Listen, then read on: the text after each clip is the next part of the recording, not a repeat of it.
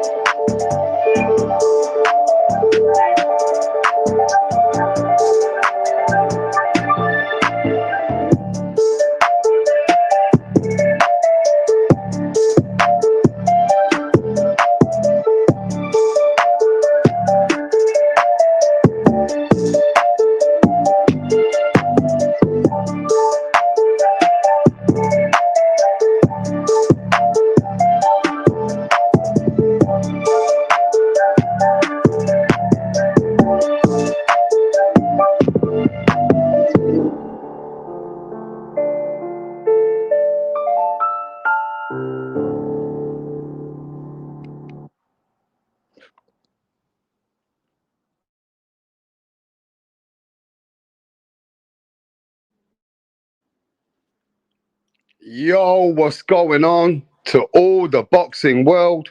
It's your host, Rapstar Boxing Knowledge, and we are going to get a guest in shortly, the 24 hours after the aftermath of Teofimo Lopez versus Jermaine Ortiz. Ladies and gentlemen, it's kind of left a negative vibe, and I'm just gonna keep it where it needs to be. It's this was a fight they were promoting. Teofimo Lopez was promoting this fight, and a lot of people said, yeah, Teo might, Teo is gonna show why he's the best, and we're gonna see why he should fight Crawford. But now, aftermath of that fight has been really bad for the sport of boxing. It has left a black cloud on top of the sport. All those people in America that were coming out for Super Bowl weekend, and I know that Super Bowl is massive in America, and this is the fight they came to watch. This is bad. Regardless of the outcome and how it played out, at the end of the day, it is what it is, and the facts are the facts. And the facts are Teofimo Lopez and Jermaine Ortiz stunk up the show. It was a stinker. It was a snooze fest. And it was really bad. It is what it is. But, at the end of the day, this is how boxing goes. Anything can happen in the sport of boxing. And whatever happened, as you saw it, you saw one guy going off the back foot, trying to move around, trying to act like he was one of the best, like he was Mayweather. No, he wasn't. He was Forrest Gump. Now, look, we got fighters that can fight off the back foot.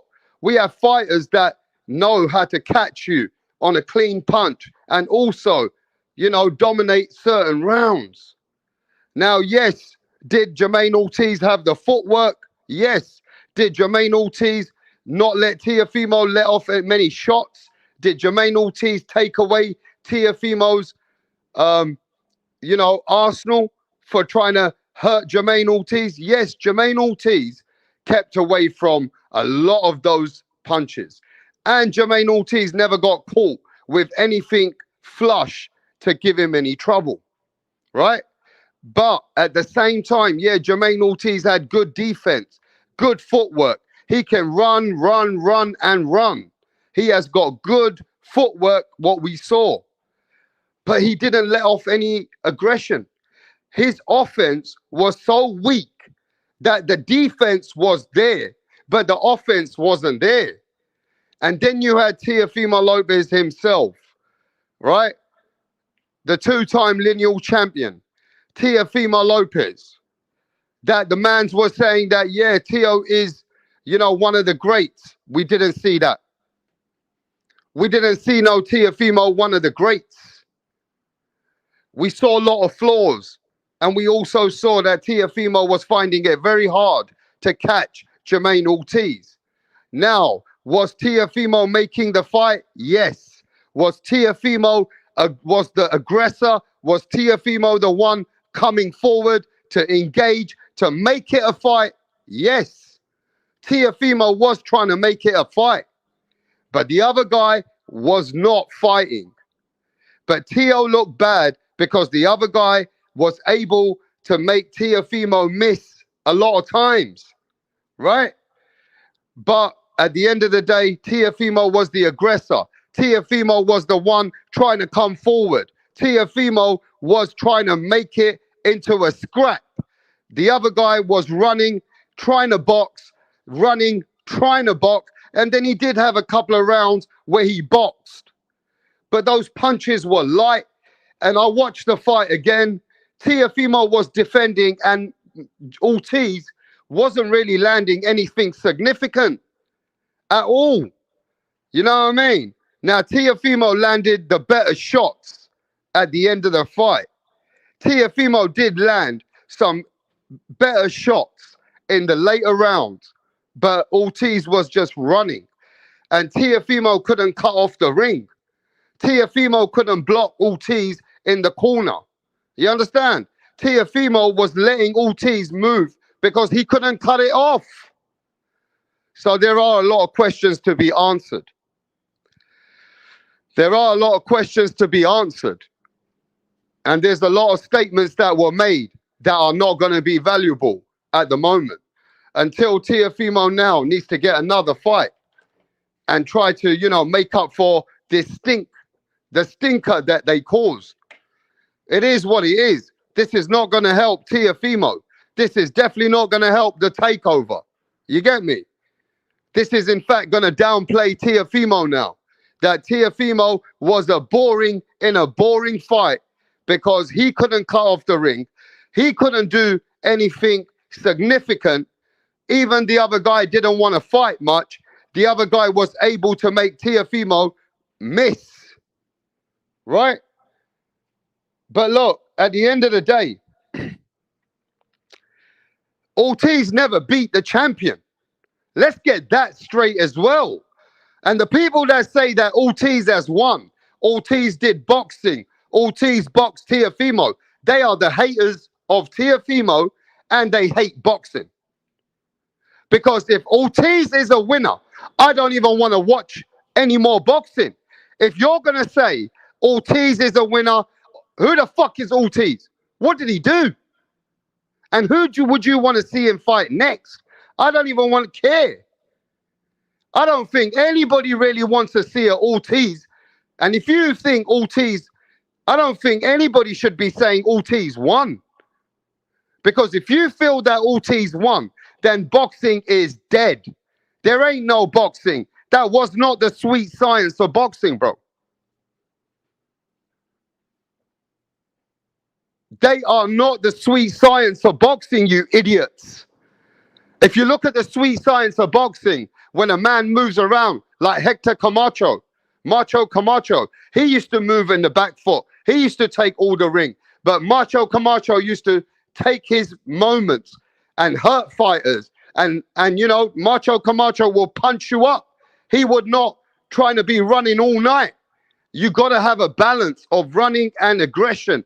And my guy Ortiz was the biggest runner and it wasn't the best offense.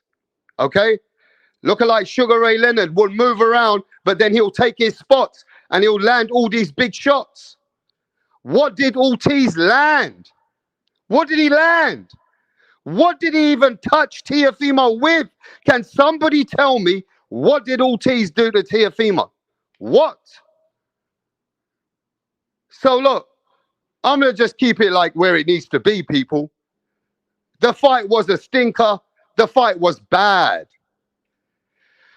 And yeah, TEOFIMO is back to answering questions again. TEOFIMO is back on the question mark. But what rounds are you guys telling me around the world, across the pond, have got Ortiz winning? Then I would say the only reason people are pushing for Ortiz, they just hate or they don't like TEOFIMO, because TEOFIMO didn't do much great himself. TEOFIMO was bad, but TEOFIMO won because TEOFIMO made a fight of it. TEOFIMO landed the harder shots. TEOFIMO still was dictating that fight. The other guy was trying to run, but he wasn't having offense. You understand? You look at Mayweather. Mayweather would run, but Mayweather will catch you with a pop shot. Mayweather will catch you with a counter punch. Mayweather will make you go back. Mayweather will step, and then Mayweather will move. This was this was not sweet science. This was bad science. This was bad science. This ain't no fucking British ABA championship, bro. This is professionals. This is professionals.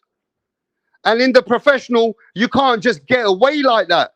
You can't be a champion where in the last 3 rounds, especially in the last 3 rounds, you hardly wanted to throw anything.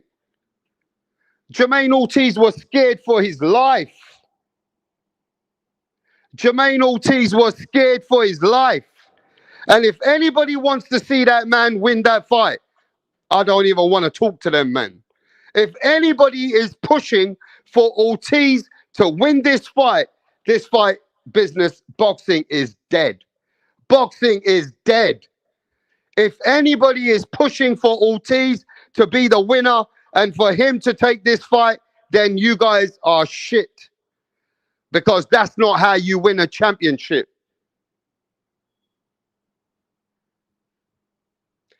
You get me? That's not how you win championship. Now, if we want to talk the facts, yes, the facts are Teofimo couldn't use his attributes and couldn't cut off the ring. And Jermaine Ortiz was moving a lot and taking away a lot of Teofimo's offense by being on the run. You get me? While Jermaine Ortiz was using his legs consistently, Teofimo was not able to cut off the strategy and come on the inside, or take Teofimo was not able to put Jermaine Ortiz on the ropes. But give me a minute. Let me send a link to somebody and I'll be back.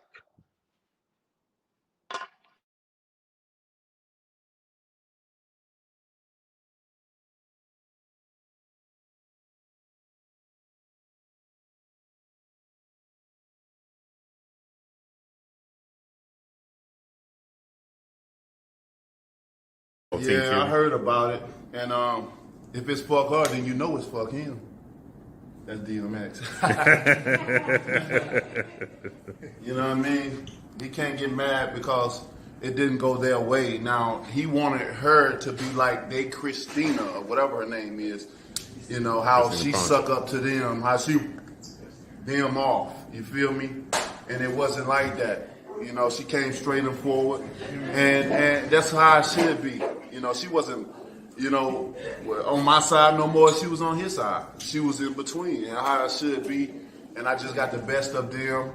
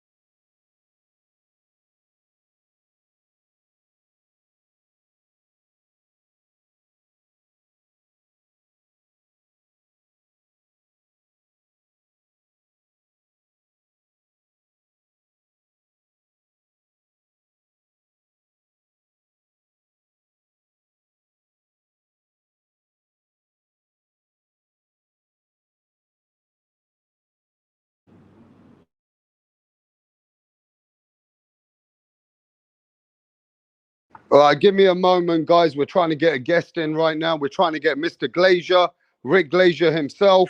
So just give us a couple of minutes, and I'm trying to get somebody else straight after. So give me a moment.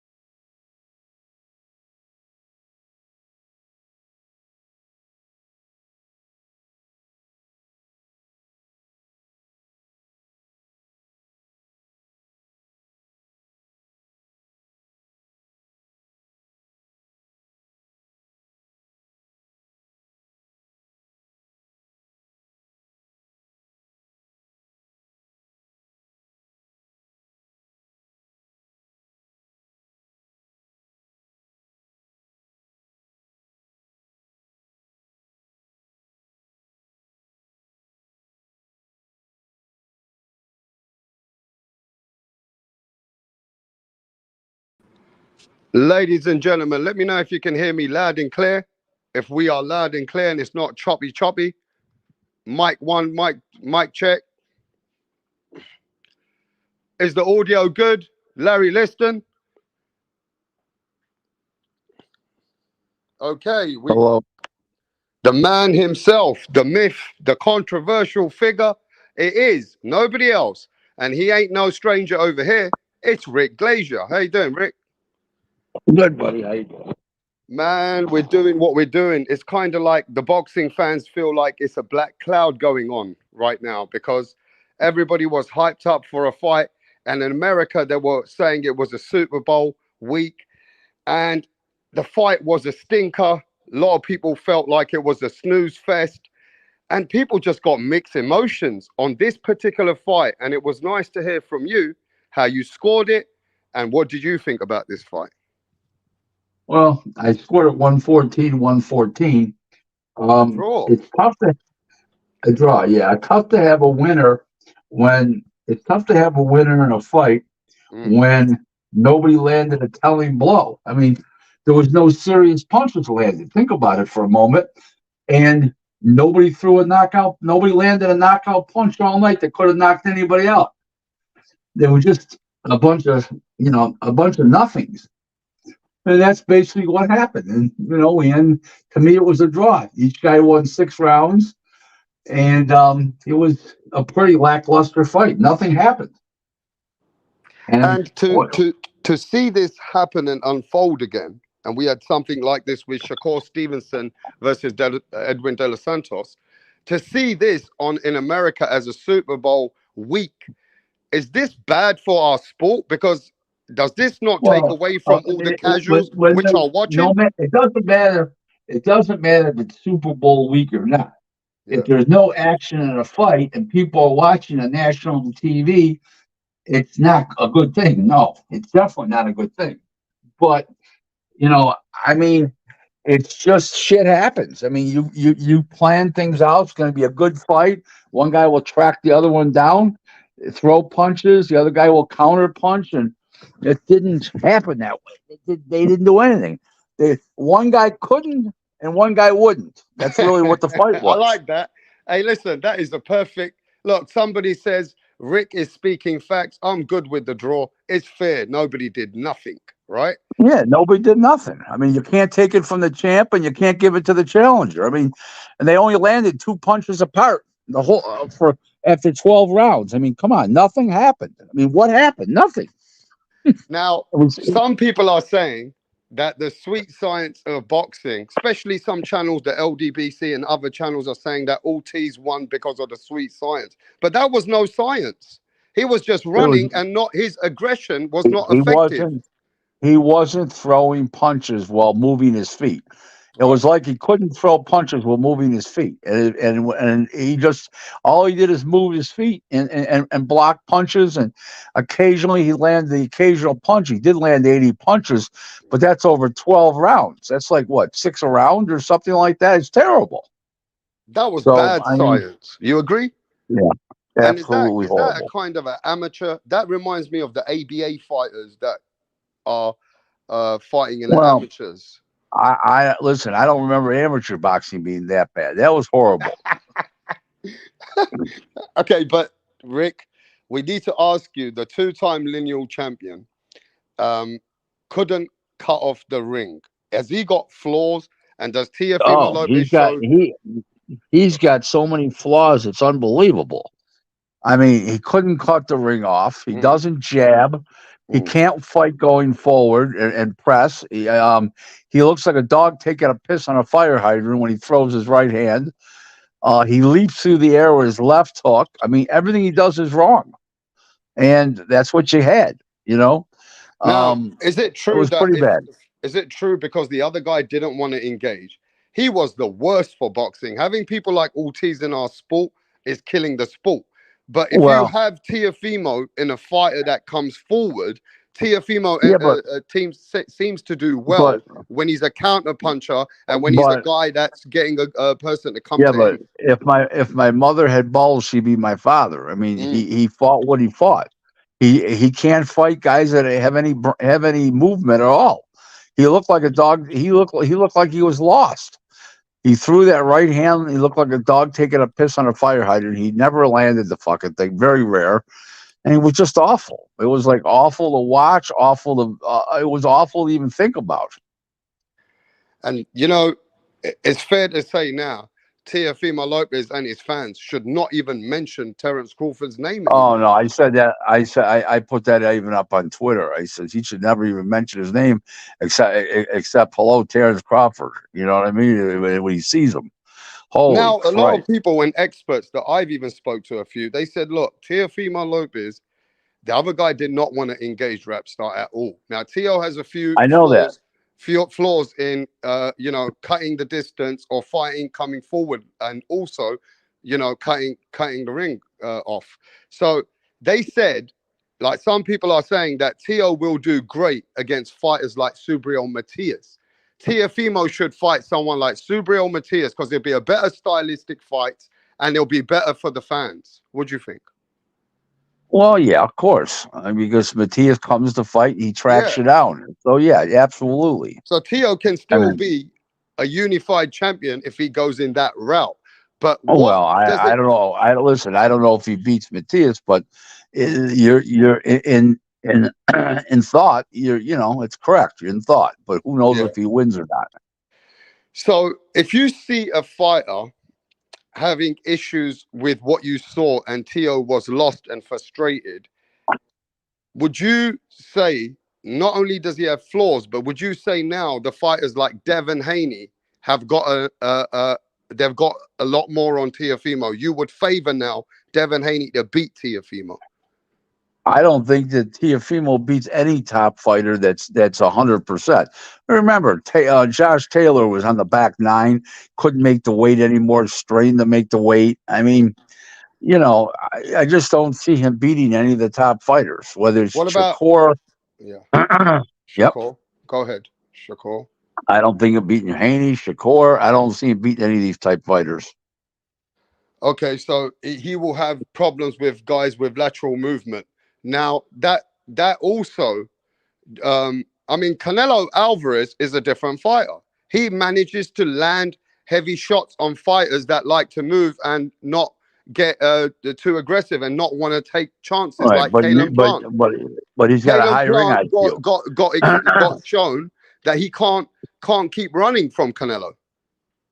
Right, but you got to remember, Canelo's got a high ring IQ. Hmm. Teofimo, he's got the brains of a pissant. Wow. And what about the people who say, what? I mean, how can a fighter? Did you watch the cartoon, what they showed before the fight? That cartoon Yeah, is actually Teofimo's life. He goes all the way up, like he beats Lomachenko, and then he becomes a pound for pound fighter. Then he comes all the way down. Then he comes all the way up again. And now we just have a big question mark again on Teofimo Lopez. well, because he does so many things that are technically wrong, and he doesn't have a high ring IQ. It's a combination of those things. He's not throwing jabs. He all he does is try. He can't cut the ring off. He just walks forward, no brains. I mean, he throws the right hand, and his right rear foot comes off the ground, off the canvas, and he just doesn't look good. I mean, the left hook he throws, he's off balance. He just doesn't look like a compact, ring wise fighter, and But and how and, does and it this shows. guy? Yeah, but how if we were listening to you right now today, and people who are not into boxing and say, "Hey, this guy Rick is telling us about this fighter. He ain't doing this. He ain't doing that." But if you go watch him in the past, he has shown when it's Right, but stepping up he's time hot and that he cold. beat Richard Comey Right, and he right, knocked right, out but Richard Comey for the IBF belt. Then he beats right, Vasily Lomachenko. You can't right, take those things right, away but from him, no, no, right? and, no, You and can't nobody's take that trying away to. from him. But three things. That was at lightweight. Number one, he was bigger and stronger than his competition.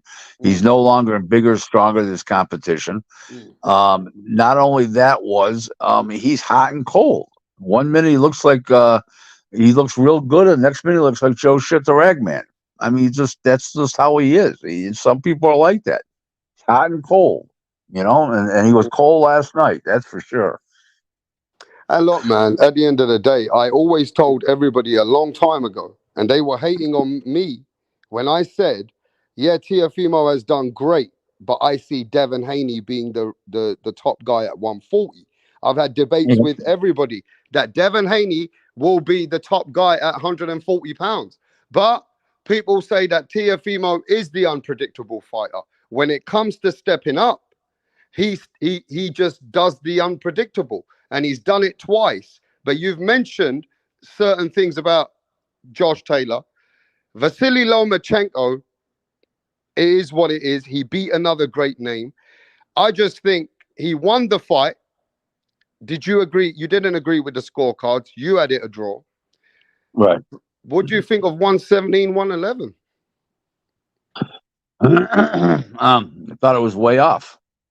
You know, I could see the fight being in either guy's favor, close, 115, 113, 7-5. I can see that. But I can't see 117, 111. That's pretty one-sided. Okay. He's 26 years old. He's been with the same trainer, which is his father. Could he improve in this sport of boxing? It depends. It depends. I say he needs a trainer to assist his father because they're not going to remove his father. Mm. So might as well just bring an assistant in. But he's got a low ring IQ. I mean, I don't know how much he can learn. I don't know how much he's getting taught now. It's hard to say, but somebody's got to come in and step in, at least try. I mean, come on.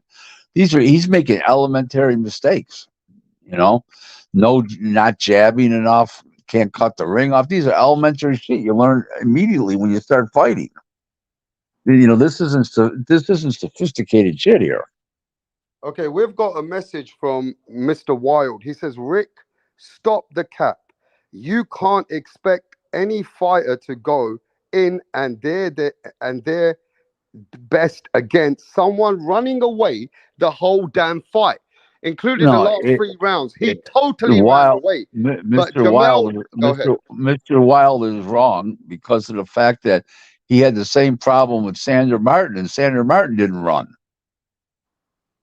Remember, didn't he win a controversial decision in that fight, Teofimo? Yeah, that wasn't a good win for Teofimo. Correct. So the same thing happened there, and he didn't run. All he did is move his head and throw out a jab, and then step from the left to the right and the right to the left. He didn't even move around. The other thing I didn't like, is that Teofimo was trying to go for that one big shot the whole fight. If he could have just set up some traps, set up some combinations, at least get himself into a position where he could. That's because he's got a low. Because it goes back to having a low ring IQ. He's got a low ring IQ. That's what I said. I don't know how a low ring IQ beat Vasily Lomachenko. Because Lomachenko had a bad shoulder, okay, and didn't fight for 6 rounds because he didn't know he could, his shoulder would hang in there or not.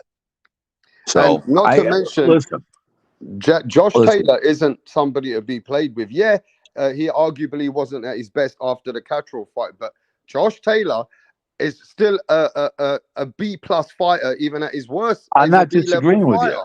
Right. I'm not disagreeing with you, but I also said Teofimo really did well against Josh Taylor, though. Rapstar, I said he's hot and cold. He's hot and cold. I said that. Yeah. What he is. I've said that all along throughout this whole conversation. You're right. See, this is the unpredictability about Teofimo. But Teofimo has been going at everyone. He went in at the Puerto Ricans. He said the Puerto Ricans are easy to beat.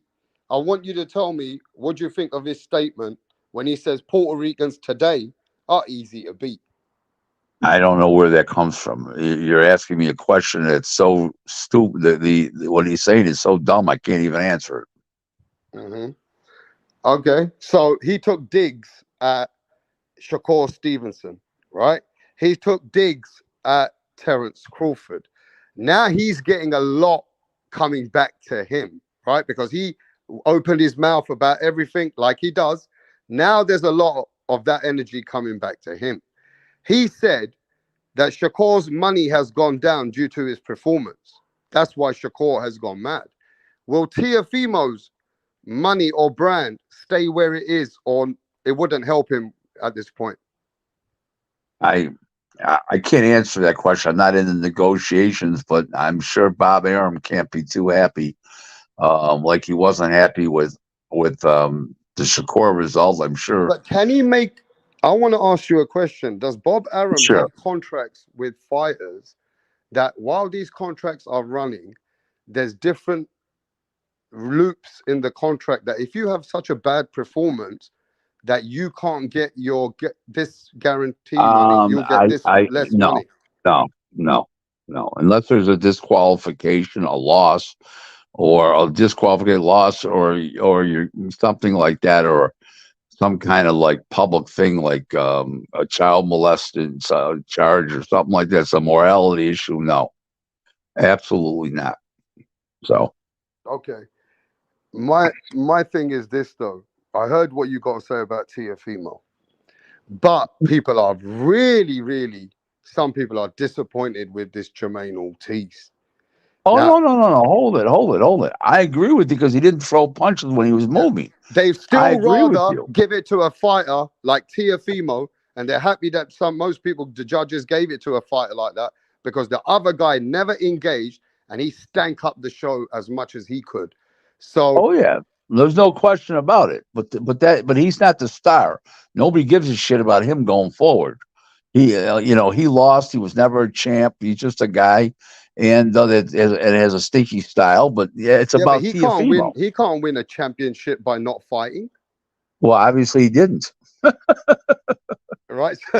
He can't win by not fighting. So He did. people That's saying that, exactly what happened. what do you say to the people saying that Ortiz should have won? I can't see. I can't give him a fight where he only landed 80 punches. The other guy landed 78, and there wasn't a telling blow landed by either guy. I thought each guy won 6 rounds apiece, and I thought that was very appropriate because I couldn't see Teofimo winning, and I couldn't see the other guy losing because they didn't do anything. It was just awful.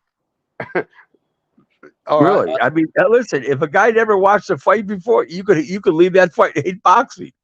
That was bad for our sport, wasn't it? If some Right? newcomers had watched Absolutely, it. absolutely. How many? I heard the tickets were only 6,900 tickets were sold at the venue. That's what I heard. If there was that many sold, really, there's probably a lot of comps there. Well, your And, you friend know, was there. Oscar De La Hoya was there front ringside. yeah, with his girlfriend Holly. Yep.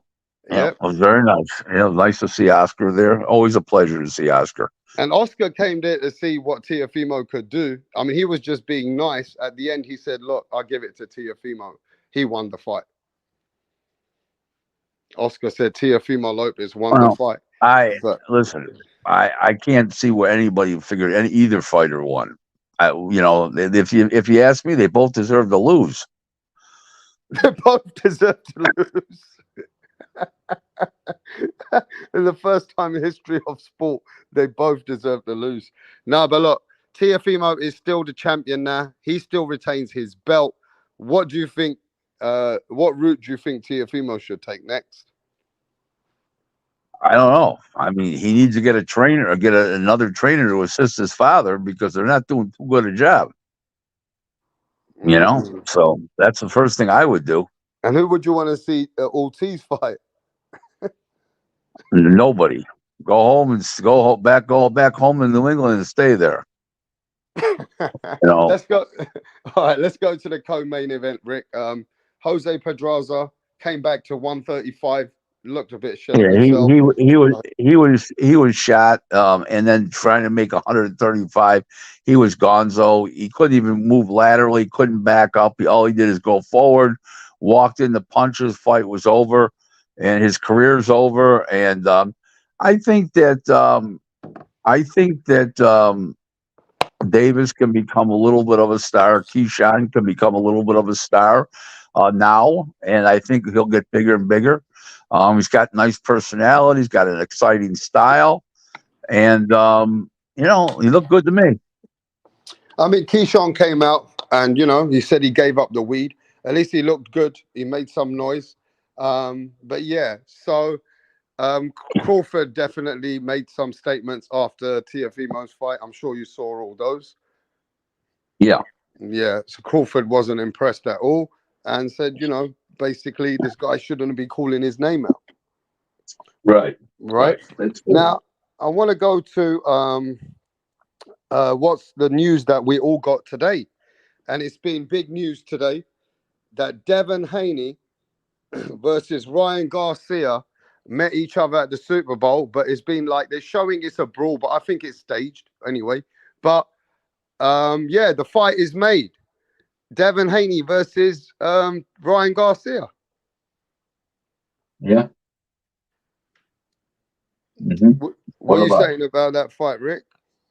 It's just a good fight. It's I think Haney will win, but I think he wins a decision. It's good. It's a weird fight. Haney can win. He's capable. I mean, Ryan Garcia is capable of winning. He won't win. The other guy will outthink him, and that'll be the end of that. And he'll win this. Haney will win a decision. Right. So you're not too high on Ryan Garcia, are you? I am under certain circumstances, but not fighting a guy with a high ring IQ. No, Yeah, no, because this could be Ryan's not right for this fight even mentally no. after I don't that know big about. loss. Well, he's already had one win in between, and he looked good. So I don't know. I just don't like the fight in the sense that the ring IQ is too much of a spread. Devin's got a real high ring IQ, and Ryan doesn't. And that's not a good sign. Yeah, I mean it is what it is. But yeah, the fight's on April. From what I'm hearing, the fight's in April. Uh, Oscar De La Hoya. April 20th on the Zone pay-per-view, and De La Hoya is the promoter. Okay, and I want to talk about a situation that happened with Tyson Fury and Alexander Usyk. And Tyson Fury had a cut on his eye, and a lot of the fans went crazy. Said, "Nah, he's lying. He made that cut up. Tyson Come on, Fury is ducking." come on, And can I just come say, on, I've had a come on. lot of people come in here saying, "Rap, you loved Fury. You're just this fan. He's a liar. He's ducking." I said, "Listen, you fucking idiots. Nobody's gonna cut their eye like this. Not a man who's unbeaten and a world champion twice in his life and a lineal. He don't need to do this." But you talk No, to me about this no. There's nothing to situation. talk. I don't even want to address the stupidity of people that talk like that. Let's move on. No, but Seriously. can you please address them? Can you please I tell don't. me I don't. Why address what? Address stupid people? that people think Oh, that I mean, Tyson Fury no. is It has no credibility whatsoever, and there's nothing to talk about. It's a non-issue. The guy was cut. You could see it. Got a very, very deep gash. I can't believe they're going May 18th that quick. That's a badass cut. So I don't think it warrants anything more than that. So let's move on. yeah. All right. Well, let's talk to the chat because a lot of people are here for you as well. We got Max in the building. Max Hello, says salute Max. to you, Rick. We got Thank you. Zaven there. John McSmith, he's one of your fans. He always loves talking about you. John McSmith. Joker's Wild. We got Zaki King. And yeah, we got people coming in, Rick. And look, Rick, at the end of the day, this excellency, the man who's a figure now who's coming to the sport, he came with this interview with, they've rescheduled the fight. He's given Hergovich options. And he also said to Tank Davis, I'm not going to send you no Ferraris, two Ferraris. I'm going to send you two gloves and you can come and play in my country. What do you think of that? Well, I mean, the fact that Davis would even say that and open himself up to that kind of situation, he sounds like Dave, Tank sounds like an idiot. So all Okay. I know is if the guy wanted me to fight over there and I was Tank Davis, I would have been on an airplane 20 minutes later. Okay. And we got a couple of questions coming in for you. Benzo says, can you ask Rick what he thinks about Teofimo's post-fight interview for Teofimo's post-fight? I didn't see it. and I didn't see it at all. I will only say that I heard that he sounded like a nutbag. Um, he sounded like he was off the wall and stuff like that. Nobody said anything good, so let's leave it at that. But I didn't see it myself. All right, and a couple of things I just wanted to catch up with you about. Um, Arthur Beterbiev and Dmitry Bivol is signed for June the 1st. Right. Undisputed fight. Rick? Mhm. I like Peterbiev. I like him. I think he's better than B-ball. I think he's stronger. He punches much better, and he's more authoritative in there. And I think he's going to track the other guy down and stop him. Okay, so you going with Beterbiev. Like, I got Beterbiev, Yep. but you think he's going to even make this a stoppage? Yeah.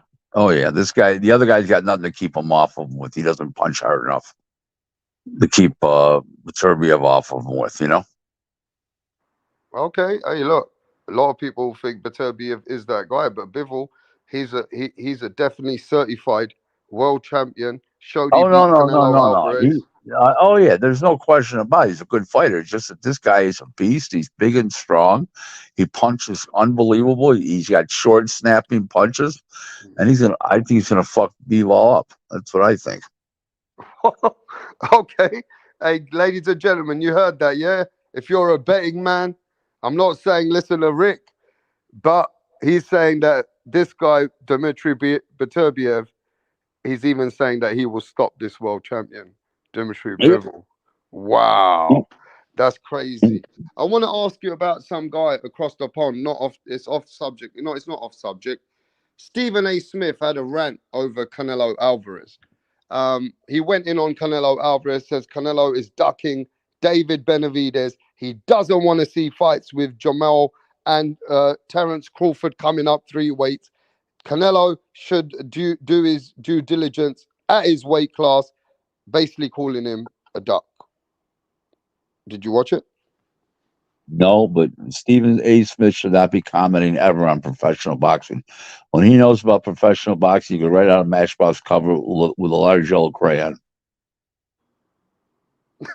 No, but Stephen A. Smith, it seems like a credible guy across the pond. Well, he doesn't know anything about boxing. He's good with ball and stick sports. He's good with basketball, football, a little bit with baseball. Not bad, but he's not a boxing. He has no expertise in boxing whatsoever. Okay, so Stephen A. Smith ain't no credible person for you in the sport of boxing. Right. If I'm listening to football or basketball or even baseball, I'll listen to him. But he needs to stay away from boxing and NASCAR and that kind of stuff. No question. Okay, I want to take this. I want to say this to you. Carl Weathers, actor best known playing for Apollo Creed. We lost him.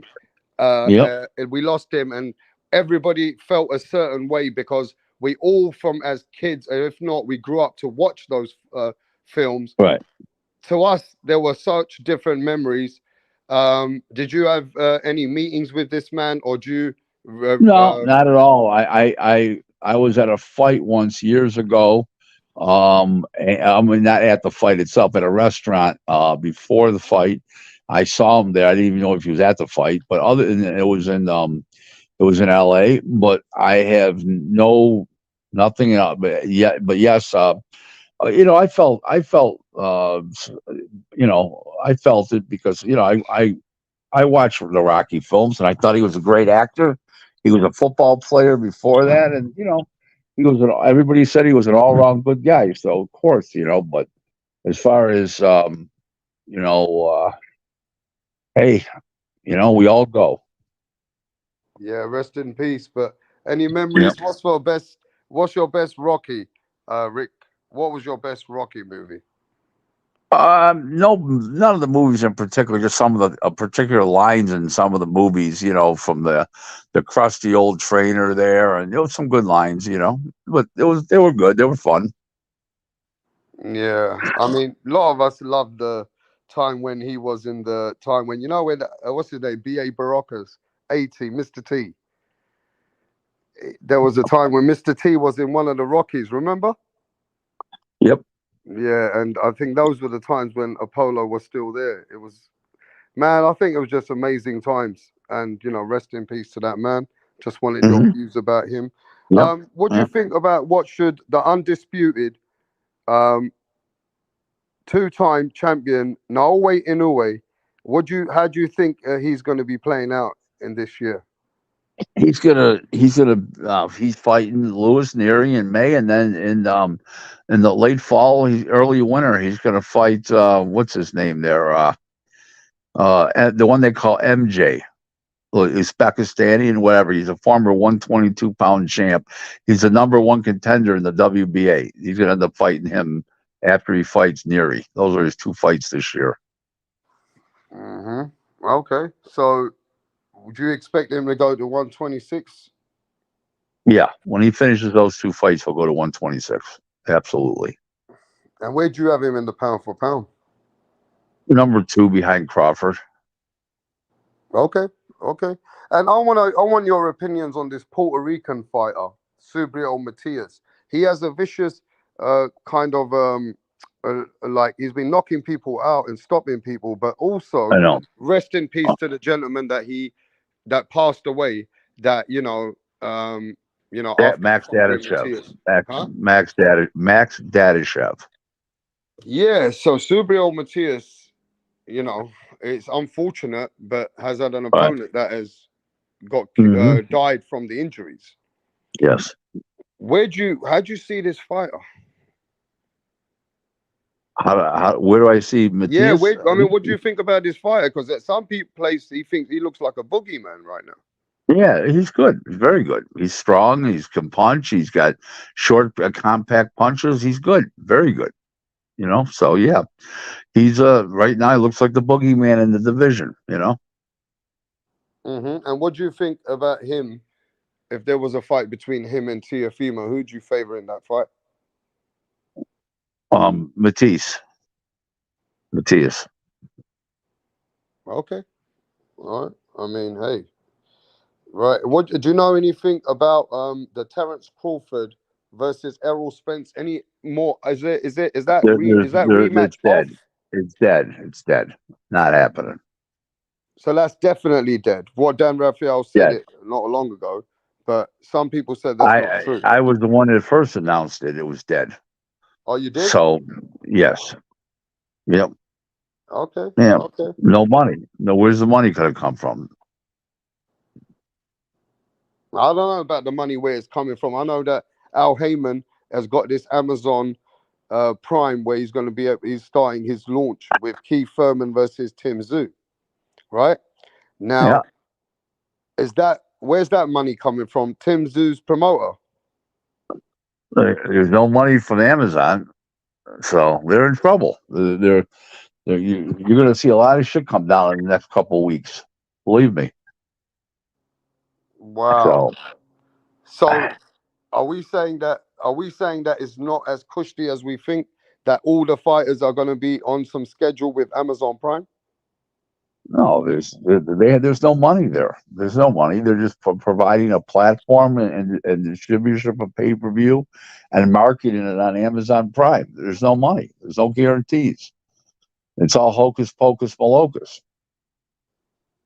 So that's real fucking trouble then. Yep. And all those fighters that are around the Al Heyman PBC place, I mean, what are all those fighters must be panicking if you're telling me the truth. I mean, if what you're saying is what's going to happen. Yeah, well, that's a lot of guys have already bailed.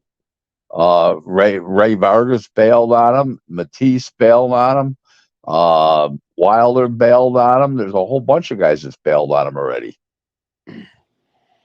Yeah, actually, looking at that, I just realized Matisse has left as well, right? Right. Okay, so hey, are we saying Al Heyman's in a sinking ship now? Yeah, he's been a sinking ship, but it hadn't sunk yet. It's on its way. It's getting grounded now as we speak. Well, you got any exclusive on this? No, it's going to happen. You can just see it. Handwriting's on the wall. Low budget press conference. Nobody showed up from Amazon. It's all bad. All bad. So how do they? Is that why they're announcing this fight with Keith Thurman versus Tim? I mean, where did that fight come from on Amazon Prime? You think?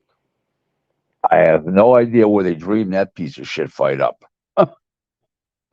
You're not. You don't think that's a pay-per-view worthy? I mean, isn't that Of course guy the not. Australian champ? Brings a lot of Australian fans. What's that got to do with pay-per-view? I mean, he's a champion. Keith Thurman's American champion, unified ex-champion. Lays an egg. Ain't gonna sell. Nope. It's not gonna sell. You're saying? Nope. Nope. Yeah. So look, Keith Thurman versus Tim Tszyu is not a pay-per-view worthy for Rick Glazier. He says that fight is not nothing great. So how does Tank Davis and Canelo Alvarez? Where they gonna? I mean, if from what you're saying is Al only gonna keep the big fish? Al can't guarantee him any money. Where's he going to go? He's got to guarantee Canelo all this money. Where's the guarantee going to come from? There's no money there. A lot of problems here, bro. A lot of problems. Okay, you heard it here, ladies and gentlemen. Exclusive that Rick is telling us that there's a lot of problems coming now, and this guaranteed money ain't going to be available. So, hey, Rick, I really appreciate it. Let's cut this one short today. Is that good? And I really appreciate your time, Rick, though, and everybody in the chat. Thank you for having me, everybody, and we'll talk. Okay, next week is good for me if it's good for you. Okay? I'll catch Have you a great next week. weekend, everybody. Bye-bye now. Thank you, mate. I appreciate it. And there you had it, ladies and gentlemen. The OG, old school, Rick Glazier. Whether you agree with him or whether you don't, he came and told you that Al Heyman and PBC is a sinking ship now. That they have run out of money. They are trying to get money for the fights. And that's why you have Keith Thurman versus Tim Tszyu as the opening. And that's why he's saying that now you're going to see in the next few weeks, just like Deontay Wilder has left, Vargas has left, Subriel Matias has left. Everybody now you're going to start to see is going to start to leave, he said. Just like you saw certain people leaving from there, other people are going to get ready to leave. That's what Rick Glazier is saying. It is what it is. And he said, don't get that fat fuck Mirage on here. He said, don't get Mirage over here.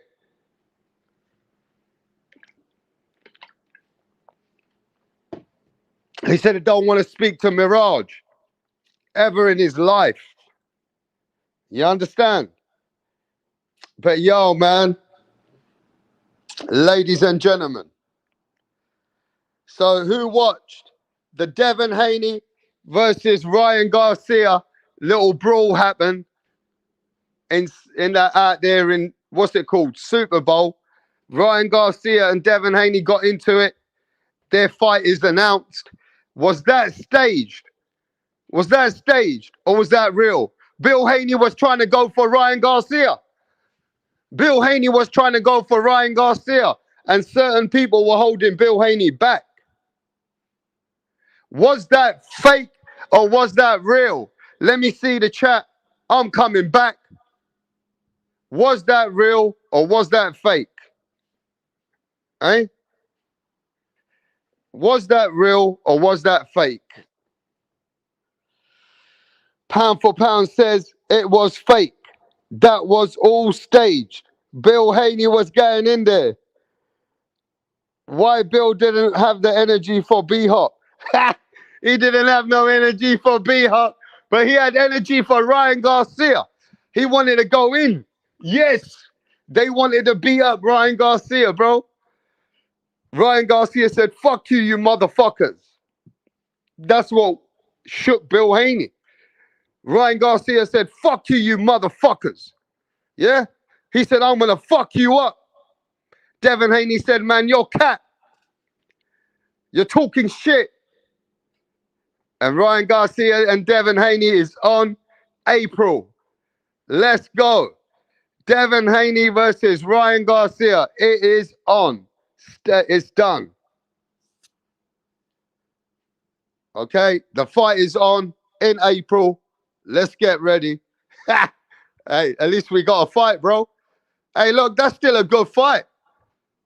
Because Ryan's still looking for big fights. Everybody wants to fight Ryan Garcia. So, hey, let's go. Of course you're going to edge it with Devin Haney.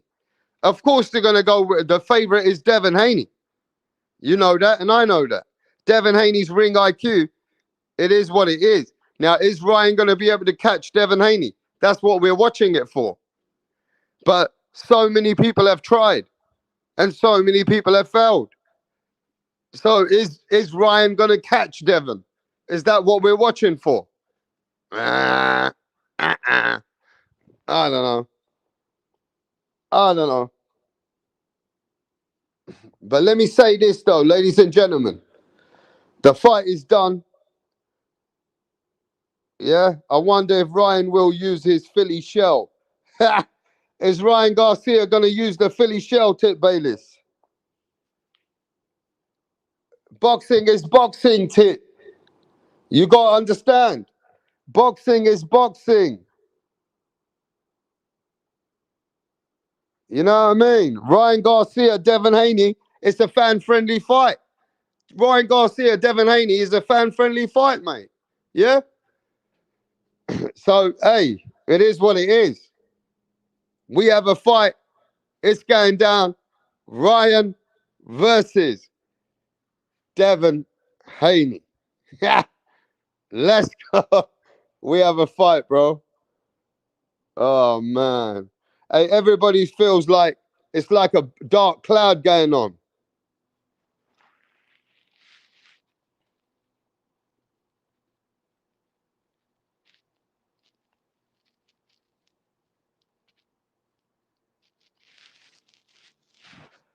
It's a bit of a dark cloud going on. Because after all that talk, TEOFIMO Lopez versus Jermaine Ortiz has killed the vibe. It's put a dark cloud above all the boxing heads. You understand? It's made it a bit of a downplay energy. So people are not uplifted after that fight, bro. Yeah? It is what it is. But now, I'm sorry, man. People can say what they want. Even Rick Glazier said, TEOFIMO gonna have problems. Rick Glazier said himself, TEOFIMO, his worst nightmare is Devin Haney.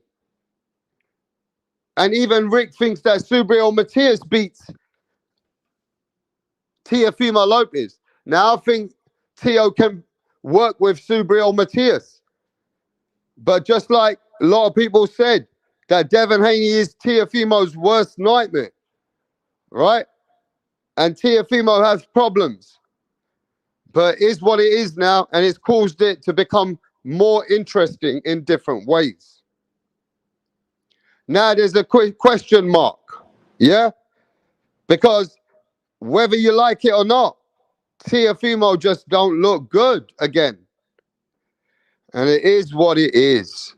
It is what it is. And look, man, it's like Terence Crawford said, man, Teo talked a lot of shit about Crawford even. And that's why he's going to get it, because nobody's interested. He got problems at 140. TEOFIMO got problems in his own division. And Teo did not perform like that. TEOFIMO did not come to certify the Crawford fight. It is what it is. Those are facts. Those are not feelings. Those are facts.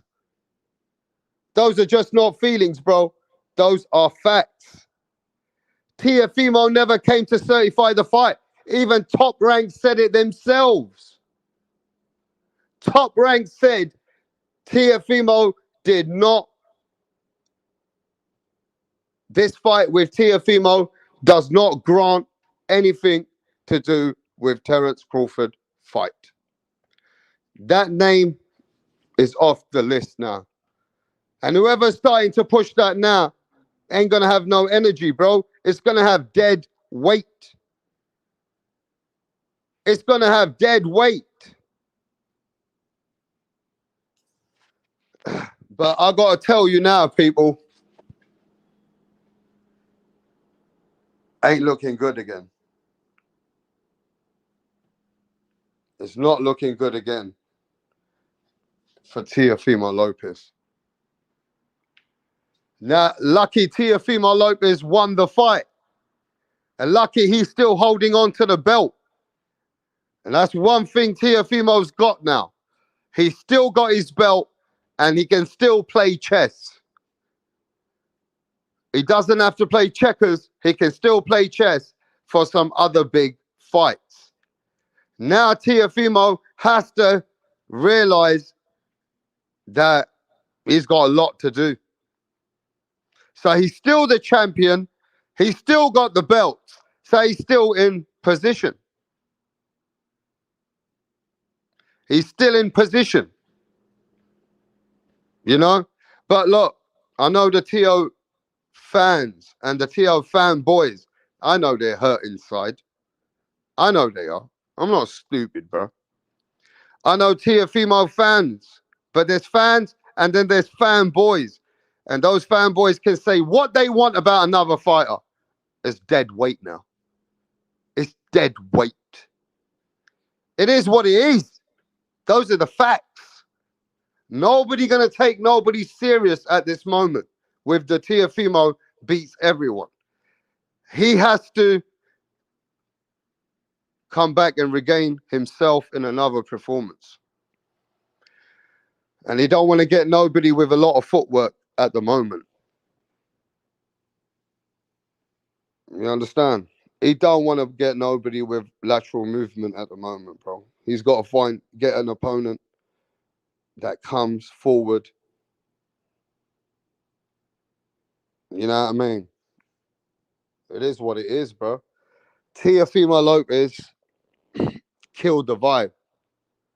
And he has to take accountability to kill the vibe because at the end of the day, bro, he was coming out for the world to put Crawford on notice. And, you know, he said that Shakur Stevenson is in the boring fights. This ended up boring. Yes, the other guy, it took two a tango. Ortiz totally is the biggest part of why this fight did not engage. And that's why I still give TEOFIMO the win. You know? But I know that TEOFIMO fans are still hurt. So they have to regain themselves. And look, at the end of the day, the best way to look at it is that he still got his chance because he still got his belt, Crypto. He's still got his belt, Crypto. So all I can say, TEOFIMO's in position, but he's not in pole position anymore. Yeah, listen. First of all, let me congratulate you for at least you keeping it honest. Why did you not come to see Rick, bro? Oh, dude, I was watching the Lakers and Pelicans game on. I'm gonna tell Rick next time. Max would rather watch the Lakers and who? The Pelicans. I had money on that. Who the fuck is the Penguins and the Lakers? He said the Penguins. Yeah, who the fuck are the Penguins and the Lakers? I lost some money and I made some money. But listen, what is that? At least you keeping it real, bro.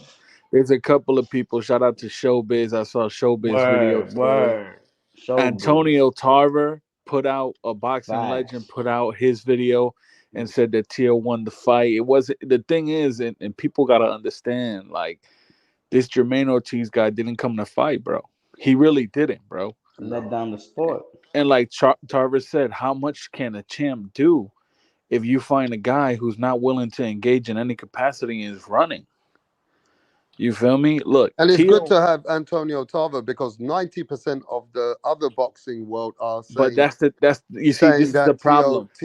Teo don't deserve to win. Look, this is why I couldn't watch the Boxing Boys today. I couldn't Why? because What were they saying? Can you no, tell it's me just what they Oh, were you saying? know Ness is a hater. You know Ness the look, look, biggest look, look, hater. look, look. The reason why is because if you look on social media, there's a lot of people that feel the same way we feel up here. That Jermaine Ortiz ran the whole fight and that Teo won the fight. There's a lot of people. Don't think it's the majority that think that Teo lost. No, it's Nope. not, bro.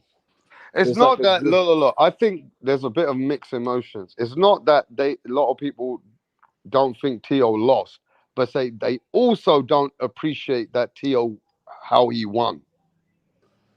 Yeah. See, because Teo didn't do that much. The other guy didn't do much. Teo wanted to fight. The other guy didn't want to fight. There was one guy he was trying to land, he couldn't land, and there was another guy who was just using his movement but didn't want to engage or didn't throw nothing significant.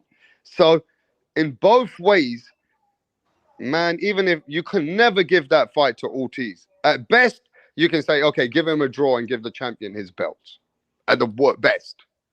But you can never give that fight to Ortiz because if you're pushing for Ortiz to win that fight, then that goes to show you that there's nothing left in boxing if you think a man like that should be a champion anyway. Nah, he didn't deserve to be a champion, bro. You can't give Ortiz the he didn't win the fight, bro. He didn't win the fight. That's the thing that's why like when But I see people, let's keep Teo accountable as well. Teo fucking looked Yes, bad. yes. Let's keep Tio accountable. We can't let the Of fanboys get course. ahead of themselves, that stuff. Yeah, let Tip Ain't talk. no Let Tip talk. fanboys over here. Ain't no yo, But Tip, why fanboys not over bro, let here, Tip? Tip. Why not have different opinions? Isn't that what makes a great discussion? Listen. Let Tip talk and then let Crypto go. Go ahead, It's, Tip. but my thing is this, right? Now, I said during the fight, I had TEOFIMO losing, right? But come towards the end of the match, I thought the most reasonable score would have been a draw due to lack of no, honestly, Now he's because being honest, bro. it's like this. Teofimo winning is a good thing for boxing because yeah, you Hmm. need somebody you need the who bad guy. You need the bad guy. not just the bad guy, but you need that type of presence. You need somebody who's going to move an audience, a crowd. Jermaine Ortiz doesn't do that. He don't I do mean, shit. if you just listen to him, he's monotone. You know what I'm saying? Like you can't really get into it. So I mean, it's like what the fuck? Uh, you know, like if he would have showed a bit more character, I would have been fine if he got a decision. But you know what I'm saying? Like his character right now just doesn't affect boxing in a positive way. I'm sorry, it doesn't. You know what I'm saying? So It did just comes. somebody tell me what Max was saying that another channel called the TBV was saying something? What were they saying? They're talking bullshit like No, I mean, always. no, I rock with this. I just didn't want to watch the show. I watched like half an hour and then I Why? turned Was it he off. upsetting you? Was he hurting you? Nah, Cause he because hurt. they just it's just the audience that was watching the show. You could tell they Yeah, clearly Ness when is it on comes. bullshit today, bro. I got to hold Ness accountable, bro, because he's like he had the opposite view, like for Shakur, bro. Like Jermaine was fighting the same way Shakur was fighting, but Exactly. it's wild. Worse. I But would you know what say I'm saying? worse.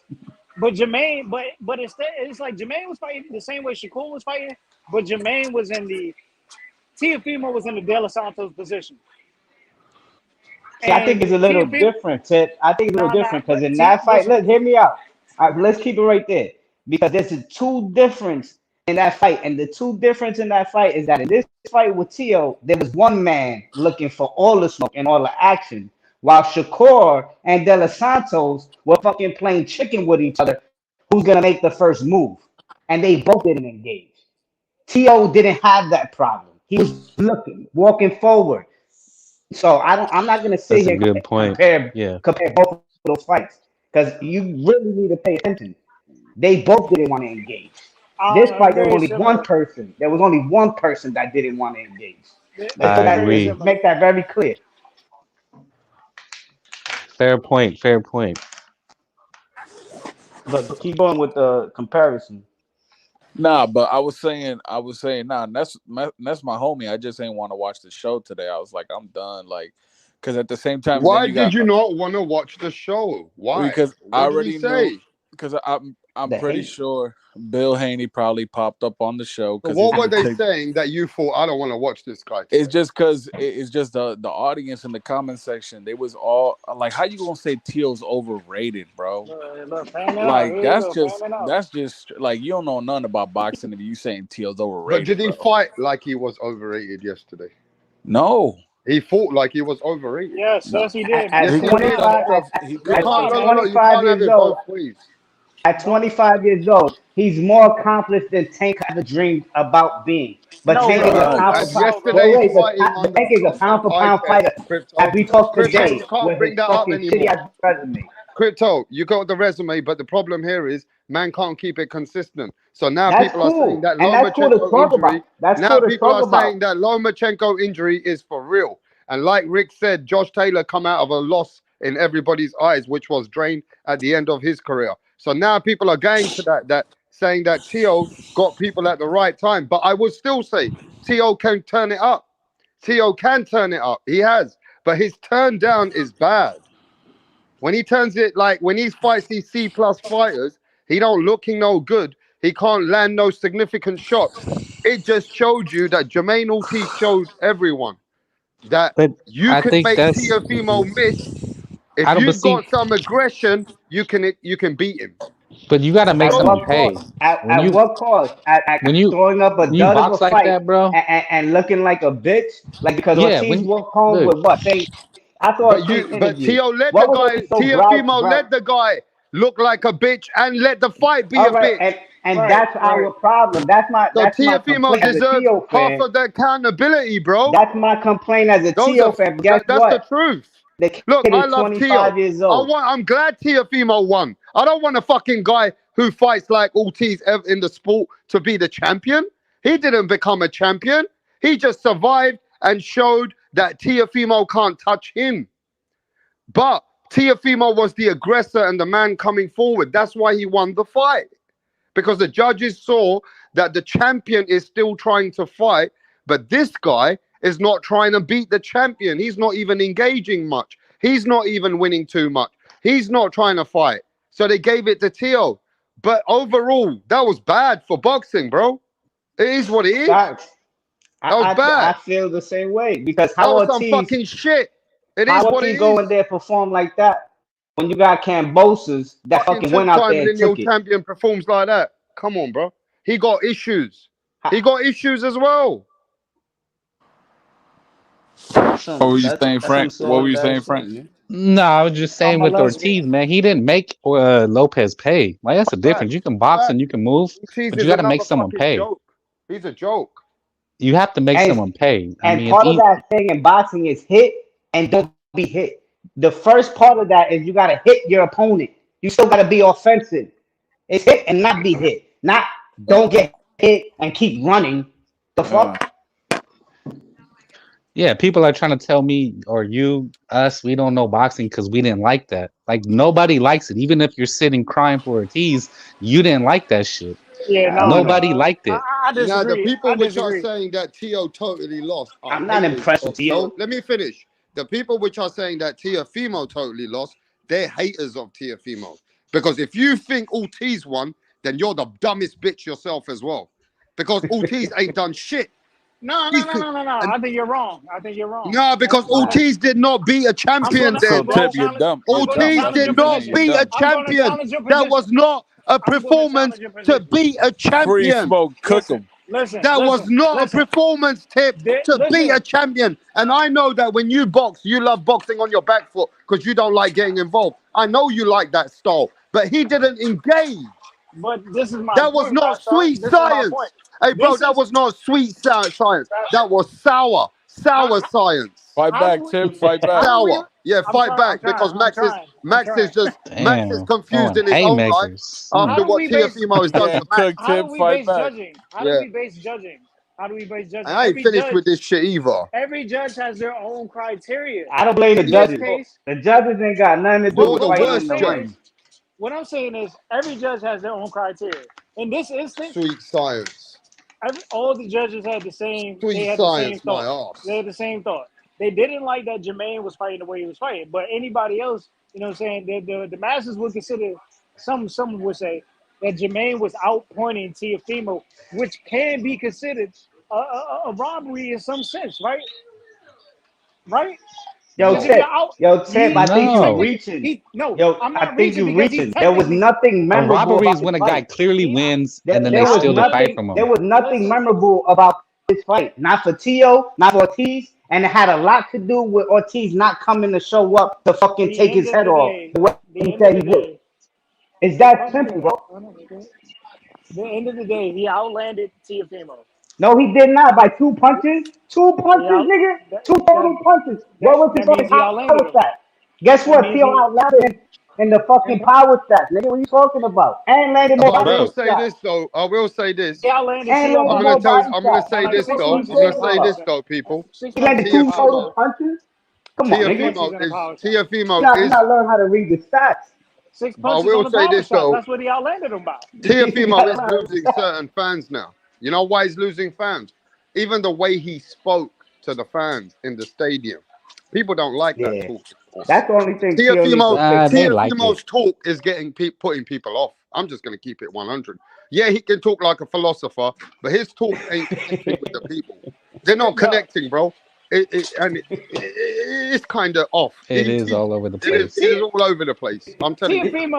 Teofimo got to be the worst bad guy to ever want to be a good guy, Now but he might as well portrays just himself as become a a bad villain. guy because he don't know what to do. He Tio can't gotta be a let bad guy. Tio He gotta can't let be a. Punch Drunk to Tio do his don't talking, listen. bro. Tio don't know how to be a Yeah, he bad guy, got to bro. get someone like Punch or To do someone articulate because this guy Tio, he speaks like, "Oh, suck my dick, no homo shit." Oh, but I'm a God's Yeah, child. that's yeah, New I I'm, York got. though. That's New yeah, York though. no, That's but New listen, York but then talk he though. goes straight away. I'm a God's child. He's speaking about some philosopher. Hey, listen, we're one human race. Okay, that's Yeah, good, he a bro. Brooklyn And cat, bro. He a bro, I'll be Brooklyn Yeah, honest that's with that you. shit Max be on, man. I'll be cat. honest with you. Tip Bayless, Tiafimo, he's putting people off, bro. I'm telling you. Right, sorry, that's that shit they talk Max over there at Fordham Prep Catholic. I don't know. He doesn't know what to say sometimes, bro. Nah, look. Here's the thing. I Here's the think thing. he just. Go Here's the ahead, thing with Mac. My And Tio fault. is Devin that, Haney's got Tiafimo. Tiafimo, something that Devin Haney's doing that is burning Tiafimo bro. I open. hope. You can even see the last interview with Tiafimo on that cigar talk. He was still looking for a message from Devin Haney for 30 minutes. because he But wants Devin to. Haney really has got Tiafimo, has got Devin Haney But in his bro, mind, I hope rent that free. Bill Haney. I hope because we already know Bill's plan. Bill Haney looks for opponents that he knows that Devin can beat no problem. So my Yeah. And goal now they is, definitely know they can beat him. I hope they Yeah, take the bait and go after Tio. good. I But hope now they got because Ryan I still got Garcia. money on Tio beating Devin Haney. Good, but nobody believes you And that I much. wouldn't But be they got Ryan surprised if Garcia. Ryan beats Devin Haney too. I Okay, wouldn't be cool. But surprised. you said everybody's Yeah, going to beat Ryan for the Devin Haney for KO. the last 5 years. That's just who you are. Yeah. What we're going to say now is right now, yeah? I ain't going to lie. Tiafimo's post-fight press conference, the way he spoke, I don't know what's going on, bro, but you could see fans just booing him off now inside there. Well, they didn't like the fight, period. It wasn't an Yeah, entertaining fight. dang. Everybody was bored. Everybody hated the fight. It When wasn't even Tio just was walking in the him. back, people was rooting for him though. They weren't booing him when he was walking out because they knew he was trying to make the fight, bro. That was a pro, Yeah. and plus that was a Teofimo fan Like base out there. take the character out of the fight. The fighter is a good fighter. He's a good fighter, and people want to Facts. see him fight. Like why are we saying he's trash? He's not trash. He had a bad night. That's and why, was- like, I can't even argue with Mirage, bro. He don't know nothing about boxing. How you gonna say He's not a Teofimo's boxing fan, though. overrated, bro? Yeah, MMA fan. Crazy.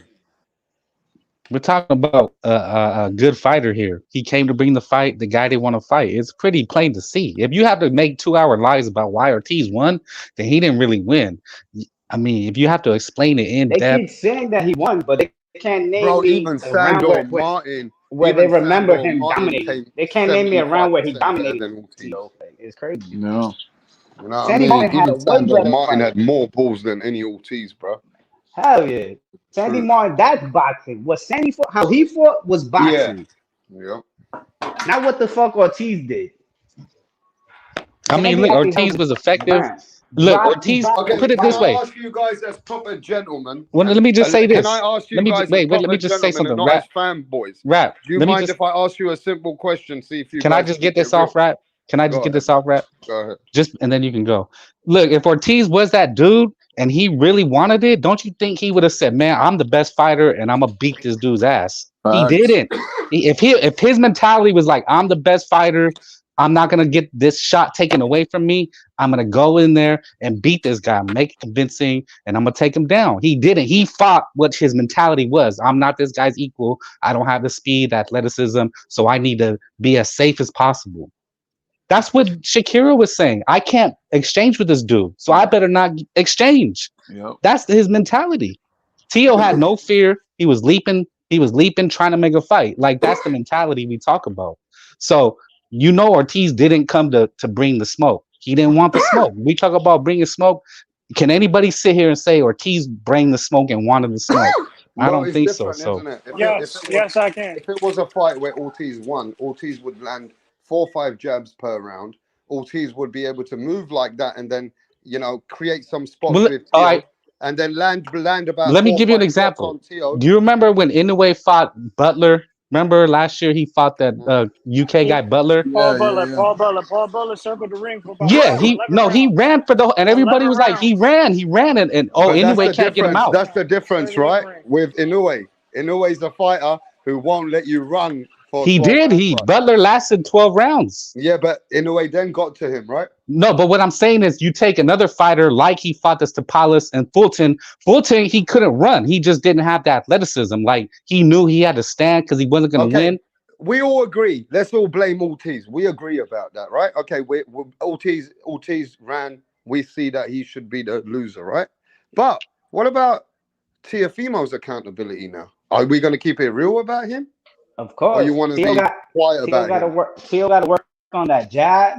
Tio got to work on pressing, cutting off the ring, and actually. Facts, he got to work on a jab. Man wasn't even leading off of a jab so he can create opportunity. Yeah. He's just trying to go for one big shot. What kind of fucking dumb shit was that? Second thing I want to blame Tio for. You blame him for the fight that he fought with Cambosis, but the same thing he's trying to do to this guy.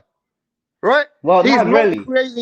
creating no openings, not doing no combinations. Tio looked lost and frustrated, and he was punching so fucking missing.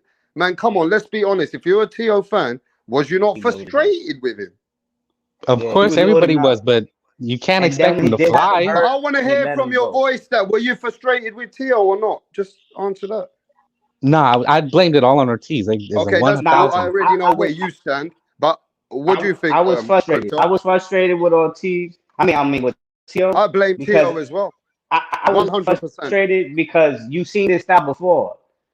As far as a guy going on the back foot, not willing to engage first, and trying to set a trap for you.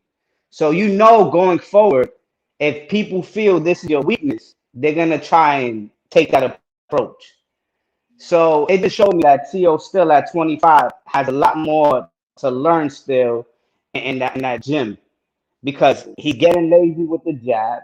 He's getting lazy with his activity, meaning combinations. He's loading up on one shot. You know, if you want to be like Canelo and load up on a shot and not have to worry as much, Canelo cuts off the ring. Canelo at this age, can somebody hold Teofimo accountable, because these guys are not going to do it, bro. Hey, you know, I am holding him accountable. I'm saying he got a jab, he got go combinations, and he needs to be less lazy on his feet, because he does get a little lazy where he doesn't want to go after you. He wants you to come to him, and not every night he would be like that. Even though I say it would have been a bad thing if Jermaine would have won, and it was a good thing that Teofimo had lost, it would have been the opposite. It would have been a good thing if Jermaine won and Teofimo had lost, because it now tells Teofimo that, I gotta learn how to change shit up. You know what I'm saying? Like, this is the third time Teofimo has done it. He lost already, so a loss is not gonna do it. He gotta change. It's not about winning or losing. He gotta make that change regardless.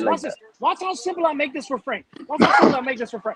What is the most effective punch against a fucking southpaw? What is the punch? If you're an orthodox fighter, what did Floyd Mayweather do to Zab Judah? What did he do? Straight right. He used what hand? What hand did he Straight use? right. The straight fucking right. Did Teofimo attempt to cut off Jermaine Ortiz's right and throw the straight right? No.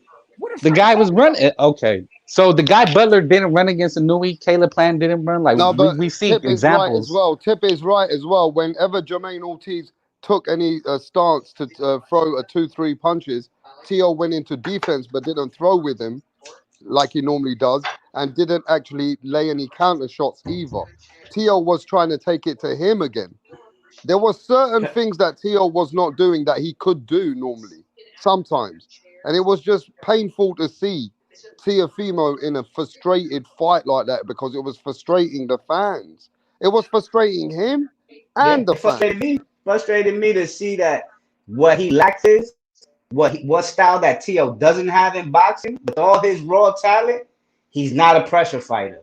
He can't cut off the ring as good. He has to work on this right now to add that to his game because that's all he's missing. Once he figures it out, cut off the ring this way. So what are you saying? That get another trainer and let his dad go? Not another trainer, but be real with what you got to work on as your weaknesses. These fighters, they get egos. They think they perfect. They think they have nothing to work on, and they only like working on what their strong suit is. No, you got to work on what sucks for you. What you see, don't Max like to ran work away. on. Yeah, when it came to holding Tio accountable, though, I like what you're doing. You're keeping it. You're keeping Teofimo accountable for what shit he needs to do. Otherwise, he can't go up and wait, and he can't go dominate any places. Yo, Rap, let me remind people. But Manny Max is out there Pacquiao, running away from the real questions, bro. yo, Rap, Manny Pacquiao didn't become Manny Pacquiao. So Eric Morales humbled him with that loss. And you know what he worked on and developed? What he didn't have? A right hand, a right hook. And then what happened to Manny Pacquiao when he went and fixed his weakness and turned it to his greatest strength? He was knocking out went guys. from a different trainer to another trainer as well. Well, not really. He was with Freddie Roach at the time. He already lost with Freddie Roach with Morales. They worked on the right hand. I think that was his first fight when he came into that fight with Morales. But the whole purpose is he didn't have a right hand, and they worked on it. Tio needs to work on his jab. He don't have a consistent jab. He don't have a world-class jab. He relies a lot on his reflexes and counter punches. Apholism reflex. Yeah, that's his natural instinct as a fighter. So when you become a pressure fighter, you have to switch off that countering. See, Tio wants to be a pressure fighter, but guess what? Pressure fighters don't worry about every little shot you throw at them because they're more concerned about getting you where they want you and cutting you off and then keeping you there. And Tio, you would see it when he get close to Jermaine. At times, he would switch the angle for a counter, and Jermaine Ortiz will run out that corner, leave out the back door. But Tio gave him that back door. Yeah, Tio gave him all the back doors he could ever. Because he was waiting for a counter. Don't be ready to counter every fucking punch when a guy's running from you. You need to keep him for a certain amount of seconds. But then Ted Bayless is right. That Teofimo can't cut off the Ted ring. Bayless is right, but he's wrong. Ted Bayless is right. I don't know why people are jumping on Ted. He's wrong. He's wrong when he sits there and say, "Oh, Tio lost the fight. He deserves to lose the fight." No, there's things he got to work on. Yes, but there was a clear winner and loser still. I don't care how niggas feel about it. I don't care if he's in the feelings. They don't like Tio, and it's funny because it seems like at 135 and 140, the boxing world revolves around Tio doing good or doing bad. When he does bad, they come out, they talk shit, and then they announce they fight. Like Haney and fucking so now when fans, all of a sudden they announce they fight right after a shitty performance. So you knew this was gonna come. It comes with the territory, right? We know this. When Teofimo is putting everybody else's name in the dirt, now they're saying that Tio is overrated. Now they're saying that Tio has got major flaws. He ain't that guy. What he's talking even. So Tio's done it to himself in a way, like you said. He let the back door open at numerous times and never made the man pay for any part of that 12 rounds, really. He, and therefore Teofimo looks a little bit vulnerable, but he is also the champion. And being the champion, he got to dictate that fight to keep his belt, which he did by being the aggressor, because the other guy didn't come to beat the champion. So Yeah, it is what it is. it's that simple. You know what? Showbiz put out a video and he explained it perfectly. He said this style, and it's funny. He put a clip from Shakur where he called it. And fighting like a bitch like that today, that style is called finessing. And Ortiz thought he could finesse his way to a 12-round stinking decision. And the judges wasn't having it. The crowd didn't enjoy it. Why the fuck you think you deserved a championship belt when you didn't go out there to take it? This is what's wrong with the sport of boxing in this era. Is that in the 80s and 90s, that wouldn't get you nowhere. It wouldn't get you close to a fucking decision. But now we're in this era where, you know, they want to give you participation trophies just for getting in the ring and surviving and going 12. Come on, bro. I thought y'all about boxing. I thought y'all loved the sport. Rap. If they gave you that type of performance in the UK, they're gonna start throwing beer bottles in that fucking ring. Yeah, and the beer bottles are coming for both. Bluetooth connected. Let's be real. Nobody would sit there and defend Ortiz in the UK, playing the champ like that. Come on. It was frustrating to see T.O. The most thing that was frustrating for me to see T.O., besides cutting off the ring, was his lack of combinations. His lack of throwing 3, 4, 5 punch combinations. He was throwing single shots the whole fight, and it did not. It rubbed me the wrong way. He's still loading up. You can't load up on everything. He's loading up on the whole fucking fight, bro. You're not Canelo. Canelo already knows how to keep his opponent in front of him to load up and start abusing his opponent because he cuts off the ring now. Canelo at this stage in his career has mastered that style. After he fought Golovkin, now he knows how to pressure guys, cut off the ring, and just fight that way. Press them. And he's comfortable like that, Canelo right now. So you make Canelo fight on the back foot and make Canelo have to get in his bag, he's just going to walk niggas down. Let's listen to TEOFIMO Lopez's post fight when he spoke after the fight. Steve Weisfeld scores the bout 117-111. Tim Cheatham and David Sutherland both have it 115-113 for your winner by unanimous decision. And still, WBO Ring Magazine Junior Welterweight Champion of the World, the Takeover, TEOFIMO Lopez!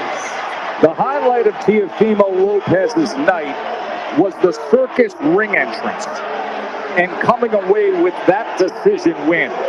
Everything in between did not advance the brands at all. But he keeps his title. Both men landed 15 punches in the 12th and final rounds. 80-78 was the final advantage in total punches for Ortiz, but there was not a lot to separate here, and TEOFIMO wins by unanimous decision. We'll have the State of Boxing on the app for all the post-fight coverage. Here's SportsCenter right now.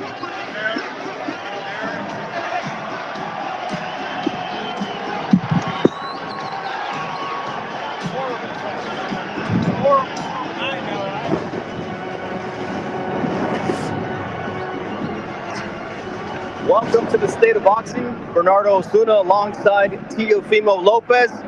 TEOFIMO, we saw an emotional reaction from you after this decision. Where's my ring? My ring. What is that all about? Your emotional reaction. Hold up, man.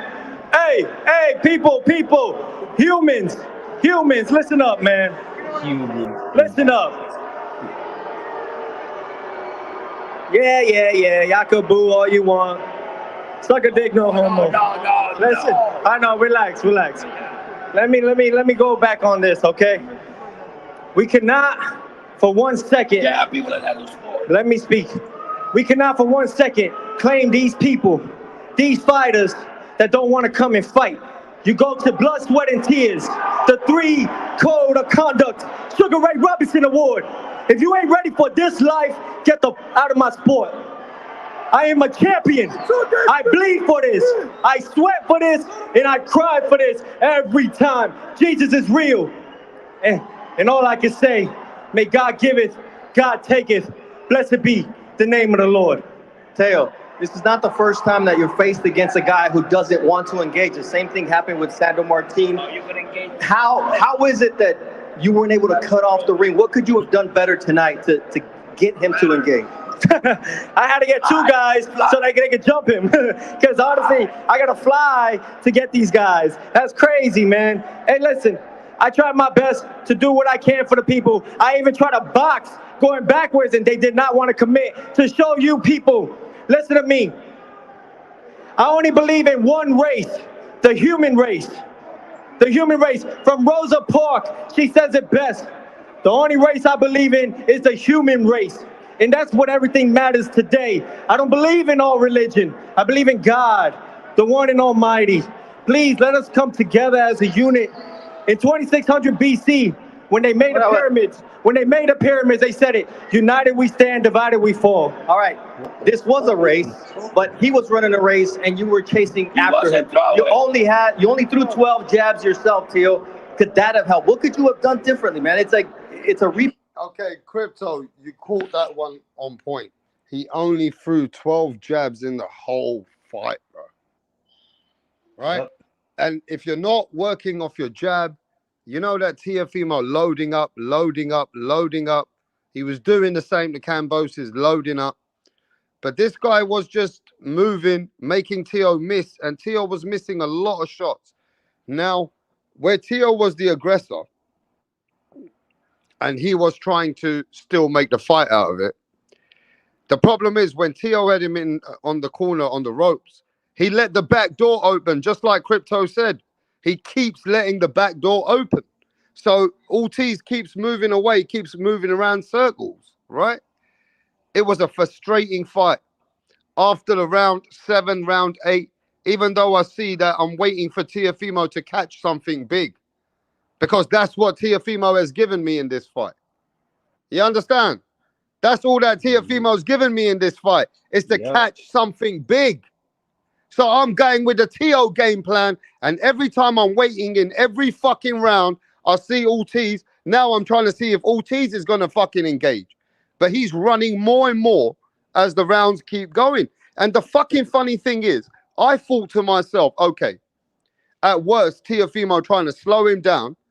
Maybe Teo going to start catching him to the body after round 5, and we start seeing Ortiz to slow down. But Teo wasn't landing nothing significant, right?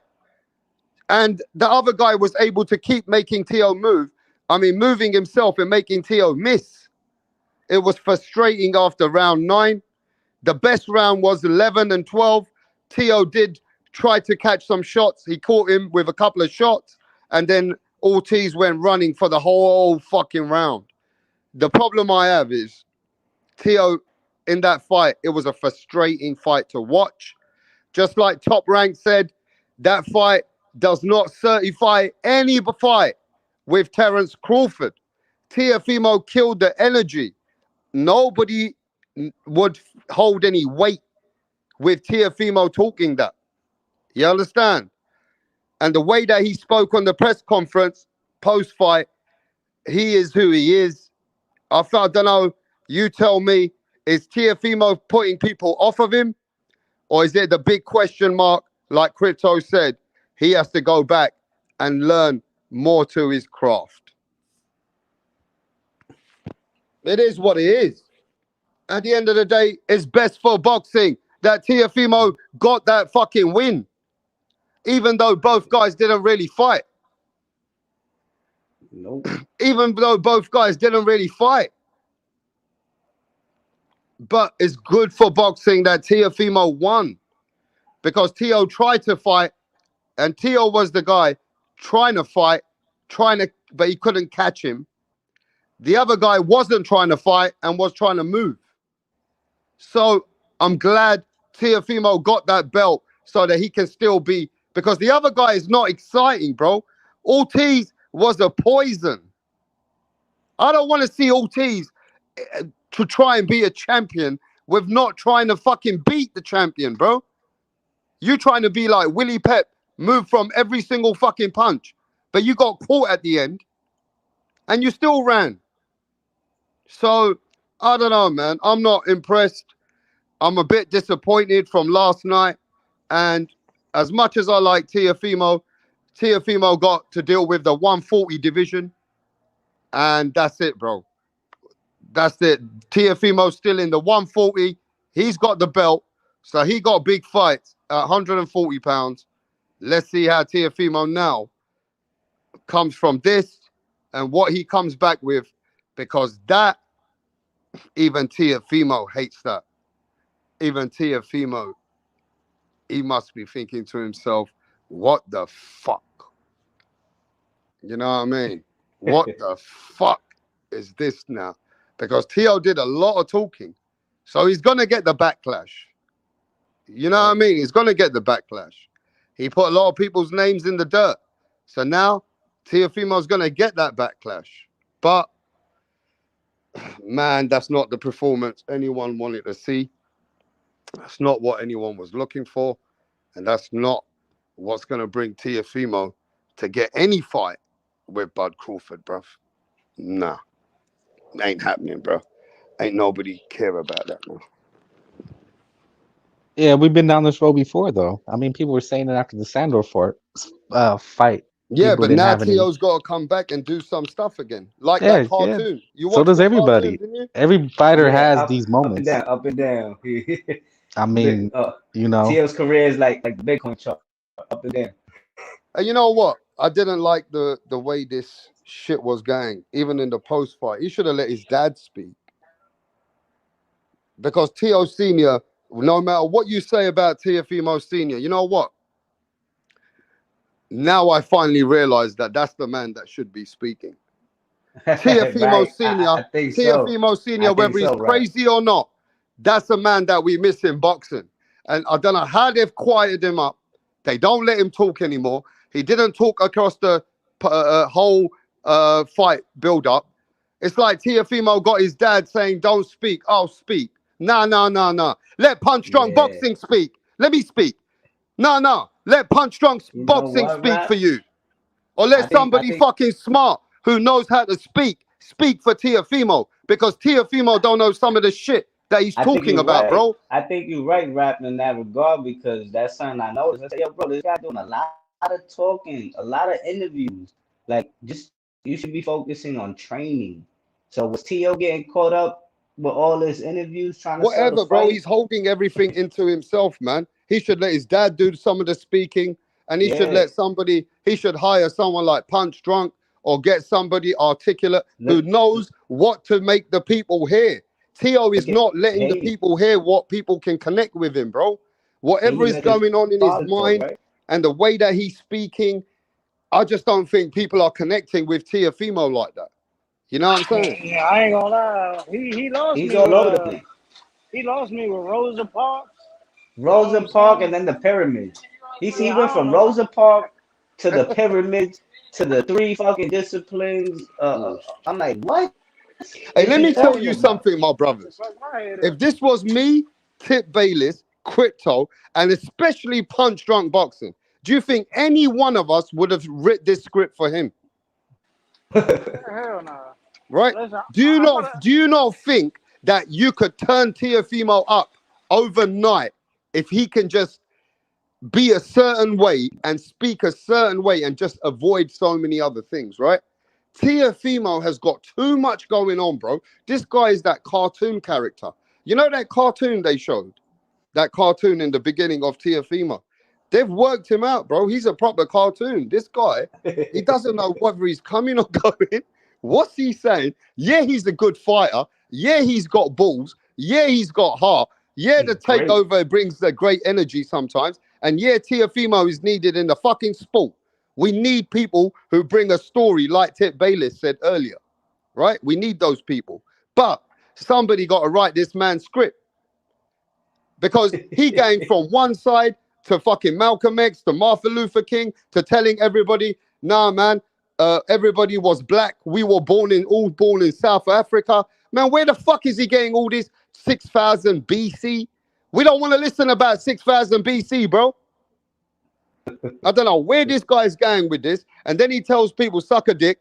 Then he's saying fuck all the people. I don't know where this guy's going, bro. No, First he and then says I'm for the people. he Then he addressed says fuck everybody. the people. He I addressed don't know everybody with as TEOFIMO, humans. He man. said humans. Humans.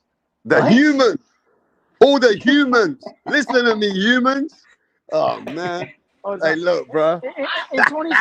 in 2600 BC, when they built the pyramids, they said, "United we stand, united we fall." I don't know what the fuck he was referring to, bro, but that sounds like some shit out of I a think U.S. I think he mixing some books up. I think he It's got to mixed be those some shits book shit. together. It got to be some shit linked to the dollar bill, bro. That's what it got to be, some shit like linked to the dollar bill. I do not remember nobody saying we built the pyramids. Fucking hero price. I got you for what? Yo, somebody stop that. What's going on? That voice in the background. What's that voice in the background, bro? Yeah, man. Tio watching too many documentaries, too many fucking, too many other kind of movies lately. You know what I mean? He been watching so many things, and I know that he got to speak to the people around him, bro, because man, oh man, oh man, I know that. You never know what he's gonna say. You just never know what this kid's gonna say, bro.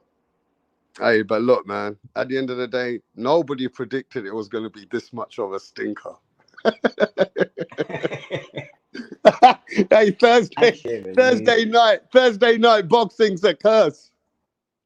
I was hyped. I thought Ortiz was coming to fucking knock Tio's head off. I was like, oh, Ortiz might knock Tio down. Oh, he might get him. Let's go. At least, one round he might hurt him. Nothing. I seen this guy just come out and just run.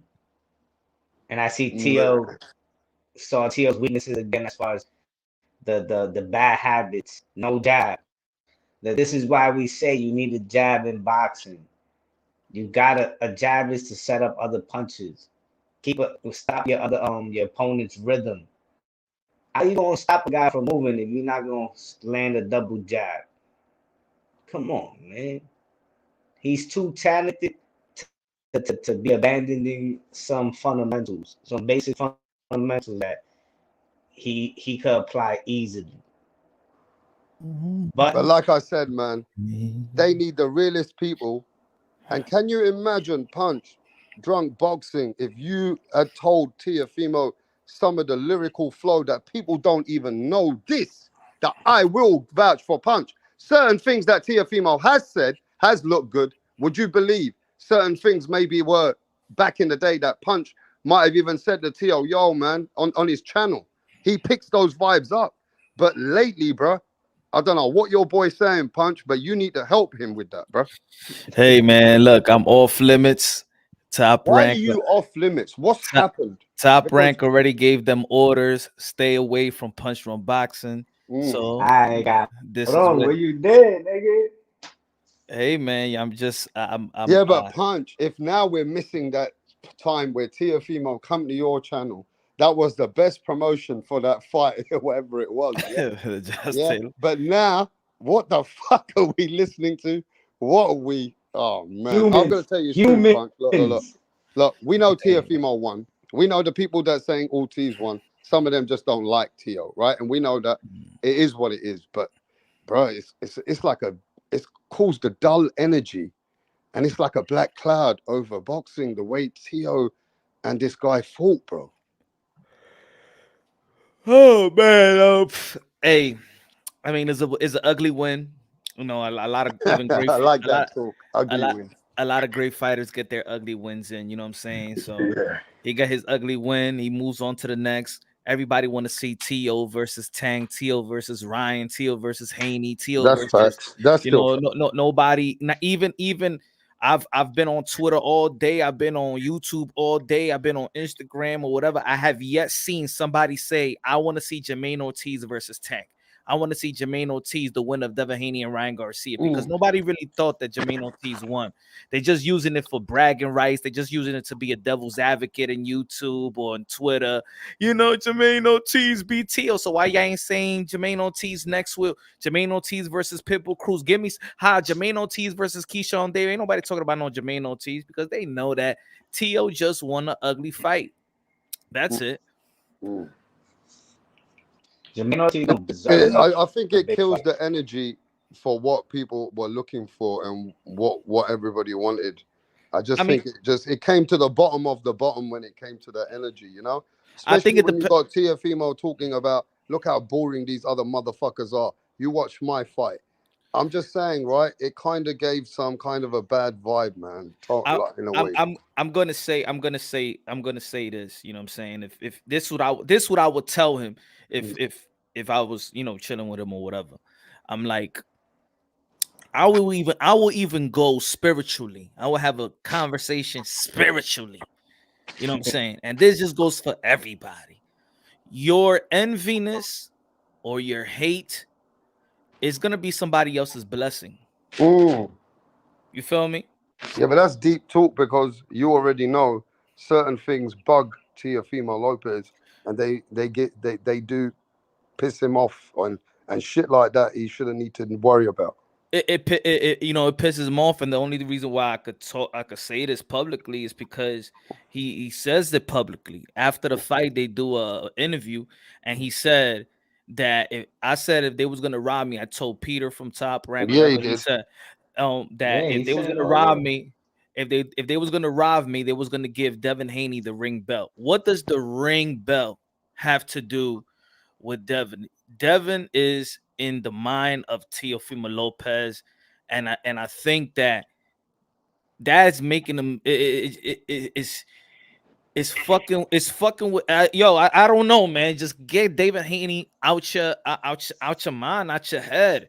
You know what I'm saying? You know, and I think he got a little bit his own jealousy or the way that he. That's why I said that enviness. But guess who's getting blessed? Devin Haney. Next man, next man is getting blessed. So that's why I said I will have a conversation. But again, those are personal conversations. I think it's necessarily. And as you're saying, those are open out there because he's so open about certain things. I'm being real. It's just real. If that's your people's or whatever, you got. What? I don't think it's necessarily that he hating on Haney. I ain't say hate on Haney. I said envy. Jealousy is jealous. I think it's envy. You could, even when you cool with somebody, it's almost like, man, I envy that you got that you shredded. I envy that you I don't think it's that he envies Haney. I think he can't handle the media, and he's really fighting back and forth. Because it's funny, he's a funny guy. Like, even in an interview, he'll sit there, talk to the media, and then call them out on the board that they're waging on him. Like, I'm like, no, but that's wrong. But the thing is, look, when you bring it, look, put it this way. Put it this way. I'm like, you gotta hide your hand, and I feel like he has to learn how to handle the media with, you know, kill them with kindness. A lot of the best athletes, Derek Jeter, you know, big stars coming out of New York, they knew how to handle the media. But Crypto, you have to understand something, bro. Haney knows how to handle the media. Bro, you have to handle the media. Yo, when it comes to but the difference is, they know how to talk to the media. They know how to work the politics. Please, Crypto, bro.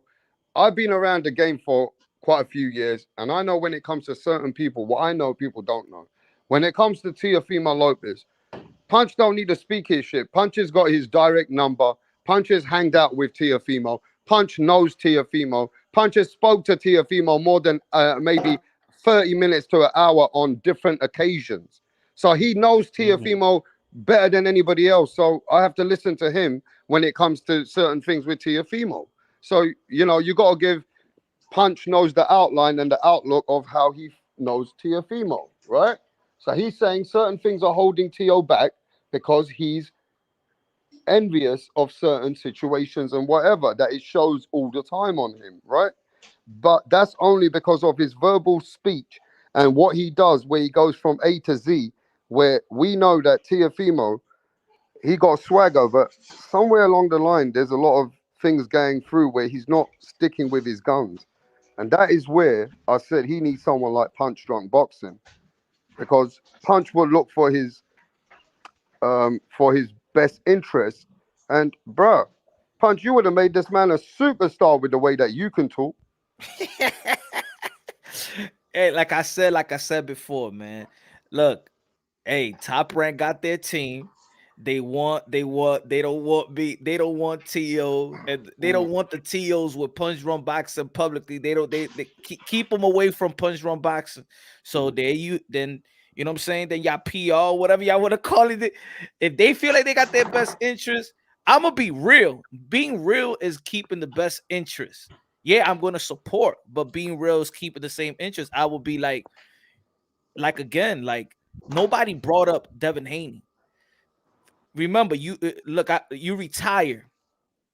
Devin Haney, he said that he's unretired because Devin Haney's just not gonna fight Arnold Barbosa and just take it, take the belt like that. So we got to take it from me. Yeah, that's good. That's good. Yeah, at the end of the day, it was Devin Haney that took you out of the retirement when you shouldn't never announce the retirement.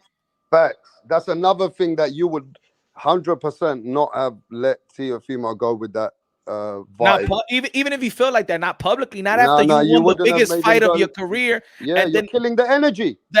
Everybody was Teo. Everybody was humble. His haters had to bow down to Teo. And then you go, I'm retired. It's like you pop your own balloon.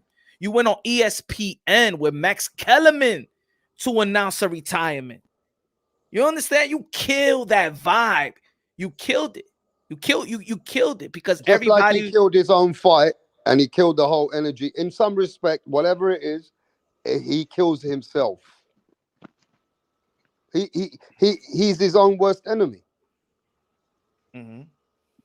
Great performance by T.O. That Punch, though, crazy you're being so real about it with the people, because you got a lot of haters when it comes to certain things, but you being real about these things that TEOFIMO is just putting people off. Yeah, Punch always keep it real, man. No, like, but he's putting people off, Punch. They don't know how to communicate with him. Punch, did they tell you if Lonnie got a fight coming up? Who? Lonnie. Who? Lionel Thompson, bro. Why the fuck are we talking about Lionel Thompson right now? Because he signed to TEOFIMO. But that's something that we're talking about his business. We're talking about TEOFIMO right now, bro. Fuck the fighter that he signed that nobody give a fuck about. Man, that's hate, fuck bro. that That's shit. That's hate. That's hate. Nobody know about Lionel Thompson that you went and done your homework on your fucking research on the internet. We don't give a fuck about that shit right now, bro. That was a good ass. That was a nice right hand. Yeah, we're talking about TEOFIMO don't know how to handle his business on the fucking boxing right now, bro. This man goes from the top down to the bottom, down to the top. And like Punch Drunk said, Tip, he should never have announced his fucking retirement, bro. Nah, he shouldn't have did that. Beat Josh Taylor. He was at a point that he could have called out everybody. And then he wants to retire. And he kills his own vibe. At the top of his game. Yeah, TEOFIMO ain't doing it right, bro. Who could he have called out? He a beast, though. The same call out would have been heavily respected. 100%. But no, he got a good look at this. Think about it. Tip Bayless. If right after the fight, that post-fight interview and Humble the World, if he would have did that display and say, I want Bud Crawford, I'm going up and I want Bud Crawford, I want the winner of Bud Crawford or Earl Spence, or that was after the fight, whatever. I want the winner of Bud Crawford and Earl Spence. And I'm going to the press conference because he went to the press conference. Think about it. Think about it. Instead of saying I retire, I want the winner of Bud Crawford and Earl the True Spitz. And he said it on my channel, but he should have took that platform when the world was watching. And now when the world was watching, say that you retire. Bro, I told you what he should have did when he did it, bro. You know what I'm saying? I told you he should have went. I understood, but I'm not saying publicly. He should have never did it publicly. That's what I'm saying. Yeah, don't retire unless you really retire. But that you can't win no fight like that. Corey Spinks tried to win the championship against Jermaine Taylor the same way. He lost. Remember, split decision. You'll have it'll be close, but you ain't gonna get no champion fighting like that. You Not gotta because fight a little I harder. think let's say if he would have got robbed and they would have said Jermaine Ortiz won. Right don't there, think what he said in that interview already told me he was going to blame the ring. He was going to blame guys that had nothing to do. The ring ain't even it's a sanctioning body. Nobody pays the Ring magazine. What would they have to do with this? So he already quote unquote with robbery? a stupid mindset, bro. And that's not fair. That's what I mean. That's another avenue that you would have thrown down. You would have, throw some flames at. You did it with Showtime. You did it with ESPN. You did it with the Zone and Eddie Hearn. You did it with, and you did it with the sanctioning body. I remember on Triller. Remember he didn't want to he didn't want to carry all the belts because he felt like all the sanctioning bodies wasn't respecting the Undisputed. So then he just carried he only did the promo with the IBF belt because that was his first belt that he won. You know what I'm saying? And those are the things. And the thing is, I support because I know where the feeling is coming from. He wants to be the best. He wants to be recognized as the best. Not only the best, that he wants to entertain the fans. That's why you could be emotional, but his emotions is actually in the right place in terms of, I want to entertain you guys. Boxing fan, I want to be the best. I want to fight. Look at my resume. But the feedback that he also gets back is hate. The feedback that he also gets back is devalue. Oh, Tio, you don't sell that much. Tio, you find the Hulu theater. You don't got pay-per-view. You the B-side to this, the B-side to that. But the boxing fans, he's fighting for the boxing fans while y'all going against him. Hey, but look, Jermaine Ortiz got two close losses to respectable champions. So he ain't got nothing. Those were two close losses to Lomachenko and Tio. So he ain't got to be no champion. Ordono beat Ortiz. They robbed Ordono in that fight. I told you last time, bro. It's like TEOFIMO is in a position where he can sell out and get the win. He's in that position. He's in position, but I'm gonna say it right here. Unleash Senior, man. Unleash him. Yeah. And you know what? And this is another thing that's gonna. A matter of fact, I'm gonna say Devin Haney and Bill Haney has taken the blueprint of Teofimo Lopez and his dad, because Bill Haney was never like this. Bill Haney was never this. Yeah, he'll go to YouTube channels, but publicly he was never like that. Now Bill Haney has become Teofimo Lopez Senior. He's become that, and now Tio Senior is hush him up, put a tape on. He is the guy that got Lomachenko wanted to accept a challenge. He's the guy. He was your mouthpiece. He knew that his son was gonna beat the shit out of Lomachenko. Didn't he? He said, "Bet the house, bet the bank, bet everything," and he was right. So, like you said, he was the first father that convinced the fans that his son would win. He convinced me. I knew he was gonna beat Lomachenko. I say, ain't nobody that damn confident. Go on the internet, yeah, and go to somewhere where Tio tweets something. Just go tweet on there. Unleash your dad, bro. Unleash Tio Senior. Do you understand? Unleash that, yeah, man. Unleash, come on, man. Even Bill was doing videos of him going to the liquor store, but he can't answer him back because they want him to stay shut. He can't build that Haney and the proper way, just like they did years ago on Punch Wrong Boxing when you had Bill and you had Senior. Yeah, that was epic. You know what I'm saying? You feel me? He said Senior. I know you over there at that liquor store. You know what I'm saying? Getting the cigarettes. I know you over there at that liquor store. I'm gonna find you, Senior. They having fun. Bill a funny dude, man. I ain't gonna lie. Bill a funny dude, bro. He's taking advantage, and that's why he managed. They taking advantage. Bill trying to be like Don King. Promo is everything. Look how it is right now. I hear even haters want Senior to talk more. People miss Senior now. People miss him. Yeah, they miss that crazy shit. Because I miss Angel Garcia. Sometimes damn, Angel is quiet now. I miss Angel Garcia. I miss Ghost Guerrero's dad. I miss Mayweather Senior when he's popping off the mouth. That's an element. That's promotion. Yo, Punch. You heard Angel Garcia respond to Tio about the Puerto Rican? Yeah, I saw. That's it. He's funny, bro. Yeah, But I that's took I took it how Danny Garcia. Danny yeah. Garcia didn't take it personally. Everybody Like, takes it man, like that. Every nigga took it like that. Every real TO Puerto Rican fan knew he talking to the TAs. but you know You what I'm know, good. saying? Sometimes you you know, when if you're a person that keep a lot of things inside or probably don't tell a lot what you're thinking about, once you get the opportunity, it flies like a machine gun. You feel me? It's almost like that Kanye West effect, like when he's talking and then he goes to another because he has so much in his mind that he's talking but thinking second. Mm. You know what I'm saying? So even on the post-fight interview, they asked him a question and it just goes left. It goes what he's been thinking about is the human race and it just it goes, you know what I'm saying? You know, 2800 BC, they built the pyramids, and united we stand. Man, You know, look, I was like, what the fuck? think about it. No, think about it. Even in the beginning of it, I would have dropped the mic when he said about the fighter, man. These fighters, get the fuck out of my sport, drop the mic and walk away. Because if you listen to the crowd, they was cheering him. Boom, drop the mic right there. Yeah, or he should have said, who once in this stadium wanted Ortiz to win? Who thinks he should win? He should have done that.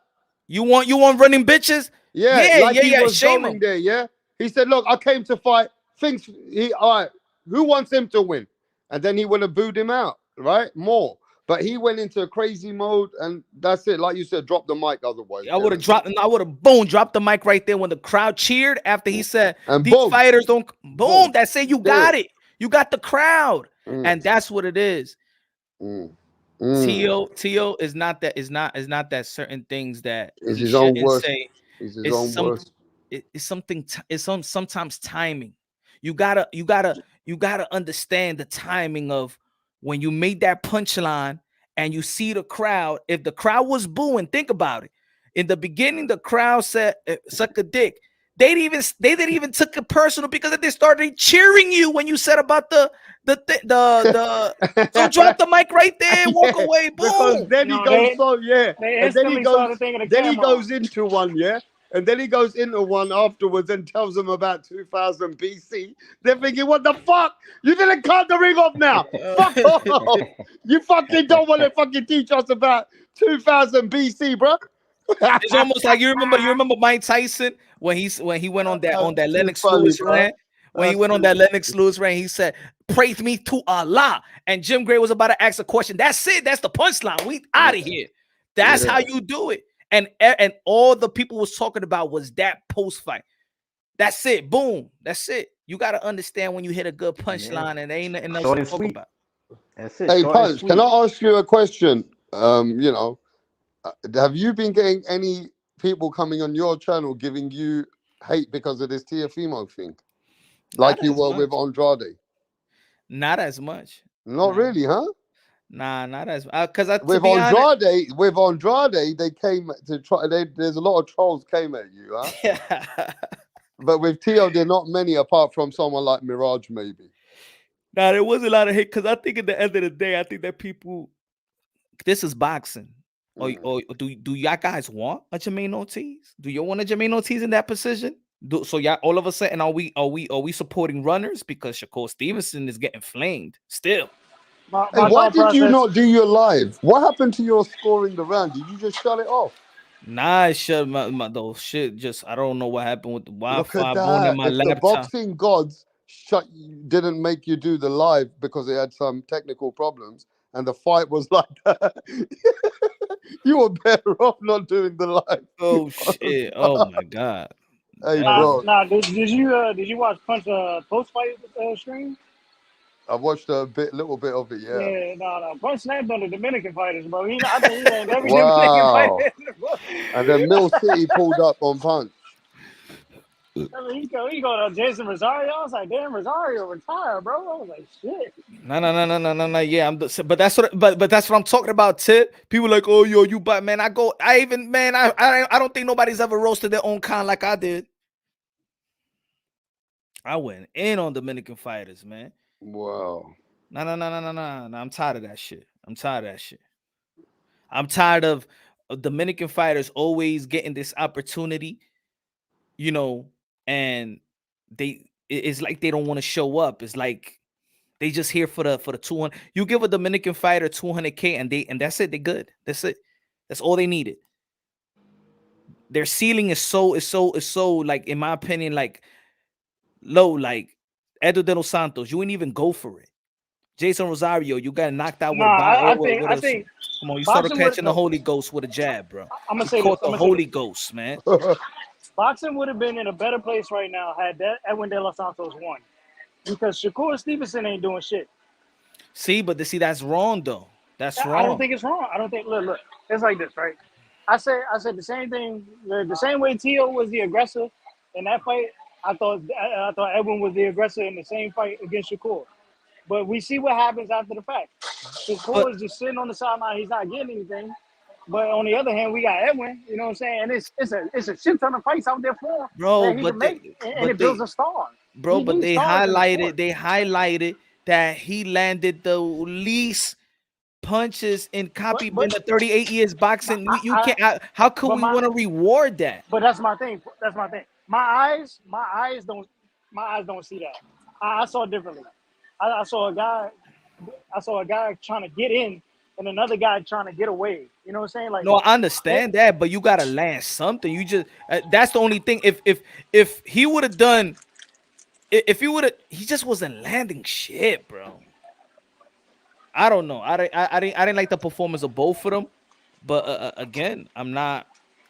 And look, and that was different. Shakur wasn't even a champion. They fighting for a vacant title. And that's what I said. That's what I told Ness earlier. I'm like, bro. I'm like, it's nasty how they did that fight. Because honestly, neither one. If you want to really say it should have been a draw. I think both fights should have been a draw.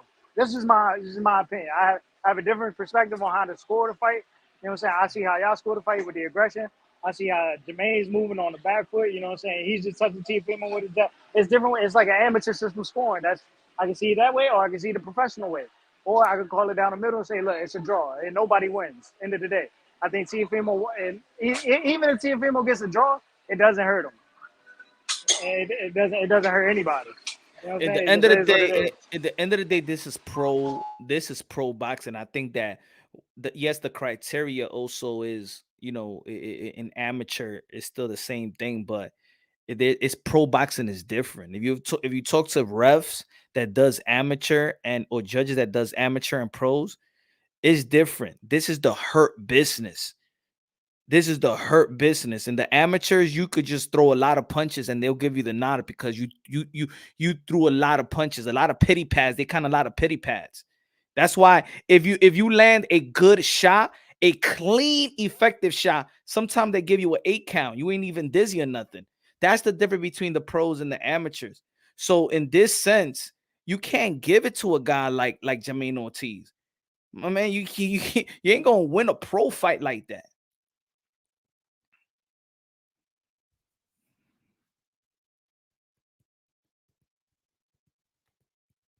You heard that, Tip? Yeah, no, I was but no, that's why I'm not even mad at the decision. Like when I heard the decision, I was like, all right, you know what I'm saying? It is what it is. It's like, yeah, move on to the next. That's how I see it. Move on to the next boxing. Move on to the next. What are we fighting for here? Huh? No, Tio didn't. No, but Jermaine, what the fuck? Who wanna cheer for Jermaine? The best you can hope for. All right, they do a rematch like Haney-Garcia, and they perform better the second time around. They get the fans what they actually want. Hell no, I don't want to see. But you can't lie, Haney-Garcia 2 was better than 1. I want to. No, it is, but I don't want to see no rematch. Yeah. I don't want to see the rematch. It's much better. Come on, man. I'm still a boxing fan too, man. I'm a boxing fan first. That shit hurt our sport, bro. The Edo de los Santos and Shakur Stevenson, TEOFIMO Lopez and Jermaine Ortiz hurt the sport of boxing. And then when people saying, "Oh, we could watch boxing in a weekday," come on, man, you gonna keep people up at 11:30 on a Thursday for that? Nah, man, nah. That shit hurt boxing, bro. So That's what why you they got to were. say to all these channels and all these professionals and all these people saying that it was a robbery? I tell them go get a judge license, and then you know what I'm saying you could change things in the sport of boxing, because my score my scorecard was aligned with the judges. So all these majority of the people, y'all got to learn how to score bouts. You hear that, Crypto? Facts. 8-4, 8-4, 7-5, easy. I don't know why people act like it was like hard to score this fight. It This was shit a was clear easy to winner I ain't score, gonna to lie. be I ain't gonna honest. lie. and I was clear on Twitter. I loser. was reading Punch scores because Punch was doing round by round. I was like, man, Punch tripping, bro. I was like, can't be this close. Motherfucker, that judge hit that scorecard. I was like, God damn, bro. I Uh, thought one of you was like, yeah, Punch, yeah, damn, Punch, what? Damn, he I was got like, it right. He got it right. I I was ain't like, what the mad. fuck? I was like, what is he saying, bro? I was like, but then I was like, man, fuck it. I was like, I started hearing people's opinions on it. You know what I'm saying? Like I said, If I was if looking if at. You know why? Because they're not scoring the bout. They're watching the fight and just going by, oh, I think I give it. No, y'all not. It's different you know what between it was, judging and do you know what it scoring the was, fight. Punch? They were hearing Timothy Bradley hating and Yep. just fucking screaming for any little thing Ortiz did. He was like, woo, woo, you see that? Bro, You it's like see I said, bro. this? The negative shit he Come was on, saying about bro. TEOFIMO Get the fuck was the out of here, same bro. shit he was praising Shakur for not doing, bro. Like, it's confusing, dog. Yo, This to be nigga, honest, I'll tell ESPN, bro. Don't have Timothy Bradley. He remember in these fights he got a voice and is credible, and he has power. In that 36 minutes, he has power in his voice. Yo, He does. he has a smear campaign on Tio. It's crazy, On the bro, day that he because fights, it does not help Top Rank. It does not help. I was listening He's to on a a smear round, campaign. and Timothy Bradley was like, "Oh, look at Ortiz. Ortiz is about to do this." He's like telling you what he's about to do. Don't tell me what he's about to do. Tell me what he's fucking doing. You're not fucking Ortiz. You don't know what the fuck he's about to do. You just call the fucking fight. He's over here painting a whole fucking story like Ortiz is just outboxing Tio very easily. Like it's crazy. Timothy Bradley is cool. Is cool with the Crawford camps, and they Yeah. know.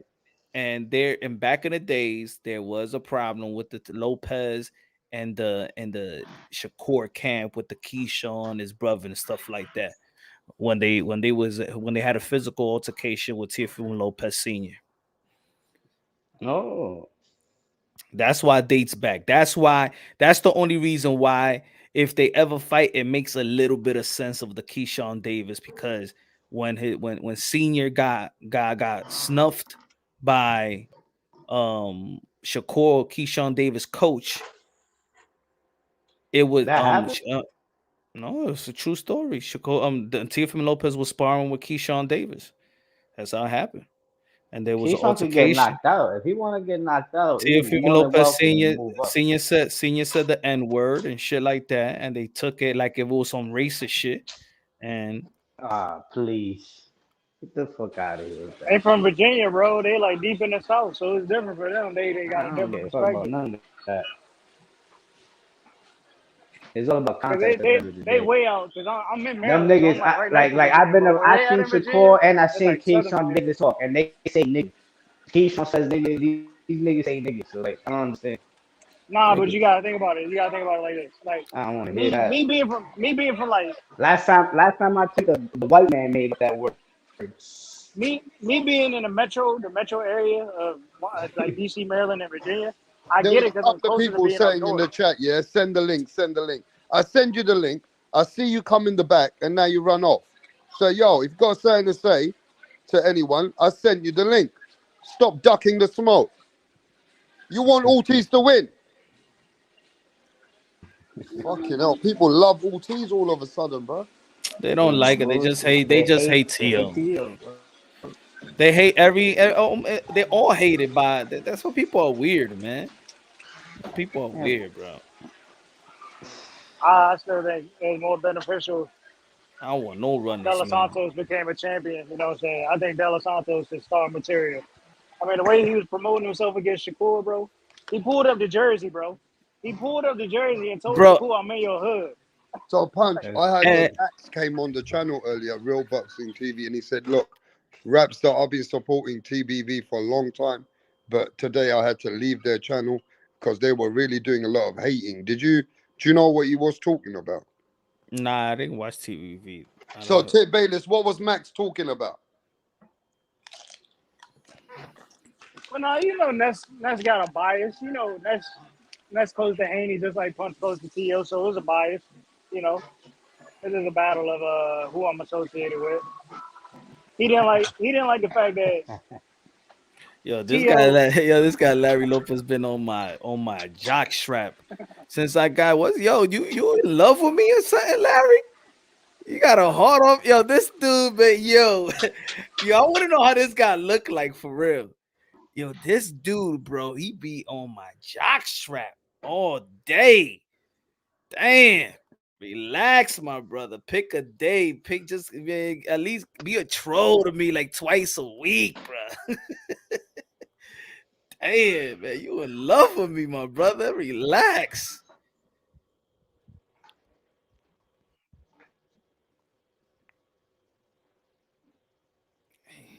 Dang. I don't want to listen to some dumb shit either. Shit, I got haters, but damn, y'all obsessed. Yeah, remind me of that movie with Jennifer Lopez and that dude or something, man. hey man, get ready for next week, y'all. You know, I got to shout out to Turkey Al Sheik because he moved that fight off that day for my boy O'Shaquie Foster, the bigger fight. You know what I'm saying? So we can wait till like what is it? When Tyson Fury fight Usyk? April, May. Suéltame, coño, suéltame ya, suelta la bola ya, Larry, ya, deja de estar mamando huevo, mi hermano, pero suéltame ya. Coño. Hey, Rasa, I was thinking, I think Keith Thurman might get robbed by Tim Tszyu, man. I think Thurman might get robbed by Tszyu. I hope Keith Thurman puts up a good fight.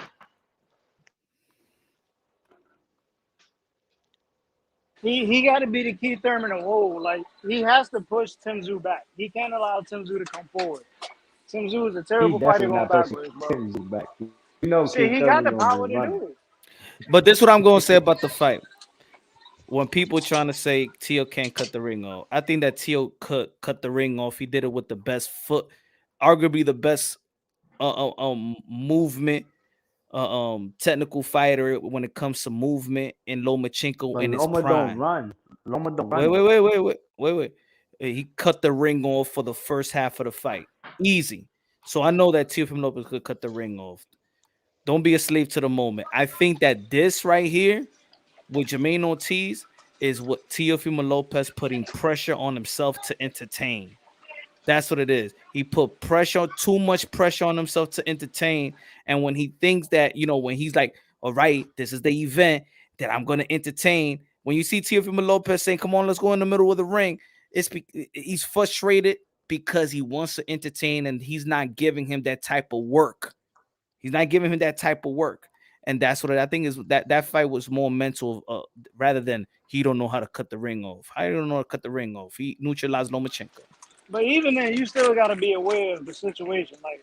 Like this dude, like he literally circled the same direction the entire 12 rounds, bro. At some point, you got to say, I'm going to step to his right and I'm going to make him go the other direction. Or I'm going to come in as he's going right and I'm going to throw that check hook. You got to do that, bro. You can't keep allowing him to do the same thing over and over. Hey, man. At the end of the day, who won? That's you. There you go. So, I mean, I think these other guys got to go to the drawing board and try to stop. And these fighters need to start trying to win fights. And the fans and the media need to stop rewarding fighters just because they go a whole 12 with the high invested fighter and they're the underdog. And people are giving too much leeway to these guys going 12. Yeah, these guys are the new champions of boxing. Like Or if you could go 12 with Canelo, you get rewarded with Jaime Munguia. If you go 12 with Gervonta Tank Davis, guess what, Pitbull Cruz? Your stock don't drop. Like y'all giving like trophies away just because going 12. Now Jermaine Ortiz, I won 12. My man, you ain't trying to win the fight. Matter of fact, if there was 2 scorecards that had 115, 113, if you at least would have won 2 rounds in the championship rounds, and if it was going the same way, you could have won the fight. But you didn't want to win the fight. You wanted to go 12. That was your chip. That was your championship.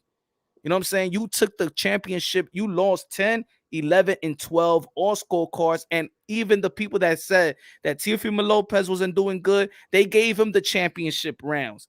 So that tells me that Jermaine Ortiz gave the fight up. How about that? He gave the fight up. Just like he did with Lomachenko in the championship rounds with Lomachenko.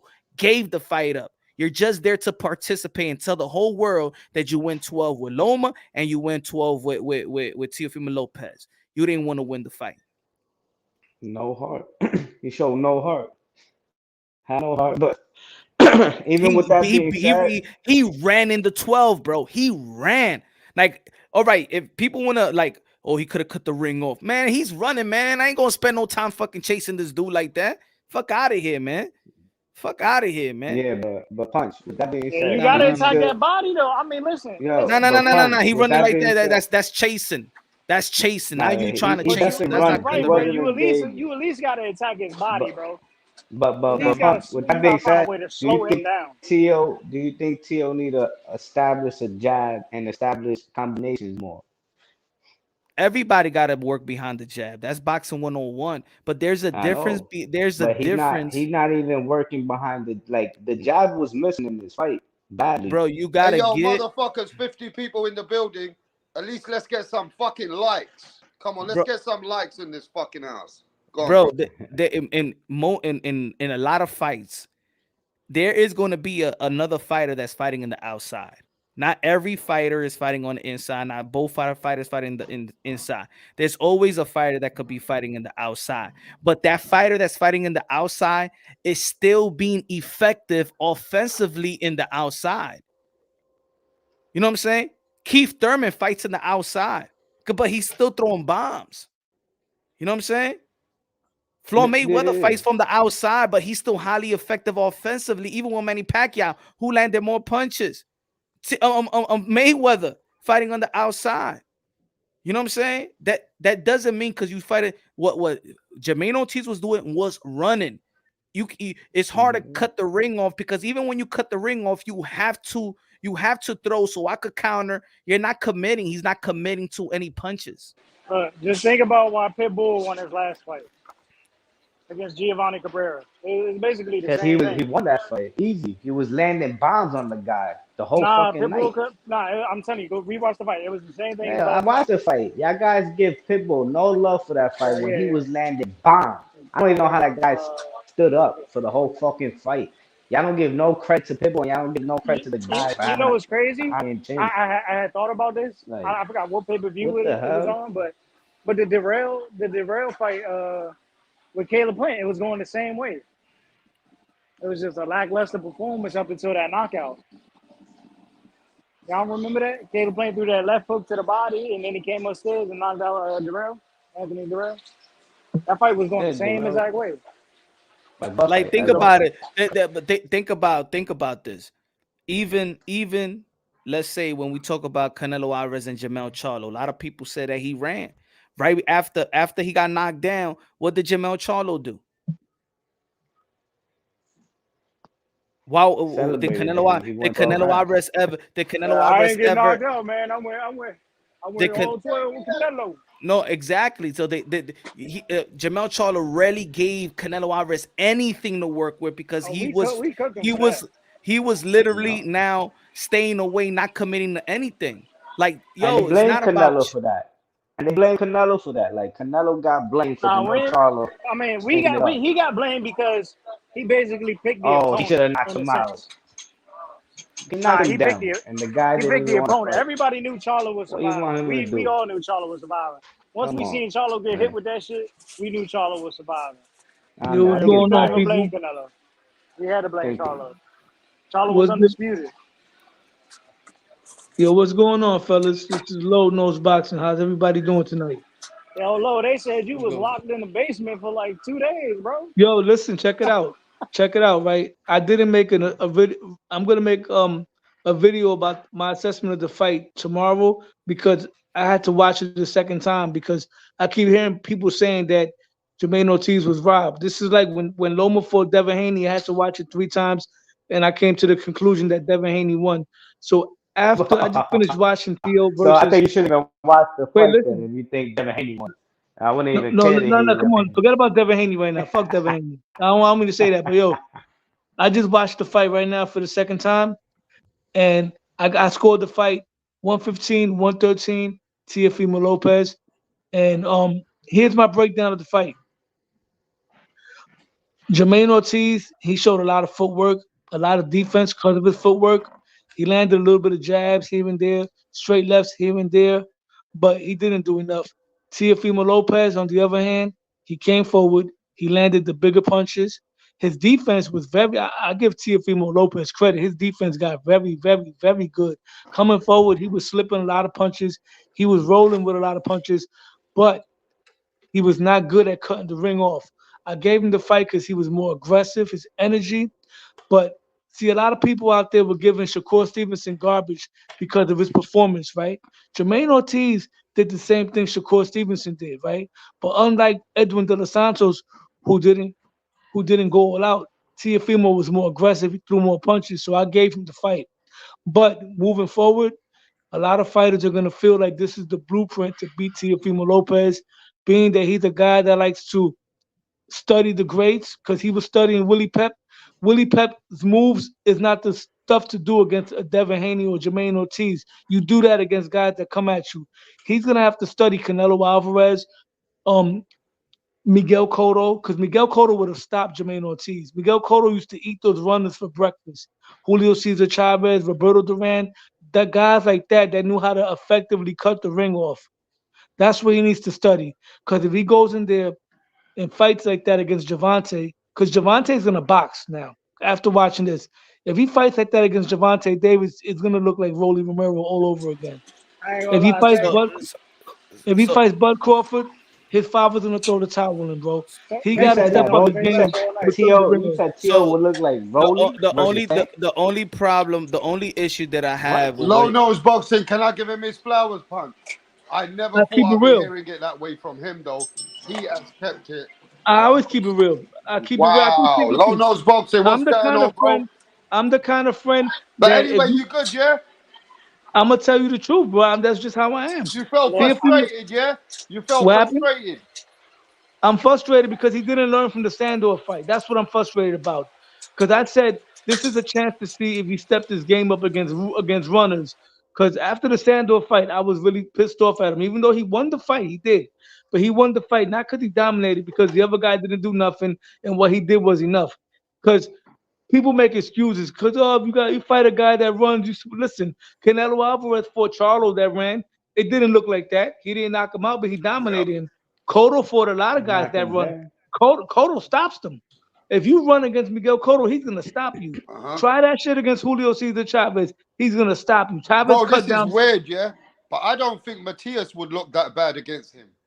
I can't say that because I haven't seen Matias fight Matias yet. will fuck up. This is the only issue. Fuck This is the only issue. This is the only. It's logical what you're saying, Lonos, but this is the only issue I have. What you're suggesting, because if you're saying that other fighters is going to take this blueprint, it's telling me that the next fighter is going to run double the double more, because at the end of the day, he couldn't cut the ring off versus Sando Martin, and he couldn't cut the ring off versus Jermaine Ortiz. Yet in the end of the day, whether people like it how he won, he won.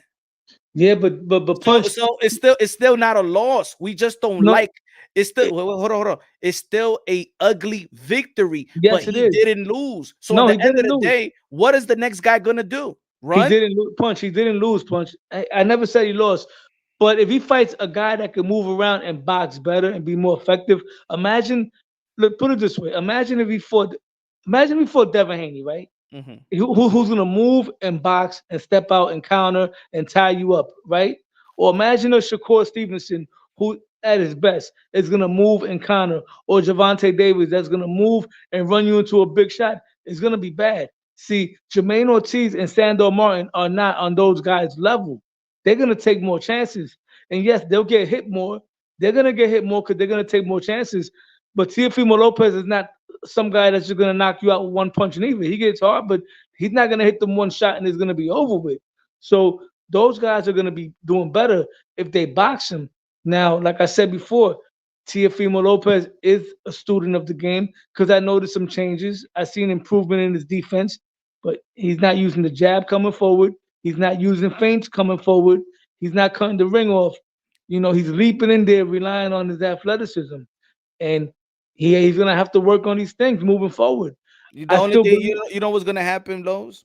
All he's gonna do is what Canelo Alvarez learned: patience. Oh, yeah. No, well, patience. It's 12. It's 12 rounds. It's 12 rounds.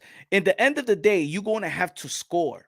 So if you're running in the third round, go ahead, run in the third round. Go run in the fourth. You're gonna have to commit. You're gonna have to score whether you like it or not. I don't have to chase you. I'm going to stay in the middle of the ring. You're gonna have to commit to me some way, somehow, and slowly but surely, I'm going to get closer and closer because you're not gonna be scoring. You're not gonna be banking in rounds. The same thing. Kalen Plant was a mover. Even when Canelo Alvarez did the same thing that Teofimo Lopez did. What did Canelo Alvarez do? He went to the ropes and told Kalen Plant, "Come on, come on." Kalen Plant didn't commit, right? But still, little by little, Canelo made adjustments though. Canelo made adjustments. Look how he fought Billy Joe Saunders. That's how you walk a man down. Look how he fought Caleb Plant. That's how you walk a man down. You know, what round did he end these guys? He still ended them. Teo's not ending these guys at all. Canelo stopping these guys that's running around. Teo's not ending these guys, bro. And don't get me wrong, it's not that easy because these guys are smaller. These guys are more athletic. It's the body work, bro. If you look at Canelo, it's the body work. But that's what I'm saying. That the only thing that he needs to change, the only thing that he needs to change is patience. Yeah, patience, but cutting the ring off, being patient, cutting the ring off, using the jab, feinting the jab. Because in order to feint the jab, you got to start using the jab first to give the guy something to think about. I watch a lot of Roberto Duran. He was a master at that. And today I was at the gym. I went to Boozy's gym. They're looking at Teofimo like food. I was talking to Richardson Hitchinson's trainers, and I asked them, I said, out of the 3 champions, give me the order, which is the toughest one for you. They told me the easiest one is Teofimo. And they said the hardest one is Subriel because he seems like a problem. Like people are looking at him like he's easy, even though but remember what I said. We heard this before. Hitchison did say that Teo won though, and that's a boxer. Fight the same way, bro. No, but Hitchison did agree with me because I spoke to Hitchison and he told me that he had Teo winning the fight. He said Jermaine didn't do enough punching, enough countering. See, when you outbox somebody, right? That's not outboxing somebody. Outboxing somebody is what Devin Haney did to Regis. Outboxing somebody is what Pernell Whitaker did to Chavez, what Floyd did to everybody. Jermaine didn't do that. So people need to, in defense of Teo, people need to stop the crap that Jermaine Ortiz won that fight. He did not win that fight. He did like Shakur Stevenson did, and Teo did more than what Edwin De Los Santos did. Man, for me, food is when somebody going out there and get you and eat you up. That's food to me. That's he's food not to food. me. Yeah, I disagree with that. He's not food. So in the end of the day, it's like, again, we in boxing, people live the moment. Ain't nobody was saying Teofimo Lopez was food after Josh Taylor, but now he's food. Nah, Punch, man. You know what scares me though? What his father said. Because when the guy that was interviewing him said, "Oh, so what are you gonna do about it when a guy moves?" Nothing. What can you do about it? What? What do you mean? What can you do about it? See, when Shakur Stevenson had that performance, at least Shakur Stevenson said, "Man, listen, I won the fight. I know I didn't perform good. I'm gonna come back and do what I gotta do." He did it before, and I believe Shakur would do it again. I believe Teofimo Lopez is gonna have another great performance again. I believe so. But is that performance gonna come against a guy that moves? I don't know. But that's what I'm saying. So we're looking for a guy that who's gonna want to move around and hope that the judges give you the nod. Because that's the blueprint. I'm hoping. Look what his team, Jermaine Ortiz and his team was saying, that you know, we went to the championship round. I felt that I felt that I was winning the fight, and hopefully the judges see that I want. You see, you're already wanting the judge to give you something. You're looking for a gift because you win the whole 12. How many times we seen a guy that we know? Look at Deontay Wilder. Deontay Wilder had his hand up. We all know he won the round, but because you're wishing you get a gift, you're not wishing to win the fight. So for the guy that is going to take this blueprint, take the blueprint, but you're going to have to commit to win. And that's the reason why Sando Martin lost and Jermaine Ortiz lost, because in the end of the day, you're going to have to commit. So run all you want. If you want to go 12, you better commit if you want to win the fight. Yeah, you know, that's how I see it. But I agree with you. But the thing is, them other guys that are more skilled than Sandor and more skilled than Jermaine Ortiz, they're gonna counter. They're gonna take more chances, but they're gonna counter. And the thing with Bud Crawford, and I don't want to talk about Bud Crawford versus Teo again. Bud Crawford's not gonna, just because he's strong, he knocks everybody out. Bud Crawford's not gonna just go in there and try to slug it out. He's gonna outbox you. He will knock you out from the back foot, from that southpaw stance. If Jermaine Ortiz was giving him issues with the southpaw stance, I don't even want to imagine what Bud Crawford would do from the southpaw stance. But that's neither here nor there. The reality is that. But I just spoke to one of a fighter with Coach Anthony. With Coach Anthony, he said, you know, I knew that when he started southpaw, it was gonna be difficult for Teofimo Lopez. I said, can you name me the two name me the two legacy wins for Teofimo Lopez was against southpaw. So what y'all talking about? Southpaw is actually a southpaw fighter is probably his comfortable. He's comfortable. But southpaws that move around is even harder. That's the difference. So you're right. Teo did good against Lomachenko. Lomachenko does move around, but the difference is Lomachenko don't fight off the back foot. He just moves around to get away, but he fights from the front foot. He uses angles. You know what I'm saying? Teo was studying him for years. Josh Taylor comes forward. He goes back and forth in a straight line. That's why. But that's why I said. That's why I told you. That's why I said before you got on that in the end of the day, you're going to have to commit, right? Let's say Lomachenko was losing every round. He wanted to be on the outside, didn't want to commit. He was forced to commit. The thing with Teo, in my opinion, versus Jermaine Ortiz and him not cutting the ring off has nothing to do with him don't have the ability to cut the ring off. For me, it was going in there mentally wanting to entertain, just want to entertain, not trying. With Lomachenko, ain't nobody was in the stands. It was during the pandemic. It was a different type of a different type of approach to win the fight and just do the simple basic stuff and use your athleticism, pivot with him, hit the body, jab to the solar plex for the first 6-7 rounds. It was easy. He cut the ring off beautifully. But he should have done that with this guy, man. This guy right here, like I said, at the end, I'm not saying he don't have the ability, because like I said, Teofimo Lopez is a gifted fighter. He has natural ability. He can get better. But the point is, are they gonna work on that? That's my worry, because the way Junior was talking, like, oh, there's nothing we can do. Like he's talking like, bro, you gotta work on that. There's a blueprint. There's a blueprint for Teofimo Lopez not to knock you out. But it's not a blueprint. That's not a blueprint to beat Teo.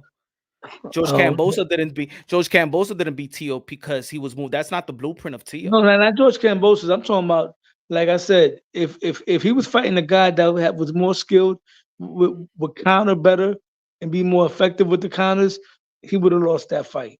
If he would have been in there, and I hate to do this, because I know me and you go back and forth when we talk about the old school guys. Teofimo Lopez 135 against Prime Camacho at 135. Camacho will box circles around Teofimo Lopez. He'll make a miss and dart in with 2-3 punch combinations and dart right back out, because Camacho was faster than all these guys. That's fantasy. Camacho would outbox the shit out of Teo at 135. He knew how to fight on his back foot, bro. That's a Puerto Rican he would not beat. Yeah, that's fantasy. Hector Camacho would outbox the shit out of Teofimo Lopez. Every legend will be today's fight. No, not every legend. Camacho would, though. After what I've seen, he can't deal with that cutting the ring off. Camacho would have been stepping around, combination, stepping right back out. Exactly. But look what you just said. Oh, come back and throw some combination. That's what these guys don't want to do. Sit there. You're gonna have to sit there. Camacho's gonna have to sit there, and you think Teofimo Lopez don't got no answer back? But You didn't Camacho think? had the athleticism to dart in and out. Camacho was just as faster than Tio. Come on, man. Legends always gonna be better than today. That's fantasy fights. Talk to me about the fighter today. Who's going to beat Teofimo Lopez? I don't want to jinx my favorite fighter, but from what I've seen, if he's fighting, if Gervonta Davis comes forward, I like Tio's chances. If Gervonta goes in there and boxes and moves around and Tio has to come at him, Gervonta is gonna put him to sleep if he fights That like that. straight left hand, bro. Exactly, I that was left watching hand it last night. I was watching and that it last right night. hook, that When right Tank, hook, that check right hook. I'm telling you, man. when Tank, Tio could Tank, get better, but he got to work on it. He got Tank, to humble himself like Shakur did and come back and go to the drawing board for real He hasn't and gone back work to the on your drawing board, craft. Shakur. Yeah, but haven't gone Shakur to the did it. drawing board. When Shakur lost, not lost, when he had that performance against Nakatani, not Nakatani. Nakadelia, but that was a whitewash that he won every round. Yeah, but still, he still critiqued himself. He was still humble enough to say, "I got to get better." Tio has to do that. He has to realize I can do better. I can do, instead of talking all this, I'm the greatest of all time. Go work on your craft, bro. Nah, talk. You gotta talk. You gotta believe. You gotta believe. Yeah, but you And gotta if you put the know, work in. and if you know certain fight, like okay, Lo, you went to the gym today, right? So Yeah. you're going to get a different type of assessment of a fighter, what they working on. So if you look at Andy Cruz today, oh, he was phenomenal. Oh, okay, but he may tell you I'm gonna knock this guy out, in a fight, but he's working on something else in the gym. So let's say Teofimo Lopez. What was Teofimo Lopez? What would you say was Teofimo Lopez's weakness that he needed to work on after the Lomachenko fight? After the Lomachenko fight, I felt his defense was a little shaky. I felt like he didn't fight good on the inside. Every time he got inside, he was letting Loma beat him up on the clinches. Thank you very much. All right, put it that way. I'm gonna give you that. First, in the beginning, you said that Teofimo Lopez defense was very, very good. Boom. Remember, Teofimo Lopez was on a Listen to professional these level. two fucking clowns, Laurel and fucking Hardy, Teofimo Lopez was on talking like that was a legitimate. Come on, let's have a good conversation, Mirage. They were Then you can talking have for like 2 hours. talk about it like boxing, and then you can have your Teofimo Lopez. Let's talk about it as boxing, Mirage, and then you control. Teofimo Lopez was on the Philly shell. He switched that up. He just doesn't stay on the Philly shell anymore, right? He's switching his boxing. So he grew saying, on his. Punch, you've talked enough. Shut up. Hold on. I'm out of here. Don't run. Yeah, you're gonna run away. I want to cook you. How did you score? I want to know, how did you score Shakur Santos? You just know, like you ruin the panel every time you come here with that. So he runs away and that's why Ness cooked him last time too. Like nobody wants to entertain your how did you bullshit, score? bro. How did Punch score Shakur Santos? Anybody know? Anybody know? To Edwin in the chat, he said Chavez smoked Camacho. Chavez smoked him because Chavez knows how to cut the ring off. Hey, Lo. What are you talking about? If he was fighting somebody better who would counter him, he was countered all night by Ortiz. No, he wasn't. Ortiz was running, man. He was running around that ring. He was overrunning, bro. So you don't know what boxing is. You don't know what boxing is. I'm not gonna go back and forth. You want to show, man? He was boxing and moving all night. You've never boxed in your life, his ears off. He boxed his ears off. You've never boxed in your life. I don't need to box in my life. That was boxing. So when Shakur does it, when Haney does it, he fights like Haney. Everybody knows. Listen, the difference is, Mirage. The difference is, Shakur. Why are you talking to me and educating me? Because you don't know shit, and you think you know shit, but you don't know shit. You think Thurman's a top fighter? You're right. So you're living in La La Land. I'm living in La La Land. You're right. That's why he's fighting. That's why he's fighting Tim Tszyu right now, right? Running, how did he throw more punches? How did he throw more punches than Theo? He's running so much. You know he threw more punches, right? And those punch stats were bullshit anyway. He landed. He threw far two more punches. Okay, so if he was running so much, how did he throw and land more punches?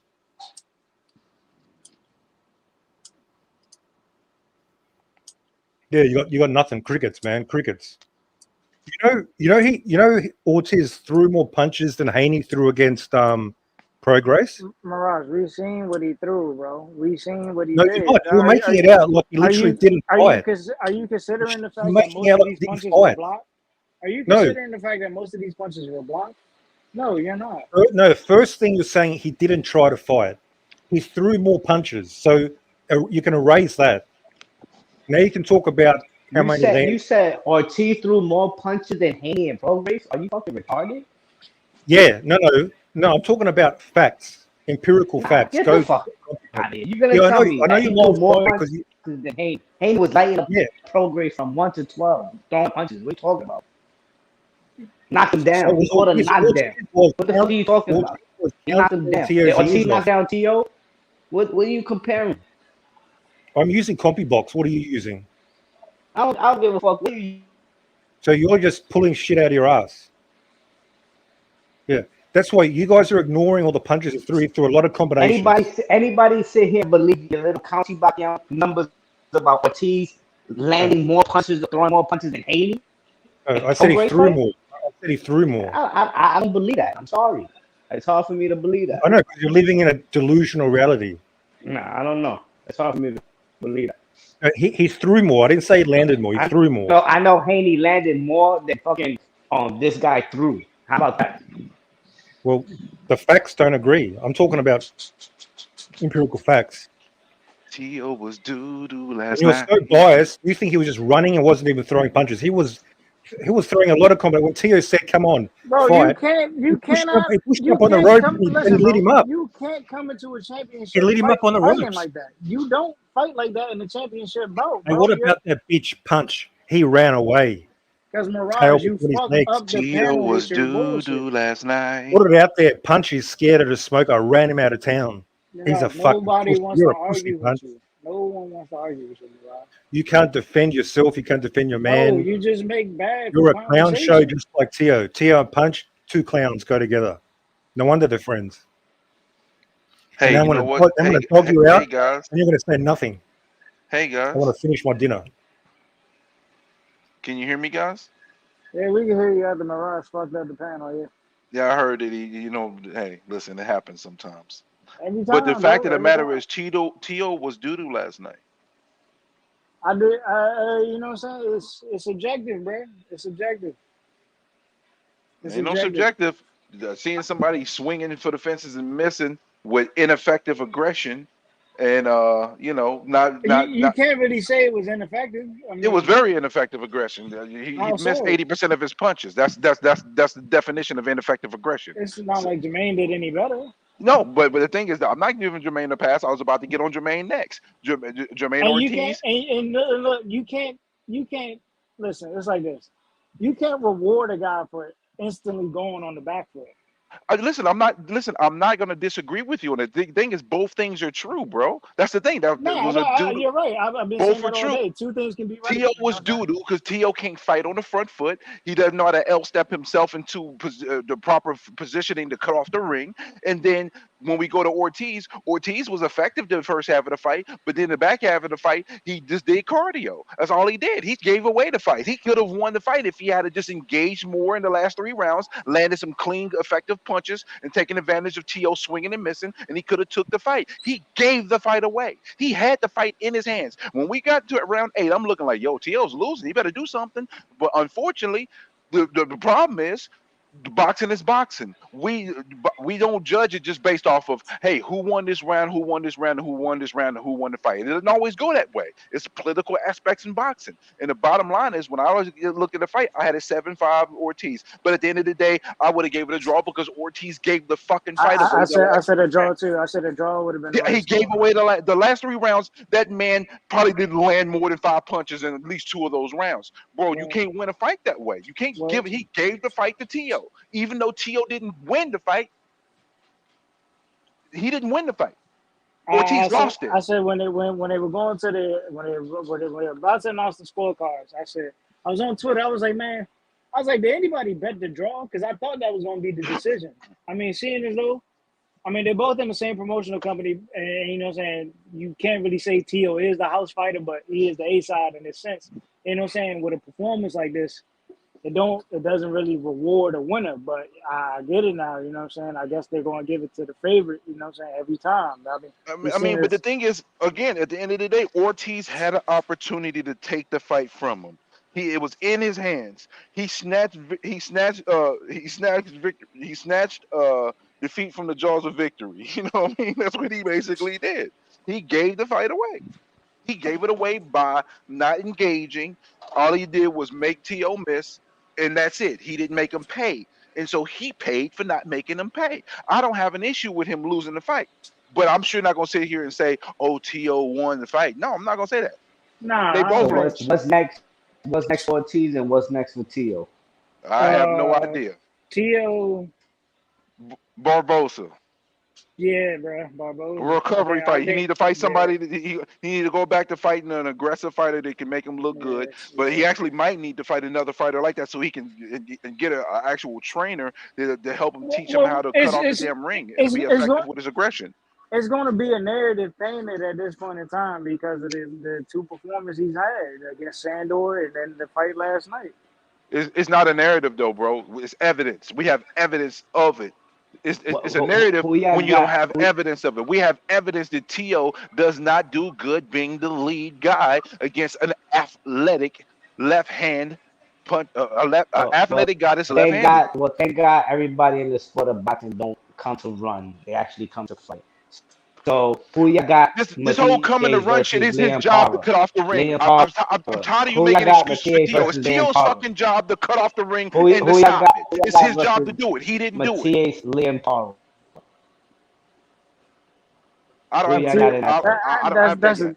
That's a terrible fight, bro. Yeah, are you kidding me? That's not a terrible fight. That's a hell of a fight. Versus Paro?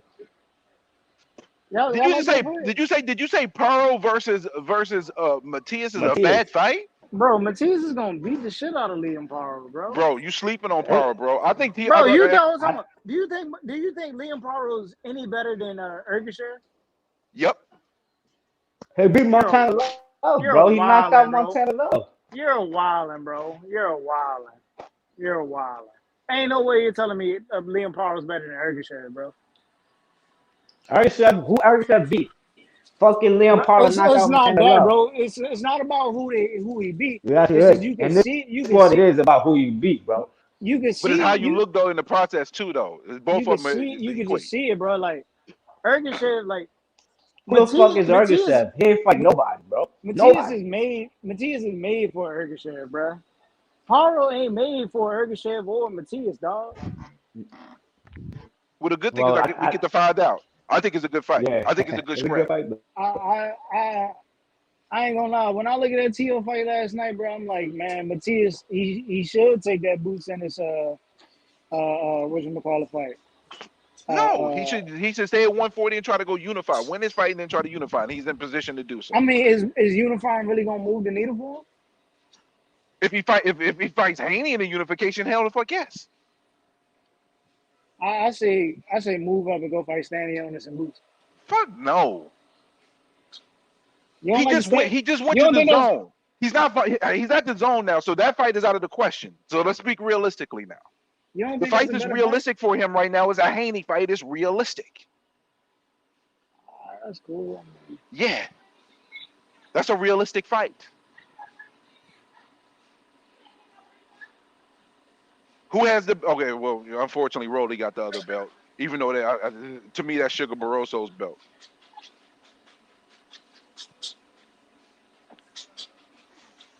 Offering him a 147 when he's at 140 and he has a belt does not do him any favors. It wasn't doing him any favors. It wasn't doing him any favors. I think he made the right move. Win, lose, or draw.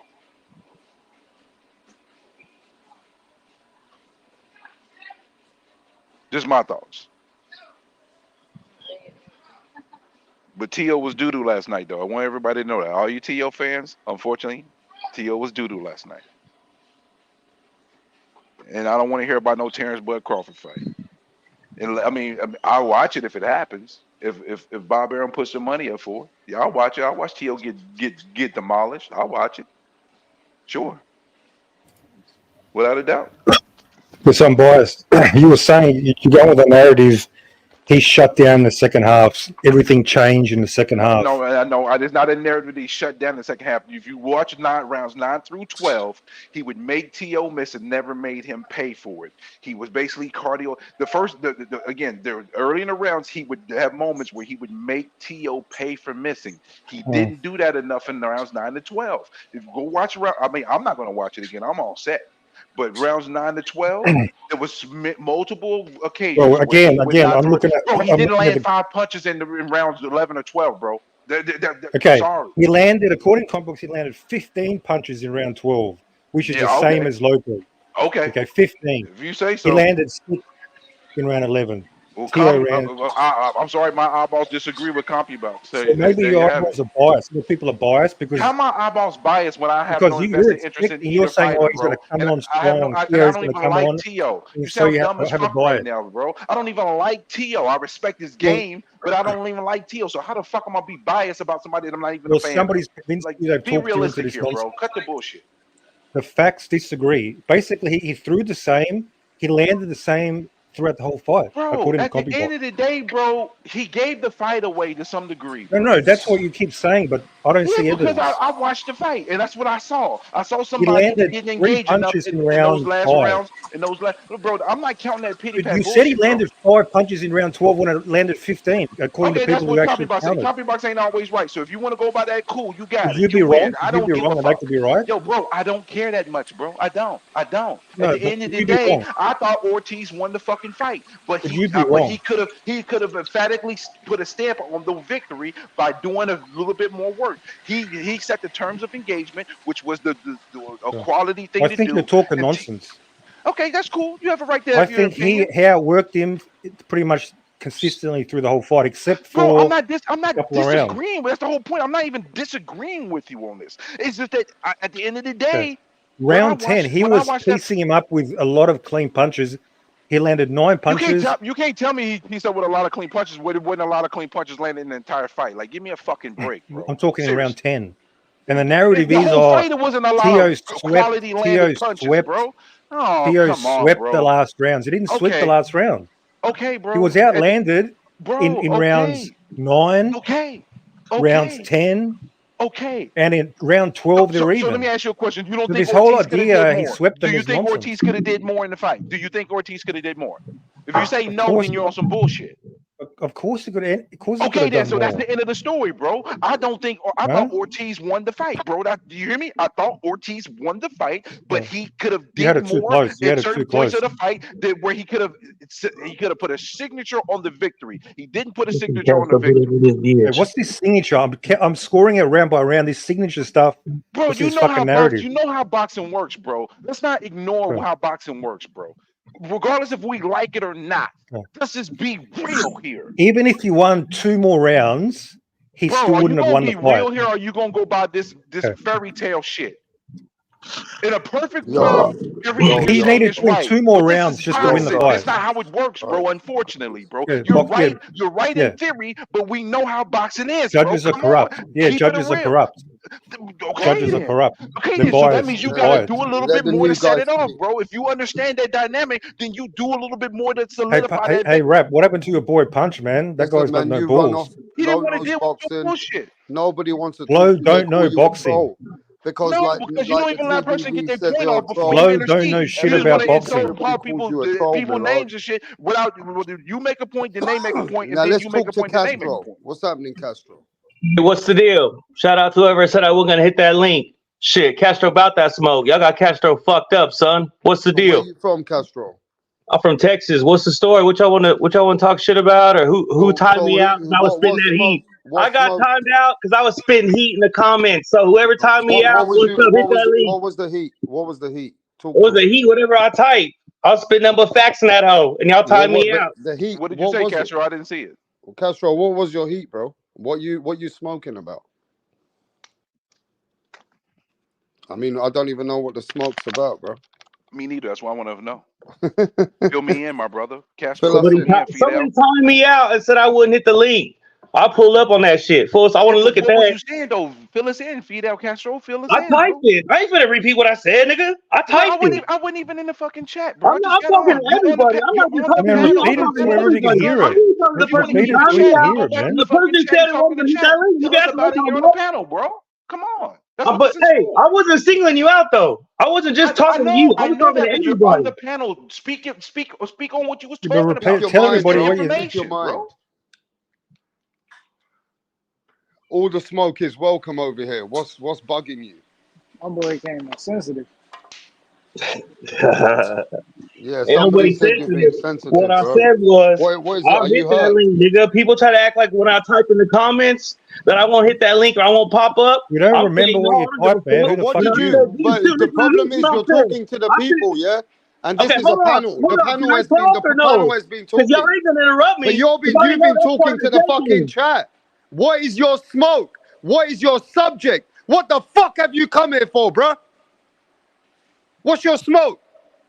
I What is your told you fucking already. subject? I told you already. Nigga, you ain't checking nothing. You ain't checked something. I told you already. I'm spitting heat in your comments. I'm typing shit, Man, you nothing but acting facts like in a your comments, schizophrenic, and bro. you What's calling your me out. problem, bro? And then y'all said I You wasn't ain't gonna hit the giving no link. heat, And guess bro. what? Nigga, I'll hit that link. You ain't talking about a bitch ass So you're thing. hitting the link for what you commented in the chat. So go fucking have smoke with the chat because we don't know what No, you're hold on, talking about. no. Who timed me out? Who But we timed don't me know out? what That's the who I fuck are want you smoke with. talking Who about. timed me Nobody out? knows who Who timed you timed me out. out? You ain't gonna Oh, smoke I with? got the smoke tip. He got timed out. That's No, why he's no, got the no, smoke. no, no, no, no, no, no, no, no, no. Y'all said I wasn't gonna hit that link, nigga. Yeah. So you I hit Okay, the stand link to don't hit do behind the that what? shit. link. Okay, And I don't What hit are post it. you behind fucking that hit the shit, link nigga. for, Like, I bro? don't what give is a your fuck what you purpose? say. What you come to tell the people in the chat? You know What have what, you nigga? I'm come? through talking. I'm gone. Yeah, get the fuck out. Because you ain't ready for no smoke. You don't even know what you're talking about, bro. You coming over here with that dumb, stupid shit. Oh, somebody timed me out and I was talking. So tell us what you were talking about. Instead of fucking getting screaming for nothing. Like you're some big player. Like you're some big man because you hit the link. Yeah? You're on the fucking internet like you're some big man. And I pulled up. I hit the link. How about you tell us what your fucking problem is and who disturbed you and which one of these guys in the chat have put a rocket up your ass? Because you ain't ready for no smoke. You don't even have a subject, bruh. Fucking coming over here, some dumb shit, and now you're running like Jermaine Ortiz. Fucking idiots. Bum Tyson Fury. He's a bum Tyson Oh, I Fury. come over here to show everybody I can hit the link. Unbiased told him, why you hit the link for? What you were talking about? I told you why I hit the link. It's because I got muted in the chat. Oh, shit. He's a bum Tyson Fury. He's a bum Tyson Fury. Rap stars gonna breed jury when Man. the loss comes to Tyson Fury. Hey, I don't know what's going on, bro. People are going mad over here, man. TEOFIMO's fucking fight has made everybody got too much energy. Yeah, because TEOFIMO gave no energy in the fight. Like, all the energy has just died out, bro. Fucking hell, it's been T.O. bad. It's was been bad. doo-doo last night. Say it with me, rap. T.O. was doo-doo last night. Man, I already said doo-doo 10 times. I don't need to say it with you. Okay. You just keep singing that song. It's a wonderful song. It has a nice ring to it. Man, people fucking getting mad. The trolls are coming in. I wanted to hit the link, man. I'm a big man. I just hit the link, bruh. I just hit the link, man. Just to I'm a hit the big link. man. You see? I can hit the link. I hit the link to hit the link. Yeah. How about you go sing that fucking song from Texas for Errol Spence now? Hey, did I you want hear to stop at the stop sign because Did I you hear hit the about the link. confirmed rumors? Fucking joker. Did you hear about the confirmed rumors? I don't know about no rumors. I just know that what's his name is fighting. No, there's some confirmed rumors for you right now. Ryan Garcia Yeah. and Devin Haney. Yeah, that's official. But here's confirmed rumors for Man, you. they're your rumors, bro. No, listen to the confirmed rumors. This is from Bernie the Boxer. He said that the Turkey Al-Sheikh reached out to Terrence Crawford directly. Man, nobody give a fuck about Bud. You don't. That's cool. Bro, who the fuck is gonna It's care that about Keith Bud? Thurman Like, right now. let's be Oh, serious, bro. please. Who's gonna care that Bud Crawford is fighting in Saudi Arabia, bro? Let's be serious. If he's fighting Canelo, everybody and their mama's gonna care. Nobody's gonna give a fuck if Bud fights Canelo in Saudi Arabia. You're Just wrong. think about what I'm saying. You're wrong, and you're wrong, and you're Saudi wrong. Arabia. You think we're gonna care that Bud Crawford is fighting Canelo in You Saudi might not care. Arabia? You're not gonna care. And boys, That's wouldn't that just you. suck Speak though? for Like yourself. the crowd's going to be completely dead. That's what I'm saying. You Like, know, there's it's no. just It's wouldn't not. that It's suck? not gonna. Big super It's fight not over gonna there. For affect. yourself. It's not gonna Speaking for affect. yourself. It's not gonna Don't. affect us at all, I don't know bro. why you speaking for It's gonna take everybody. Speak away. for yourself. It's You're gonna take speaking for away. Hey, yourself. have you heard the latest rumors, unbiased? Turkey Yeah, El what's the Sheikh latest is rumor?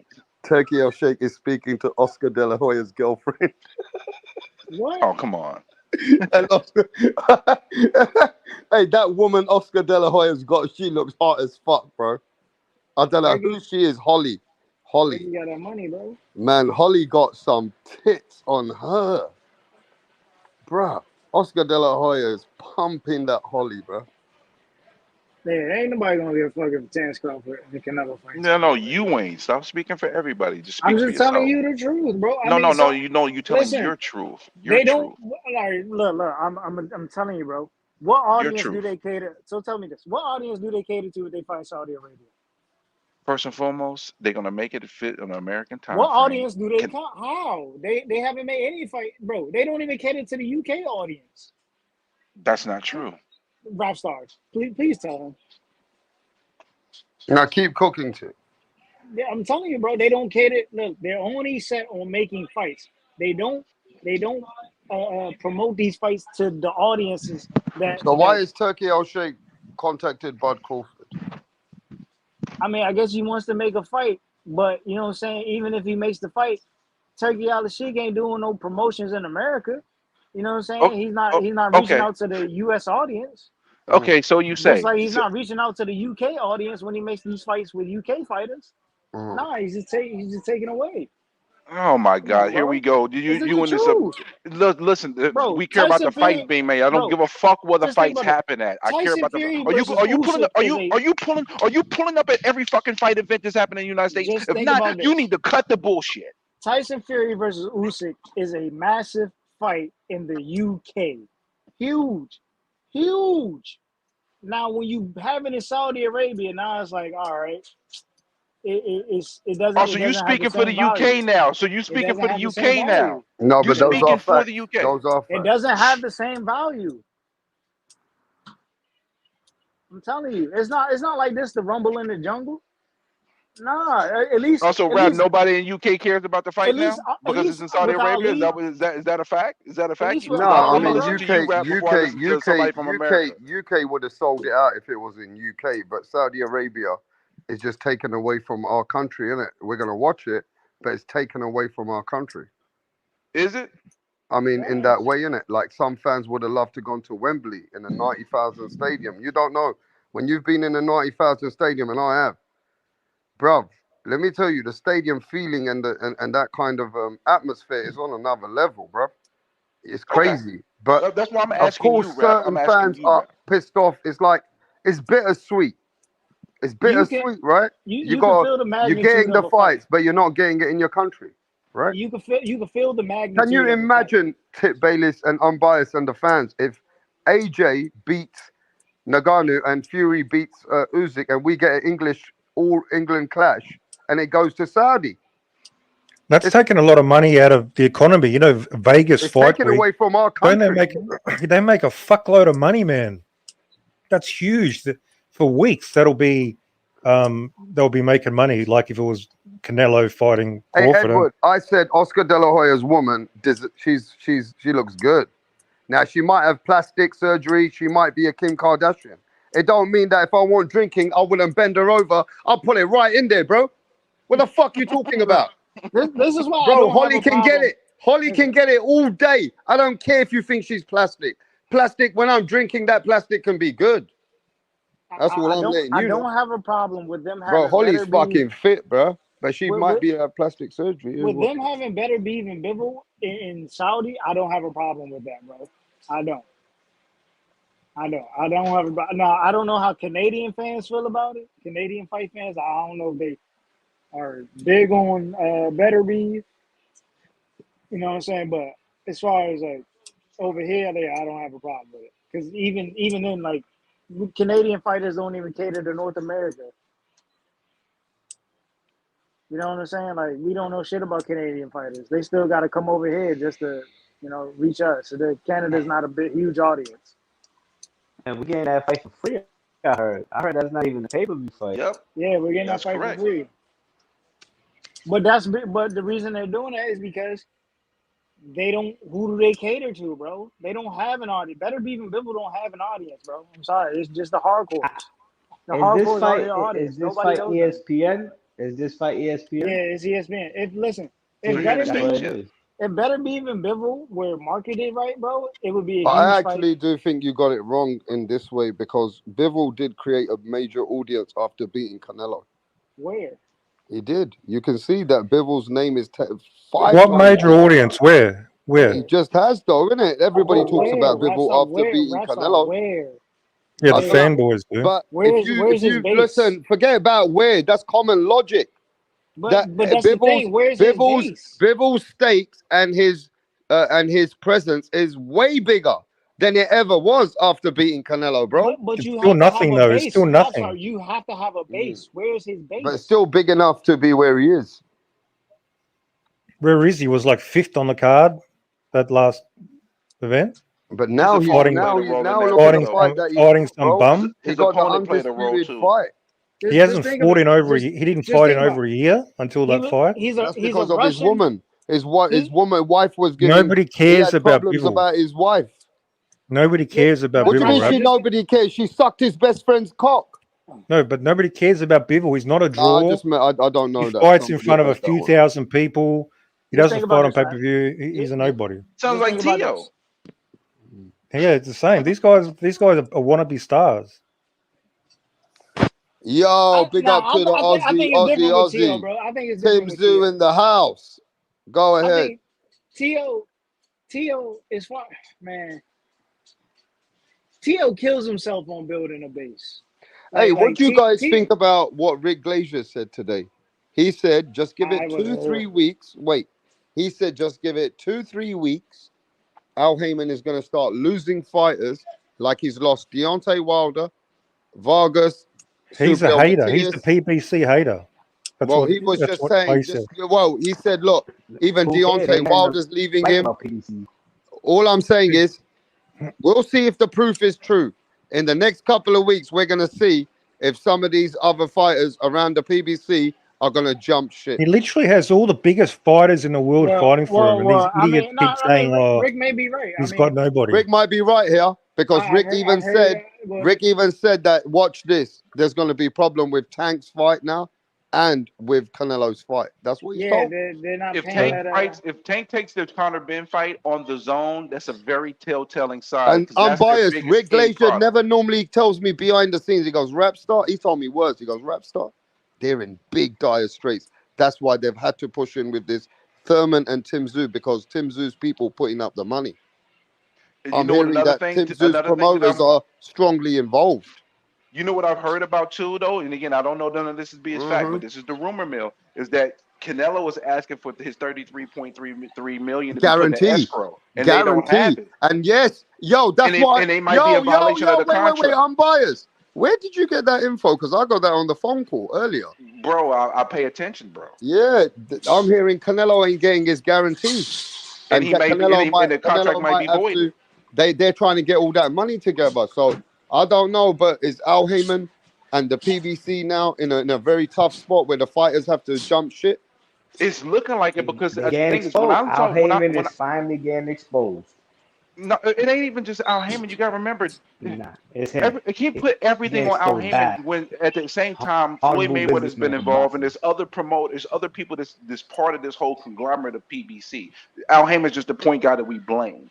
But the truth of the matter is, when I saw the press conference with Thurman and Tim Zoo, the first thing that hit me is like, why is Amazon not promoting this? Why is this not on Amazon's Twitter? Why is this not even being mentioned by Amazon in any capacity? It made me look at it like, whoa, they might not. Amazon really might just only be giving them a platform, no true financial backing in No, the sense there's of what none they had with. whatsoever. There's none Yeah, that's what it whatsoever. looks like. I don't want it to be the case because I don't want. I mean, I got people that I'm cool with, that I rock with the box community. They want to see PBC fail. I don't want to see them fail because I think they're good for for the top heavy guys.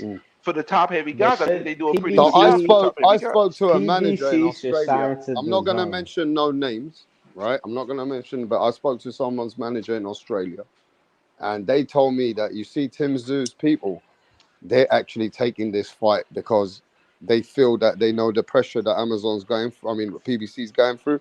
They're coming for Keith Thurman like Keith Thurman is food. Is that a mistake from the Australians? Because the Australians are confident. They want to take the limelight and they want to take Keith Thurman on their resume. That's how confident the Australians I think are. they should. I think they should. Look, I was saying this to I myself. think Keith Thurman is a Do quality you think name in Tip boxing. Bayless that That's they're why. making a mistake thinking that Keith Thurman is food? Listen, man, I think it's a mistake on both parts. I mean, shit, this is a listen. Keith is getting chewed up, says the people in the chat. Want to shit on this fight, Keith is getting chewed up, bro. As much as people want to shit on this fight, this fight is going to be very telling for both sides, bro. Tim Tszyu is looking for a name, and Keith Thurman is looking to reclaim a spot. You know what I'm saying? And Tip, also, you got to understand something. People ain't shitting on the fight because of the fight. They're shitting on the fight because it's going to cost them $80. That's where they base it off. I mean, not who cares, because of the fight bro? Just itself. think about this. If this was a fight that was on Amazon Prime, and all you had to have was your Prime membership, nobody would be saying, "Oh, this fucking blows." No. But for an inaugural rollout for an Amazon Prime deal, we expected something bigger. Okay, that's just the fact. I like the card. I like the card. I think it's the card is okay. The card is cool. It's not a bad card. It's not a bad card. But for an inaugural Amazon Prime partnership, quote unquote, I expected it to be a bigger splash. And it may not be a bigger splash because of the circumstances, but we don't know 100%. But also we have to keep it 100. Honestly speaking, we do need to keep it 100 here, Tip. And I know I spoke to the Americans, and you know I speak to everyone in boxing. I got a lot of things going on behind the scenes, and whether you guys like it or not, some people feel that Tim Tszyu is an Australian superstar in Australia, though. But coming to America and him opening the card with Keith, some Americans have got a problem with that, bro. They don't feel like that's what should have opened it because they feel like the Americans should have opened it. I'm biased. Would you like to speak about that? Do you feel that? Do you think that Tim Tszyu coming to open the thing, being an Australian big name, to actually open the American pay-per-view card with Keith is the wrong dynamics? It's not about Tim Tszyu. It's not. It's about Keith. I think it's more about. I think it's a combination of all the factors that you got people saying, "Oh, people gonna hate PBC for this," right? When they, the word was the fanagers saying you're gonna hate PBC for this, right? And then we're like, okay, we're expecting a big rollout, and then again, nothing against Tim Tszyu, but Tim Tszyu, the last 3 fights I watched with Tim Tszyu, I didn't have to pay a dime for, right? So I'm just looking at the dynamics as they are. Keith Thurman hasn't fought in 2+ years. So when you're bringing, let me stop the conversation. If it was Tim and Crawford, it's pay-per-view straight away. It would be a little bit different conversation. You hear that, Tim?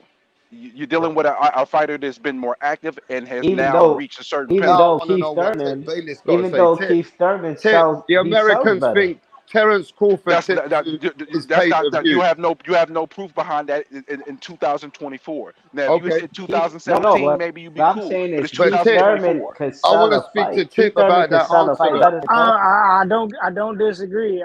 So Terence Crawford and Tim is the fight that umpire says is pay-per-view. Listen, I'm not disagreeing that Terence Crawford versus Tim Tszyu would have been pay-per-view. My argument here is Keith Thurman versus Tim Tszyu is pay-per-view, but like Umbaya said. But how much do the Australians pay for it? They don't pay $80 like in America. They're paying $19. The So the inactivity, Australians are paying 19 in their country. the inactivity is in a way of this Nah, that's being too. No, a pay per view Unbiased for has made American that up. fans, but this is It's, very it's much a pay per 19 to view fight. $23 is one is in between that. I don't know. You Because the gotta ask Mirage, Australians are bro. going to support their own. They're going to support him. You gotta ask Mirage. But Keith Thurman has been Either out of way, sight, out of mind for the most part. either way, Keith Thurman. So the I don't problem think you is, feel Keith Thurman. the Australians are going to support their own, but the Americans ain't backing fucking Keith like certain, like some It's going to be Americans are, hard like to Tip back him Bayless. the way it is. He's out of sight, out of mind to a large degree. The We're man gonna has have to wait 3 till fight fights in week. 6 years. We're The gonna have to wait till fight visibility week. is not there. Wow, you guys have put your own countryman already against the Australian like that? We're gonna have to wait till fight week, and like It's Steve not about Espinosa. putting them against the what's the name? Because I watch boxing based on the boxers Tim's themselves. taking over USA, man. Tim's going to take over We're gonna have USA. to wait He's till going to fight grab it. week. If he knocks out Keith Thurman, he's going to grab him some fans. But the problem is, it's a paywall there, so that means it's still a little bit of a Then guess limited who's scope. next? Guess who I'm hearing is next? Danny Garcia. Garcia. Garcia wants the winner. Oh, Garcia. By the time if that happens, by the time Garcia fights him, Garcia be out the ring 2 years himself. Like So Tim Tszyu be taking American ex-American world champions out until the real world champion comes. Is that what you're saying? It ain't that. If these guys were actively, at least fighting once a freaking year, you know what I mean? These guys are. I look at them as part-time, part-retired fighters. That's the problem. And that doesn't help. Keith That has doesn't got help more. Tim Tszyu to the Keith has maximum got level. more to offer unbiased than Danny Garcia, bro. Yeah, Come on, I agree. unbiased. I agree. Even though Danny Garcia fight in the Barclays would probably do well live gate, If you think Thurman is out of mind, Danny Garcia is out of mind, bro. Oh yeah, no doubt. Again, Thurman's name is more relevant than Danny because Garcia, Thurman bro. talks more, but he does. But that's the problem. He just talks more and did a lot less fighting. And there's been more of a demand for Thurman than it has been for Garcia. Absolutely, fully 100% agreed. But Danny Garcia got a good win against Jose Benavidez Jr. I mean, don't give a fuck about Jose Benavidez. He beat Jose Benavidez before Jamal did. Yeah, but I mean, the one thing that they didn't do was knock him out. Neither did Jamal. I said the one thing they didn't do. I don't think so much we cared about Jamal knocking out Jose. It was just about him just getting back in the ring and looking like something. But my issue with that is he didn't fight for his title. Why the fuck does he still have his title at this point? Yeah, seriously. Why does he still have the 160 So title? listen, Tip Bayless. I think Tip Bayless, what's happened here? People realize that Keith Thurman is a very good and accurate puncher back in the day, but the people are not realizing that Keith Thurman also is adapted, and he has got the skills to make Tim Tszyu miss a lot of punches. Do you guys not think that? I think, yeah, he has the ability to circle the ring and make frustrate Tszyu. You know, Can he frustrate Tim Tszyu is the question. It's going to be tough. I mean, Tim Tszyu is a straight shooter, bro. Like those punches, they come straight down the line, man. Everything comes straight down the line. That's going to be a problem for Keith. He's going to have to use lateral movement. Lateral movement is going to be his key to success in this fight. But your boy is taking he's taking a big fight. He's taking a tough fight. Yeah, I mean, it's the fight you get. It's the fight he needs, man. Look, it's no more waiting for Keith Thurman, bro. We've already seen him come back once. You know what I'm saying? He got a little against Barrios, but now you're pushing 35. You know what I'm saying? You're on the back half of your career. Yeah, you got to push for a fight like Tim Tszyu. It's the only thing that's reasonable for you to get up. You know what I'm saying? Like, what other fight is going to have Keith Thurman get up? You know what I'm saying? What fight is out there for Keith Thurman to get up? It's got to be a champion, bro. It's got to be a champion. Something close. Is Keith going to go running? Running? Is Keith Thurman going to run? And is he going to try to stand there at some point and trade? I I feel like we I mean, are I going to see. expect Keith to trade. Yeah, I expect trade. I think we're going to get slight flashbacks of Diego Chavez, Soto, Carras. Look, one thing we know about We're Keith, going to get the full anytime you've package, ever man. seen Keith hurt in his life, he comes back strong. We're going to get the full package this fight. I promise you. Keith's going to have to fight for his life. Hey, do y'all have any questions for Keith? Yeah. Give me, if you got questions for Keith, give me your questions.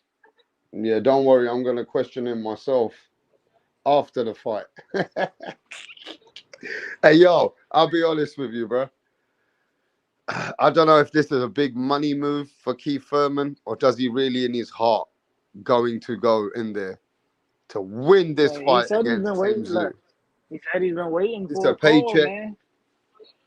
He said he's been waiting for a call. He said he's been waiting for the right fight. He said that's the right fight. So look, I mean, there's a name behind the fight. There's money behind the fight. Hey, it's like I said, it's something he could get up for. Hey, yo, Tim Tszyu's gonna make you get up for it because you know that Tim's fucking hungry. Coming from down and under, bro. From down and under. Yo, Tim's trying to break a man down. Tim's trying to break a man down. Every time Tim's trying to land with fucking intentions. But maybe you that's the fight. understand? I think that's the fight Keith is looking for. He didn't get that with Barrios. I think that's the fight Keith is looking for. Now, it could backfire on him. Honestly speaking, it could backfire on him. But this is the type of fight Keith Thurman is looking for. This is the fight Keith Thurman wants. You know? This is a tough fight for me, man, because I'm like, damn, Keith, you went for one, bro. Like, this kid, he may not look like it, but he's no joke. He's no joke. You're going to have to, in order for Keith Thurman to beat Tim Tszyu, he's going to have to push Tim Tszyu back, bro. You got to push Tim Tszyu back. You got to make sure you come got your forward. boy Sean Porter and Terence Crawford are backing Keith Thurman to beat Tim Tszyu. He's got to back Tim Tszyu up and hit him with big shots, bro. He got to make Tim Tszyu respect him. Respect. He's got to make him respect Keith Thurman. Like, have we seen Tim Tszyu get backed up in a fight? Like has Tim Tszyu One ever thing fought I on the back? one thing I do know is Keith Thurman has never, ever been knocked out or been stopped. Never. Hey, never say never, man. And this is the only statement that the man from Australia, Costa Tszyu's DNA, is he trying to do a Zab Judah part 2 many, many years later? Is this the time that the Aussie is coming to show the American, or is the American going to be able to protect his name in front of his own country? Because I'll tell you what, bro, Keith Thurman knows that Tim Tszyu's coming to his backyard. And Keith Thurman said Tim Tszyu ain't on the same level when it comes to IQ. He said, I expect him to be strong and come forward. But he goes to catch Keith Thurman, it's like you got to pay to catch me. So, hey, man, this is crazy, bro. And I don't want to see Keith Thurman on his back foot running like Jermaine Ortiz. He's going to have to do that in spots to have a chance. He can't just sit there the whole time and engage. No, he can't. So he's going to have to utilize a lot of lateral movement, which one thing is, Keith Thurman does that well. But the problem is, can he do it for 12 rounds after being out of the ring for 2 years? That's why I believe he gets knocked out eventually, or he fights to survive at a certain point. That's a big statement, though, to stop Keith. That's a big statement to stop him. The hourglass eventually runs out of time in all aspects. You feel me? Yeah. Listen, I think he's going to get knocked out. But if he doesn't get knocked out, he's going to fight to survive at a certain point because he's going to get caught. If this fight was a year and a half ago, I might have a different opinion. but I've seen Tim Tszyu grow as a fighter, and he's become a more patient fighter. He does effective aggression, unlike Teofimo Lopez. All He right, knows how we to got cut off a another ring. man from America, Florida, Florida's finest, the rapper from Florida, Shadow Ban. Shadow Ban says, no way Keith gets KO'd. And that shows that people know what Keith Thurman's about as all round as a fighter that has the ability to know how to survive in many rounds. Keith is an all round, I would say, grounded fighter, been in the game since the age of 9 years old. You're talking about Keith Thurman, who knows the education of boxing, bro. He could survive, and he sure can survive. And his moral victory will be, watch, unbiased, is that Keith Thurman did not go out like no chump for no one. That will be Keith Thurman's moral victory. Are we And I doing those believe in now? Keith not to be knocked out. I do agree that Tim Tszyu would start applying the pressure and winning out some rounds and winning the rounds and maybe dominating certain part of the fight. But as far as a stoppage, that's not easy to do to Keith. I don't think so, my brother. I just don't know if he's going to be sharp enough to keep it from happening. He got to have his cardio is going to be out of this world. I mean, I don't know if anyone ever seen Keith Thurman look that vulnerable to be stopped, but he's not that kind of fighter, bro. He He's does looked have vulnerable on a enough. couple He has occasions. enough lateral movement, education, defense. Keith Thurman is not a fighter to go out like a chump. I'm telling you, he's not. But him As getting much as knocked I out know don't mean he go out like a chump. Tim Tszyu's the man that I'm favoring, but still, Keith Thurman, he ain't going out like no chump for no one. See, the thing is, me saying thinking he's going to get knocked out don't mean he's going out like a chump. That actually I don't means that think he he's is going. getting knocked out.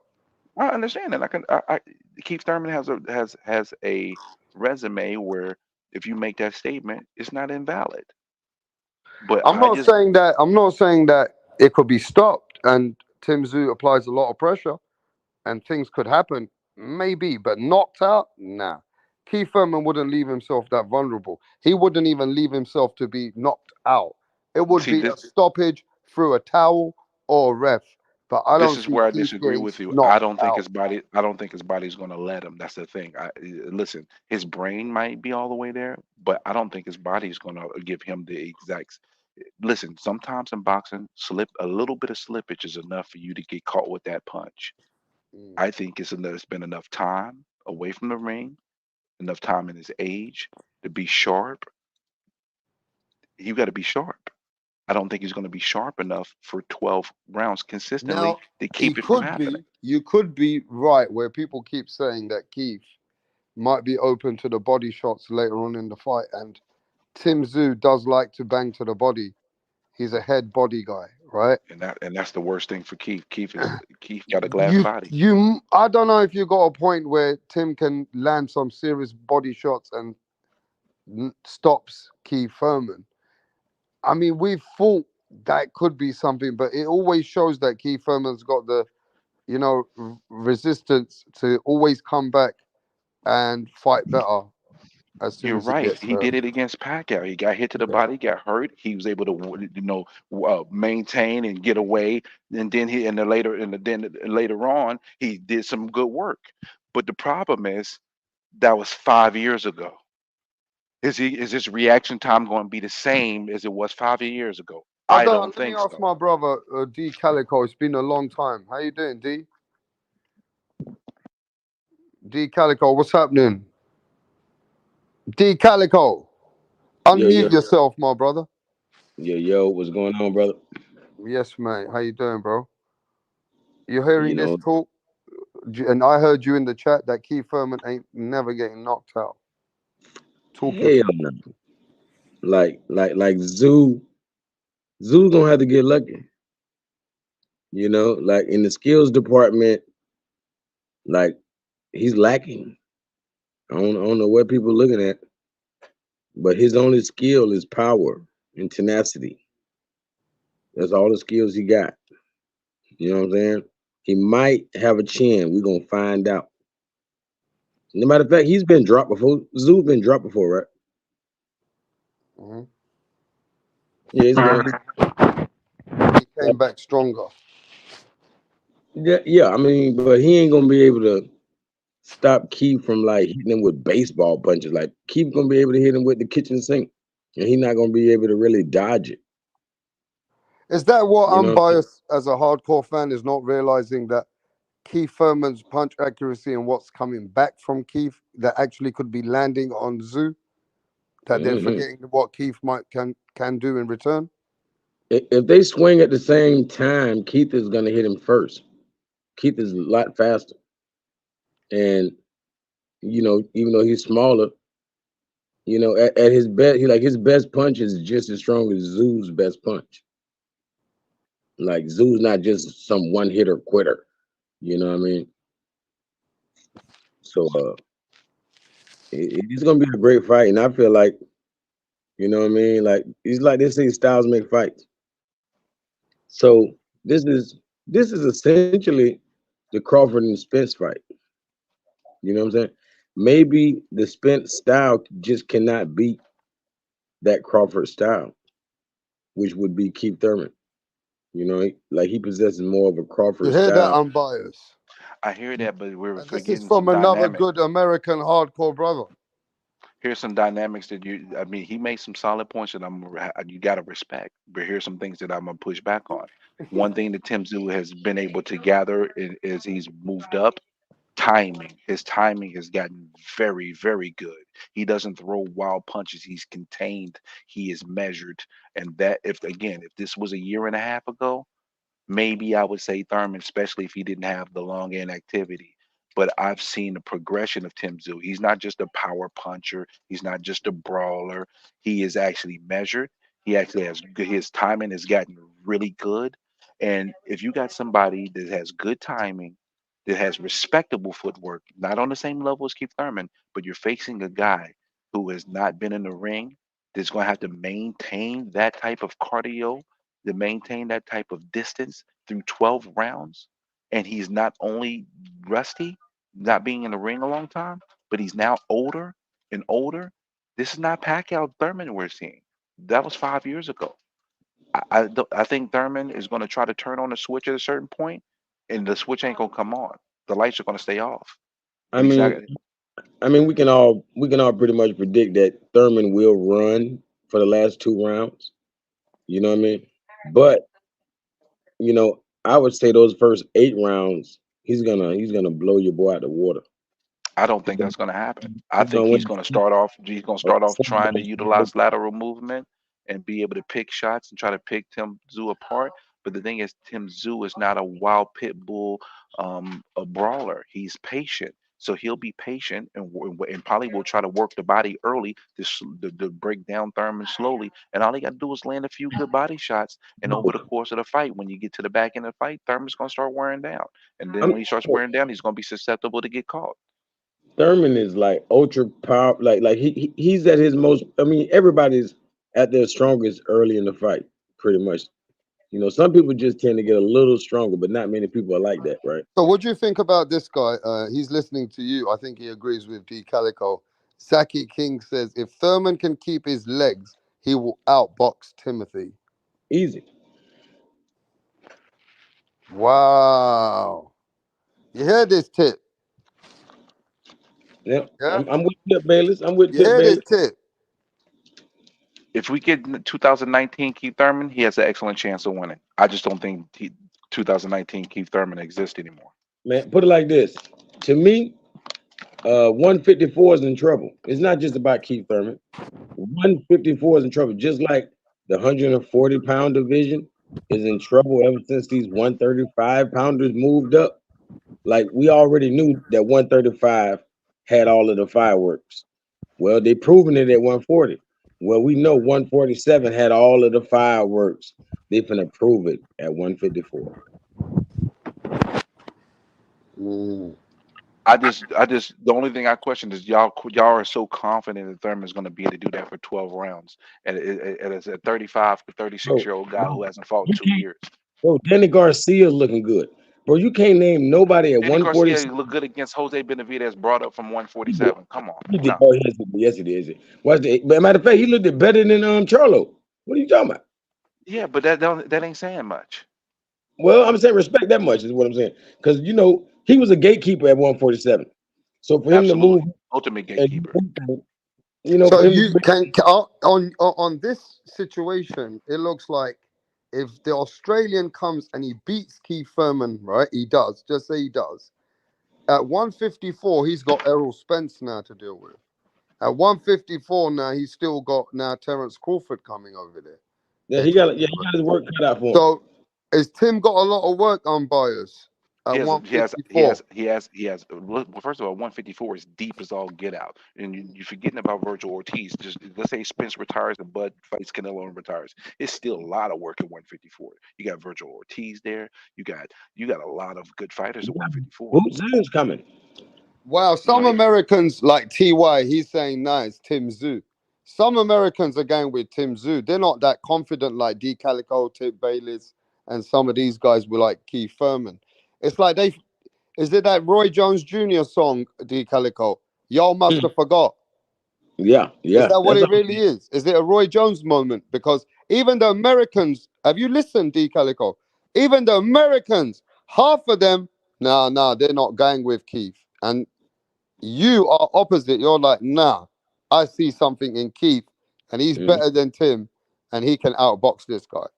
If it was 2017, yeah, that's the thing for me. If it was 2017, no doubt. I would. If it was 2017, I'd be like, yeah, Keith Thurman's won. But unfortunately, it's 7 years since then. I mean, I just want to know what's so special about Tszyu. Like, Tszyu has never fought a fighter the caliber of Keith Thurman. No, well, hence this is the reason for the fight. But the thing is, though, as much as we talk about the caliber of Keith Thurman, Harrison. nothing kills a fighter more than inactivity, brother. That's what kills a fighter the most. If Keith Thurman had fought 8 months ago, a year ago, I might have a different conversation with you. But the facts remain, he has not fought. When they get in the ring, it'll be 25 months. I can't put my money on I can't put my money and my pick on a guy that hasn't fought in 25 months, who is fighting a guy who is sharp, who's been consistently in the ring, who will have his timing down to the pat. See, Keith Thurman's going to have to find his timing. His time, Tim Tszyu's timing is going to be there automatically. Look, if that was Devin Haney or Jerron Boots in it, then I would understand what you're saying. Man, that guy Tim Tszyu is going to be there to get hit all night. He invites it because that's how he's gonna, also do what he came to do. That's the only way he's gonna put the damage on Keith is probably to take one to give one. You know what I'm saying? So he's prepared for that all day in the main. And if you don't let him use you, he's gonna call you a chicken. But my issue with you is this: if Tim Tszyu was like TEOFIMO Lopez and couldn't cut off a ring and didn't know how to properly utilize an L step to do so, then I'd be like, yeah, your argument has so much validity. But the difference is, Tim Tszyu is patient. He knows how to cut off a ring, so he don't have to bull rush Tim. He don't have to bull rush Keith Thurman. He can counter the counterer. He can take his time, pick his shots, and then be able to get in there and eventually do damage. It's 12 rounds. Keith Thurman's gonna have to be great on his feet for 12 rounds after 25 months of inactivity. I can't bank on that. What's this? In the skills department, like we already just answered that. Like I can tell you even agree that Tim Tszyu has never fought a person the caliber of Keith Thurman. Now, on the other hand, Tim Tszyu, he's probably not even top 5 opponents, you know what I mean, that Tszyu as far as skills go. Because Tszyu has nothing but power. And we hoping it's really he has there. more than power. He has timing. That's the thing. You're basing let's Tim talk Tszyu. to Australia's. Hey, look, D. Calico, we got Australia's finest over here now. We got Australia's guys, Carl, Anson. Please talk to us. You've been listening for a long time. What do you think about these assessments? And what do you think about what you're hearing? I think Tim's going to hit Keith so hard he's going to shit on himself. Wow. He's going to actually shit his pants. He's going to tear his liver clean out for me. And I don't know what the fuck you're looking at, man. Or Big Calico, I don't know what the fuck you're smoking, bro, but wow. Send some over to Australia. Yeah, I'm about to smoke right now. You better smoke. You might be smoking a Thurman pack. you better show them, D. Calico, what's going on. They're coming at you, the Australians. Hey. You already know they from land down under, man, so they wouldn't understand what it's like to be on top of the world. Oh, wow. Shots fired in the air. Nice. Well, we'll see March 30. We'll see how your boy is. I think your boy's getting the fuck beaten out of him. I think he's been out of the ring too long and he's barked up the wrong tree. I mean, hey, put it like this. Can we all agree that Keith Thurman, I don't think y'all gonna agree with this either, but he's gonna expose Zoo. Win, lose, or draw, he's gonna expose him early too. I'm talking about the first 6 rounds, he's probably gonna obliterate him. I disagree. You know why I disagree? Because the key component for Keith Thurman is his lateral movement and timing. He'll have lateral movement, but it's going to take him a second to get timing. They're both going to be patient. Expect the first 2 rounds to be very I've never heavy seen duty. Keith Thurman. I've never seen that from Keith. Keith Thurman is very active in the first like 2 and 3 rounds. Like he don't play. He's not gonna have a fill you out round. He don't do that. That's true. Yeah, but the thing is, him being active like that is what got him knocked down against Pacquiao. Yeah. Yes, only Pacquiao though. Only Pacquiao. Yeah, but the thing is though, this is 5 years removed. You think he's gonna try to, and he's facing somebody that has power in his fist. You think you're gonna just run up there reckless abandon and throw shots and try to give it to him? I don't think so. I think he's gonna try to pick his shots. He's gonna jump in and jump out. He's gonna try to make Zoo look, slow. But the problem with that is you need to have your timing down. Thurman hasn't fought in almost 2 years. I don't think his timing is going to be on point initially. He's going to have to fill it out to get time. I feel like I can't hear you, boxing kangaroo. Who did he fight? Mario That Barrio. killer Mario. Yeah. Oh, that killer Mario. It's that killer, the Terminator. That killer. Yeah, killer. I mean, I ain't gonna lie. Like the one thing about Mario Barrio, even against Tank and Keith Thurman, his only loss, like those last in his last rounds, he could be all banged up, but he's still like he's willing to go out on his sword, man. You know what I'm saying? But the thing is, Mario Barrios, he lost to Keith Thurman, but if Tim Tszyu lands those same shots that Mario Barrios land, the night is over. Yeah. Well, I mean, that's 2 years ago, and that's compared to a 2 year ago Thurman without another fight in the ring. I think you're not putting enough value on that inactivity. Activity is the quickest killer of a fighter. The only thing I had to just take into account is his rib cage, because I forgot how tender his body is. You know, and remember how Tim Tszyu loves to go to the body. Yeah, I could imagine. But I mean, that's his only hope. I'm telling you, that's his only hope. It ain't his only hope. The only hope that Thurman has is that his legs are good for 12 rounds, and he can be able to duck and dodge and avoid for 12 rounds. I think it's the other way around in comparison to what you're saying. I think it's Keith Thurman that has a hope. Nah, I'm telling you, you're gonna see. The better boxer is Keith, is what I'm saying. Number one. Say what? The better boxer is Keith. The more durable man is Zoo. So it's almost 50-50. It's pretty 50-50 to me. So you're telling me the more durable man that's been more active, that has a better timing, is facing a guy that's a better boxer, but now 5 years older from his best days and inactive. Huh? Zoo's last fight wasn't all that impressive, like all throughout. He beat the shit out of Mendoza. He beat the shit out of Mendoza. Mendoza was gallant in his effort, but he got his ass whooped. What do you mean? Man. What are you telling me? Bro, whatever timing you saw, I didn't see until like the end of the fight. He was trying to find him. Mendoza had good moments, and that's what Keith Thurman is going to have to bank on. But can I count on Keith Thurman doing that for 12 rounds after being out of the ring for 25 months? I wouldn't bank on it. I can't bank on it. Let's go through. I've been saying this multiple times. Let's go look at the last 4 years of boxers that fought with 15 months or more inactivity and what happened to them in the ring. The record is probably like 1 in 12. The numbers are not in Keith Thurman's favor, bro. Errol Spence, 469 days inactive, ass whoop. Josh Taylor, 469 days inactive, ass whoop. Stephen Fulton, 15 months, ass whoop. Bro, there's a common theme here. Bro, at his age, load management is perfect for him. After hoping and wishing and praying that's going to be the case. The one thing that's in Keith Thurman's favor in regards to that, Keith Thurman has not looked rusty in his fights coming out of long inactivity. But I personally believe that he's going to be a half a step slower as the older fighter, and that half a step is going to cost him at some point in this fight. I think that's All you need to do is have a little bit of slowdown and a little bit slowdown in reaction time, and that's all it takes. No, I feel like that's the whole reason he's moving up, because at 147 he was too slow. At 154 he will be that step ahead. He'll be a step quicker than those guys. So you think that's going to make up for the 2 years of inactivity? I mean, no, that's going to help with his age. That's going to help him even. That's the only reason he's even in the ring.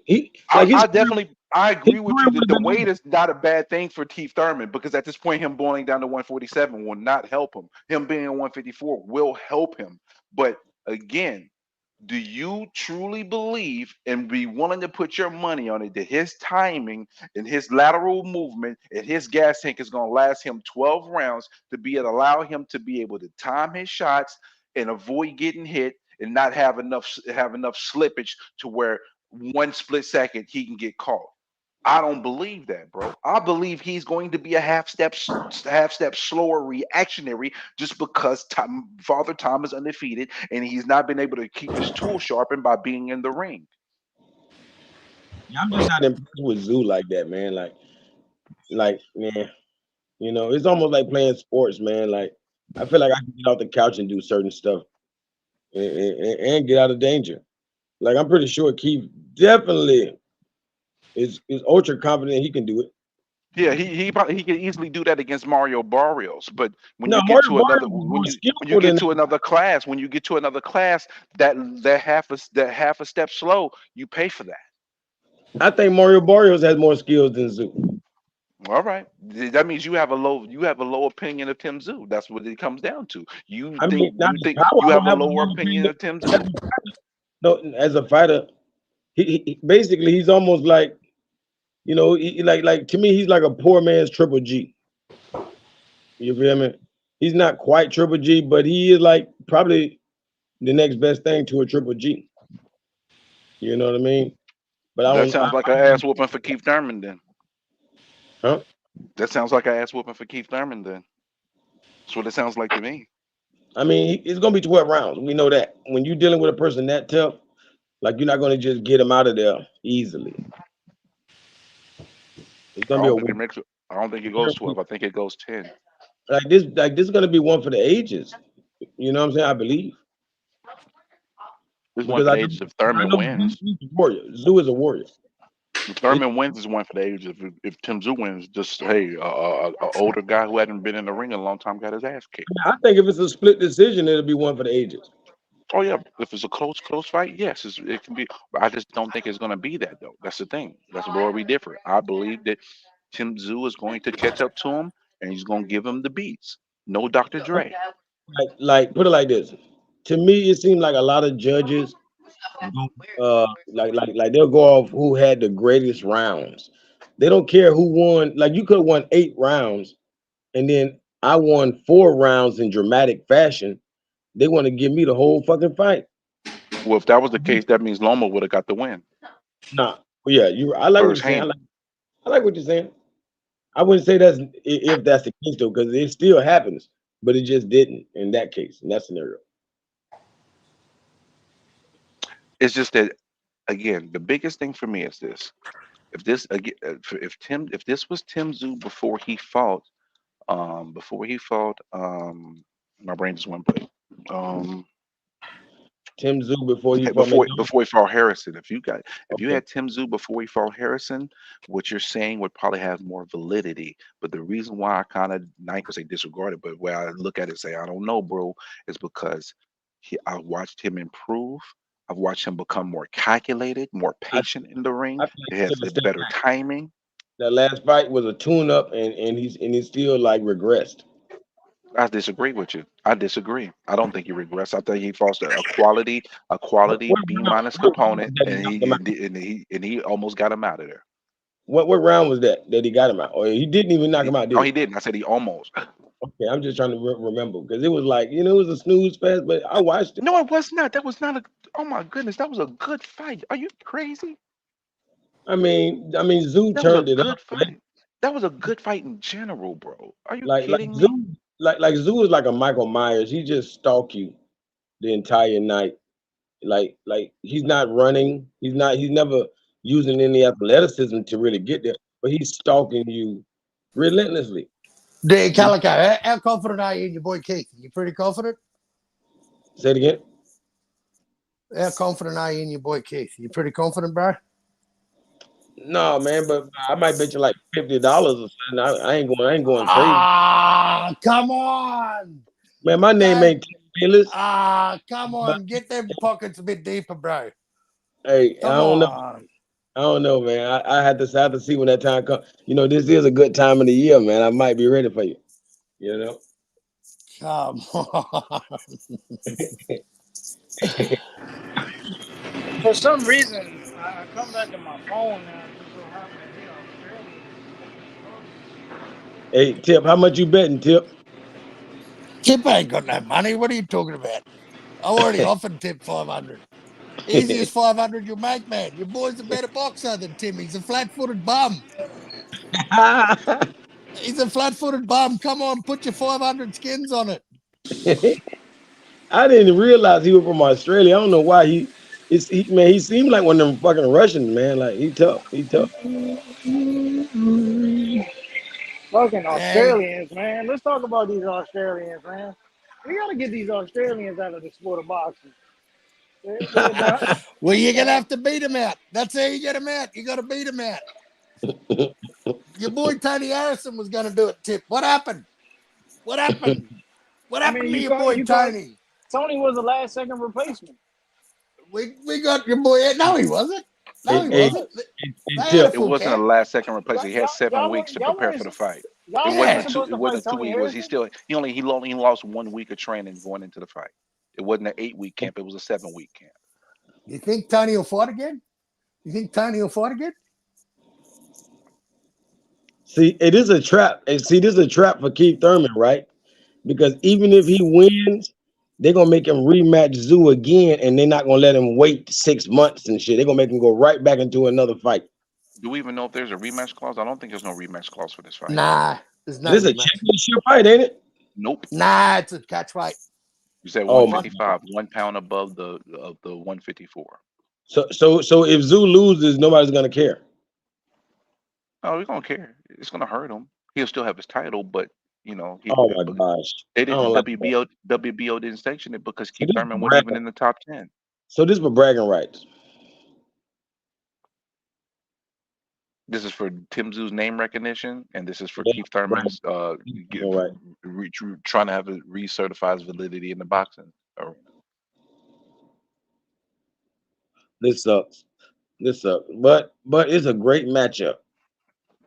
It's a great matchup, but it's not a great inaugural pay-per-view for PBC and Amazon.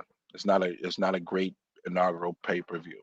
The fight itself is cool. Don't get it twisted. I'm cool with the fight, but as an inaugural $80 pay-per-view for Amazon Prime, it's not what you. It's not what I want to know: are they making boxing? Are they making a lane in boxing like the Pro Bowl, where guys get to loaf on the field or in the ring? You know what I mean? They're gonna be loafing in that motherfucker. What's going on, man? I'm confused. What you mean? I feel like, man, just like in the NFL, they had a Pro Bowl. The Pro Bowl used to be competitive, but now all they do is loaf around. You know, it's not truly competitive. And I feel like boxing is trying to make a lane for that. Well, that politics play a role with that, though. It's like they just putting the big names in there for fun. They don't, you know what I mean? It's like not serious. I don't like that. That don't make no sense. Give me examples of what you mean. I'm talking about Zoo and Thurman for exhibition. That's ridiculous. It's not an exhibition. It's a real fight. No disrespect. I mean, it's an exhibition. I mean, it count on their record, but I'm saying. Yeah, so it's not an exhibition. Don't say that. Yeah, exhibitions count. No, they don't. Exhibitions don't count on your record. Exhibitions are exactly what they are. Exhibitions. So what do you call this? A professional fight. It's just a fight. It's nothing more than a fight. You know what I'm Yes, sir. saying? The integrity and prize are on the line here. So this for the ranking system. Nah, not even for that. Damn. Well, first of all, Keith Thurman ain't even ranked, bro. That's the reason I why know that. WBO. But And this is remember, I think this it's a was little bit ranked. I think it's a little personal too, because remember, Keith Thurman disrespected WBO. WB no, he didn't recognize the Fuck the WBO, WBO. and he wasn't even ranked. WBO is a shit sanctioning body. Okay, all of them are shit to some degree. So what are you saying? Chill, bro. We appreciate the WBC over here. WBC Tell is him, Rap crooks, Star. bro. Rap World Star, boxing tell him. corruption. I'm Tell sorry. him, Rap I'm Star. calling it what I'm saying. World boxing We corruption. love Mauricio Suleiman over here, bro. He crook. He always want to insert himself instead of just he trying to be like freaking Hey, WBC stand for Rap Star Boxing Channel. Yeah. I like that. That was a good one. You That was feel a good one. I like that. That was solid. Nah, but all the sanctioned bodies got different bull crap to them. And Chill, don't get me bro. started with WBC. We only appreciate the green belt. All right, that's you. Speak for thyself. Speak for thyself. Hey, man. Matter of fact, what's that boxer? Dang, he over there. Where Rap from? He over there from that part of the world. The guy. Who? The guy From the UK? Yeah. Who? What boxers? A lot of UK boxers, bro. A lot. Conor Ben? But the guy that pretty much fights like Prince Ben Oh, Nacine. Ben Whitaker. Ben Whitaker's nasty. Yeah, Ben Whitaker. Man, what about that guy? He got a chance. I just want to see him in the step up of competition, but that boy Like, got a what chance to be weight class is that? 150, 154, is it? Or 160? What class is Man, Ben? Let me see what weight class Ben Whitaker's in. they better get some competition in there for him. That guy there is deadly. Where did TY go? Hey, Rap. What's up with your boy Ben Whitaker? You know he's only got 6 professional fights too, just so you know. Yeah, I like him still. Me too. I think he's got nasty. Oh, he's like heavyweight? Just wait until we convert him. Wow, he's that fluid. He's like heavyweight. I'm looking to see. Hold up. He's I don't like think he's a light heavyweight. heavyweight. I think he's a Yes, middleweight. he is. He's a light heavyweight, bro. Moving Damn, like that? they're in trouble. They're in trouble. They're in trouble. Yo, he's a light heavyweight. He gonna be the Black Usyk. Yo, he looks smaller, bro. It says light heavyweight on his Wikipedia. What Hold do on you one second. Let me go look at the box rack. You went in. He might have fought that in the amateurs. I think he's a. Hey, and they be talking about Bivol need to go up to light heavyweight. Man, he a man, bro. I like Bivol him. on his way out the door, man. Yeah, he old man. He's not that old. Well, better be gonna knock him out. I'm telling you, better be gonna break him. He gonna break He's him. in his early 30s, bro. Like Bivol don't got no real true power. He's just strong. He's strong. He's in his early 30s at light heavyweight. I mean, at best he goes at the cruiserweight. Like he don't like Bivol don't have no one punch power. Man, I forgot No. they just had a Bridger weight. Yo, Ben Whitaker's a light heavyweight, bro. Wow. That's amazing. That's amazing. Man, hats off to that dude. I really like what I see. TY, what's good, bro? What's up, bro? Can you hear me? Yeah, we can hear you, bro. What's up, my bro? What's going down? Man, talk to us about Tim Tszyu versus Keith Thurman, bro. Yeah, man, don't get it twisted, man. I like Keith, bro. Like Keith, I got Keith winning rounds. Like Keith is clearly the better boxer. But we talking about 2024. Thank you. And look, man, it just don't work like that. If y'all want to waste y'all money, look, man, I gamble all day, parlays, all that. Look, bro, don't do it. I'm telling you, you can't play boxing like this. Man been out of the fucking ring for 24, 25 months, man. Eventually gonna happen. He gonna win some rounds. But once that Zoo USA pressure start coming towards him and he start wearing down and he start get hit with some body shots, he gonna change his diaper. I'm telling you what's gonna happen. He gonna change that boy diaper and you gonna be shit out of some money. Don't do it to yourself, bro. I'm telling you. Zoo, there's a lot of things you can capitalize on, but I'm telling you, Zoo's been up in that ring. He's active, bro. People think that inactivity don't mean nothing. It means a lot, bro. because it ain't no difference to him. Yeah, he might not be regular people like getting up off the couch because he a boxer, but he's still getting up out the couch because he's still been out that motherfucker. Yeah, he's sparring. He up in the gym doing whatever he doing. But once he get up in that motherfucker and that pressure keep coming at him and he start getting hit with them shots, and we know how he is to the body. Would you say to the people that said many fighters have had a long layoff and came back and done good? Okay, well name them fighters and name the fighters he fought. Okay. Floyd Mayweather. Okay, special. I'm just saying, right? Fighters. Keith Thurman ain't special. Keith Thurman good. He a good fighter. He's not special. That's hate. He a good fighter. That's hate. He a good fighter. He a good fighter. I like Thurman, bro. You talking about somebody that fuck with Thurman? I like Thurman. Trust me. It's just sad and sickening that he's been out the ring and keep coming back every 2 years in every fight. You can't play boxing, man. He knows he can't keep doing that. Yeah, he can't. Huh? Like he older. He ain't got that many fights left in him. Like no more. Yeah. He don't. Yeah. So he prolonging it. Like that's basically what it looked like. Yo, But you speaking my language, bro. If you expecting this man to get up in here, bro, and get this young dude up and get this young motherfucker that's gonna keep coming at him all fucking night. You know what I'm saying? Because that's what he's gonna do. He's gonna walk forward on him all night. Man, Zoo gonna be bleeding, man. Zoo ain't gonna be pretty after this one. I'm gonna tell you this. Look, Keep gonna win some rounds. Don't get it twisted. Man, keep man. You see when he did the Barrios? Man, the only reason look, I'm with you, bro, on that. Keep beat the shit out of Barrios, bro. He only stopped because he was about to kill him.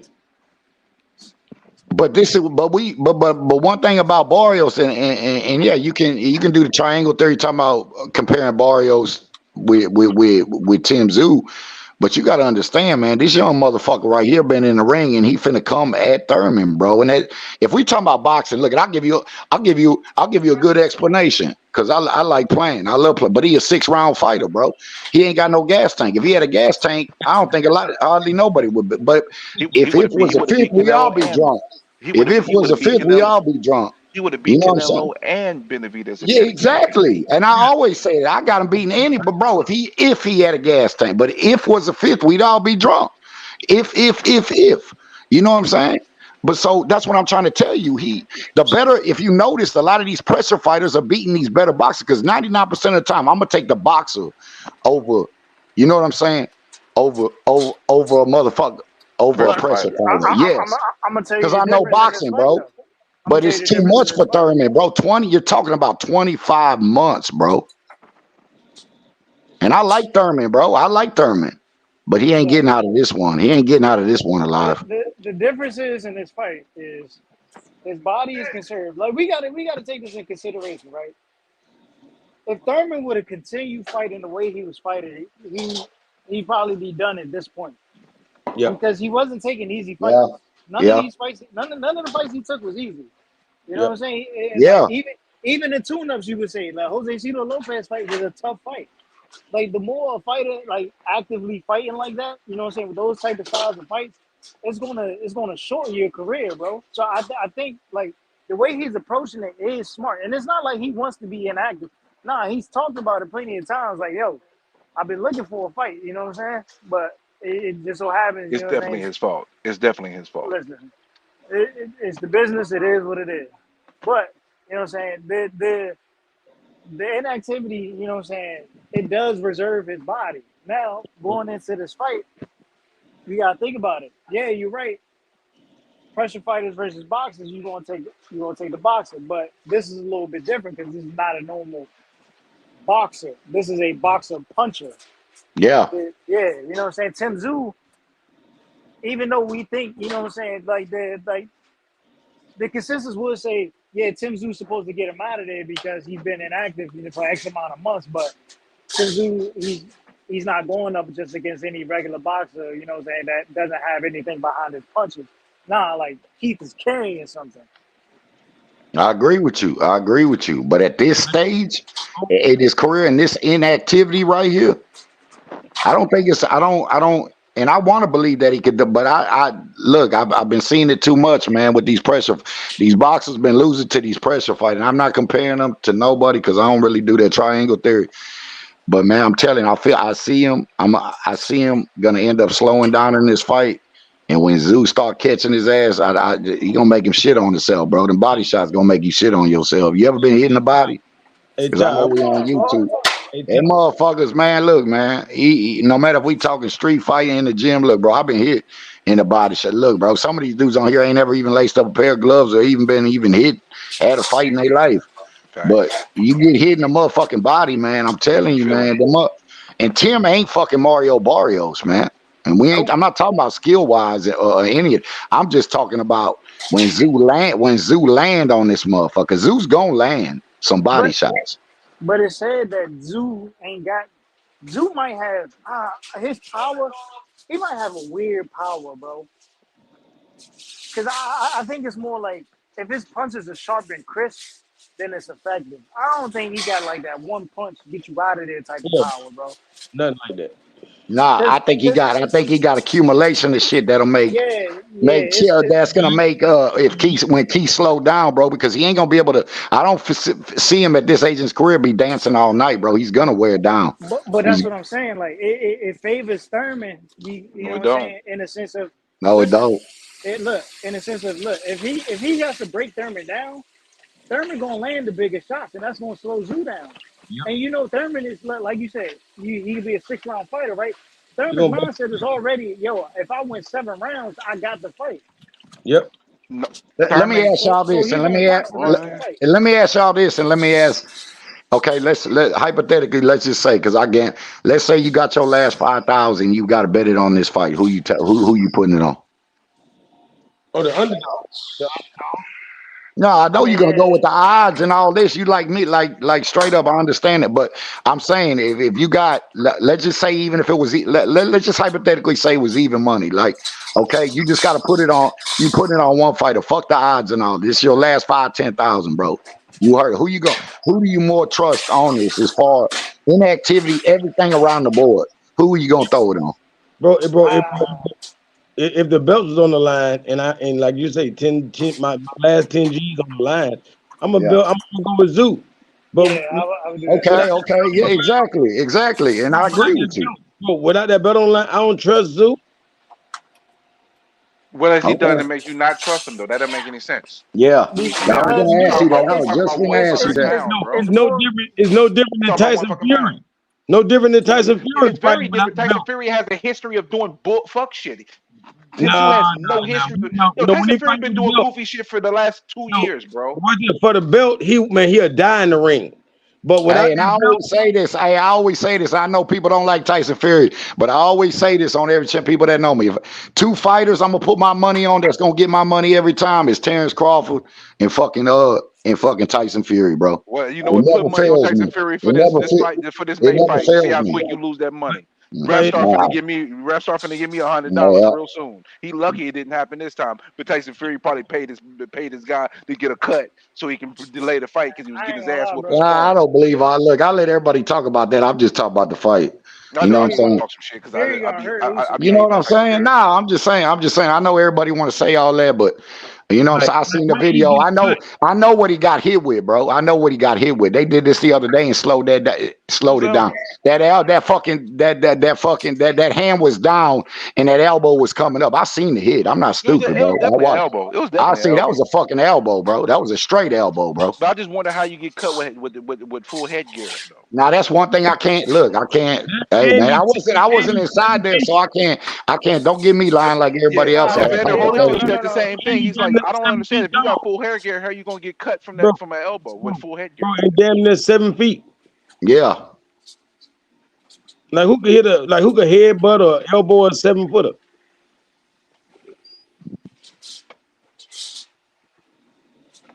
You know, a lot of people, when it comes to that, feel like Tyson Fury. A lot of people, when the fight was announced, there was a lot of people that still didn't think the fight was going to happen. And with this happened, it just made them feel like, okay, Tyson Fury's on that bullshit because I never thought this fight was actually going to happen until the bell ring. Because Tyson Fury has been on some bullshit. Yeah, I mean, shit. Tyson Fury always on this shit. But I know one thing: when he gets in that ring, and it's time to get up. That Ngannou shit. I'm glad it happened like this because that's more and more people that's gonna go with Usyk. And I always said this: by the time that fight happens, Usyk's gonna be the favorite. Watch. Well, I was going with Usyk before that, but you know. Yeah. Nah, pick with who you pick. I already know who I'm taking my money on. I've been doing this a while. I already know who I'm putting my money The on. last Wilder fight is what kind of made me start thinking about maybe Usyk could win because even though that fight was an excellent fight for our eyes, both of them was sloppy as fuck. Hey, yeah, they both suck. Yeah. They both lost their last fights. What I'm getting at is no, I was talking about the third fight itself.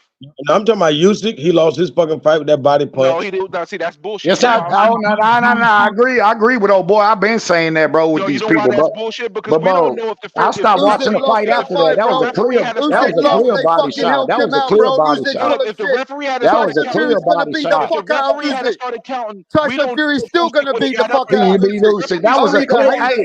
Let me say this, bro. Anybody that really knows boxing, bro, know that was a legal body shot, bro. Anybody that know legal, know that was a legal body shot, bro. Fucked up.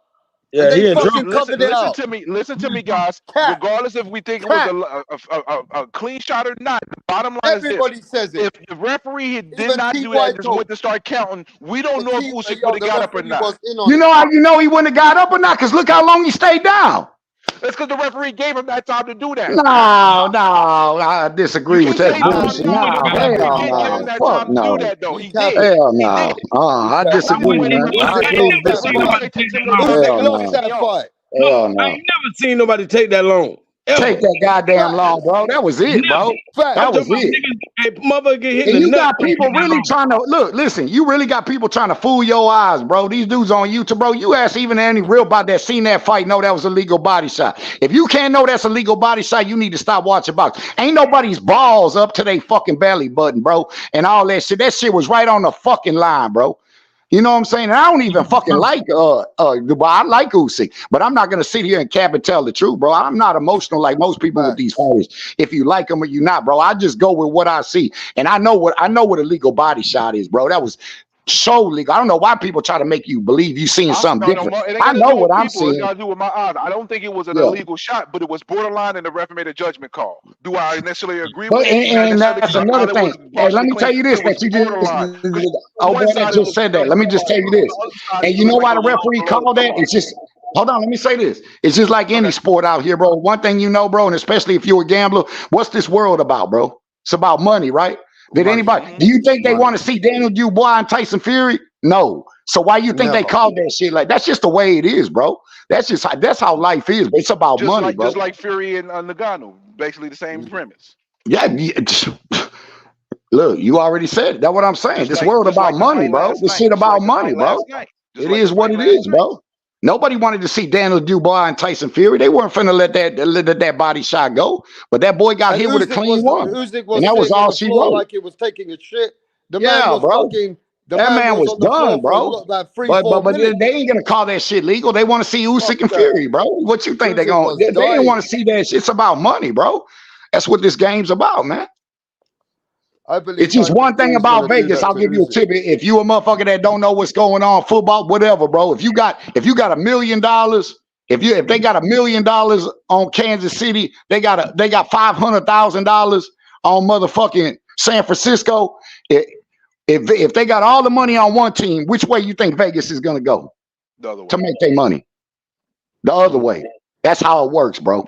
It's all dirty shit, bro. That's why at the end of games, you always see bullshit calls and then the team coming back and bro, it's all behind the scene. It ain't no difference from the mob running it, bro. It's the way they do the parlay picks, the way they do the point spreads. You just think these point spreads are right there at the end of the game, bro. It's all fucking fit. It's all there, bro. It's about money, bro. Weeks is working for the game. Referees working for the game. You got to. Hey, Ty, watch it. If it's me versus you and everybody betting on me, goddamn it, and they tell me which way you think they're going, which way you think Vegas is going. If they tell me I gotta lose, guess what I gotta do? You gotta lose. I gotta lose. You gotta lose. Or get your motherfucking house blown, or get your house blown up and your motherfucking legs chopped off. That's just the way it works, bro. That's the way this the way it is, bro. No matter what these little kids say on here and all this, bro, 20-year-olds and 30 be coming up here act like they know boxing and talking. Bro, this shit about money, bro. This is what the world is about, bro. And if they want something to happen, it's gonna happen, bro. Why you think they got San Francisco is the motherfucking favorite? Because Vegas already know Mahomes ain't fucking losing this bitch. I just threw 900, 1,000 on Mahomes. And anything, I'm telling you, just watch, bro. Just watch, man. I'm telling you. You got San Francisco as the favorite, bro. Stop it, man. They shouldn't be the favorite. The fuck? Man, Vegas slick, bro. See, you got to be in this game for a while to know what they do, bro. People that know, if you know, you know. If you don't know, you just don't know, bro. Yeah, but T.Y., I want to talk to you about the big fight on this Thursday, Super Bowl. And I know you're very high on TEOFIMO. You never put TEOFIMO. You always say Tio's got great qualities. Can you please tell me about this fight with Tio versus Jermaine Ortiz? Yeah, man. I've been talking about it yesterday. I see everybody shitting on T.O. and Jermaine. Jermaine came out with the best game plan. I'm gonna tell you the difference. Why I don't even think nobody should have won that motherfucking fight. First of all, motherfuckers didn't hardly land shit. Now Jermaine at the beginning, he came out, he was doing his thing, getting some shots here and there, technical, this. But when you start, especially around the end of the fight, when you just keep on running back and keep running and you're not throwing nothing back, that ain't no sweet signs, bro. And that's what people are failing to realize, bro. That's what the fuck they're failing to realize, bro. And that's exactly why they gave it to motherfucking T.O. You know why? Because he was coming forward, trying to engage. Ortiz wasn't trying to engage. That's all I'm trying to tell you. And I'm not being no fin nothing. Ortiz came with a good game, but he had to do more. If you listen to all these trainers, Calvin, all the girls saying it's just the truth, bro. It's the truth. And he could have won that. I put something on him for 460 because I know how T.O. is. Sometimes T.O., I put him on 2 different parlays. I took T.O. and I took bro. And I took for 460. You crazy if you didn't put none. Because sometimes T.O. gonna show up or Gordo gonna show up. If Gordo show up, it's a dip. But that style's all wrong. It's the same thing as Sando Martin. That's the same shit he came out with. People didn't expect him to come out southpaw like that, bro. But he had the perfect shit. But if he would have just started throwing more at the end, he just started just running. That's running. What people say Mayweather was running. But see, Mayweather he throwing shit back. He's sitting in the pocket. He throwing shit back. You gotta throw shit back. You can't expect to win a fight like that, bro. We gave away the fight. Your boy Ortiz tried to imitate Devin Haney, and it did not work because you can't do what Devin do. If he would have just started throwing more shit back. But if you want to look at the precise punches, that even though there weren't that many, it was T.O.'s punches, which wasn't that many. But Ortiz could have won that fight, but he didn't. He just, if you notice the ends of the rounds, bro, the ends of the rounds, he just kept going back, running back, running back. He wasn't throwing nothing back. He wasn't throwing nothing back. He was doing number cardio. He gave away the fight doing number yes, cardio. Exactly. You can't do that. The real people that know boxing know that. That's not sweet science if you're not throwing nothing back, bro. That's right. So they talk shit on my boy. They talk shit about my boy Shakur. But then y'all want to sit there. These dudes want to come up here and talk about Ortiz got robbed. Now the fans got robbed, motherfucker. Don't start saying he got robbed because the same people saying that shit, the same people shitting on Shakur. But at least Shakur was catching him with a jab all fucking night. That's why he won the fight. Yep. Shakur didn't do nothing. Yeah. It was great defense. That's it. No offense. Okay, well you can say that, bro. That's your hey. The thing is, the reason why T.O. get flagged though is because T.O. was talking about how he gonna knock him out, beat his ass. He ain't do none of that. He was doing. And I agree with you. It didn't happen like that. And he struggles. He struggles with that style, bro. He struggles with that style, bro. TEOFIMO, they can't be calling out Bud Crawford anymore, bro. Oh man, I said that, bro. He don't want none of that shit, bro. I don't care how he looked in this fight, bro. Ain't no, but none of these dudes beating Bud, man. Not beating Bud, man. So was you frustrated? Was it a frustrating fight? Yeah, it was frustrating. You already know, bro. I didn't have nobody, but T.O. should have got it because you didn't do enough to take the belt. And anybody know that's an old school fight. Watch old school. You got to do enough to beat the champion, bro. Now, if they would have gave that shit to Ortiz, bro, y'all would have been happy with that, bro. Hell no, that shit was weak. No, never. Yeah, that's what I'm saying, bro. Even though I'm mad at T.O., I don't even think T.O. deserved to win the fight. But the thing you call it a draw and let T.O. keep the bet because he didn't do enough. And he could have won that fucking fight, but he didn't throw nothing back. That's not no sweet science, bro. You got to throw shit back, bro.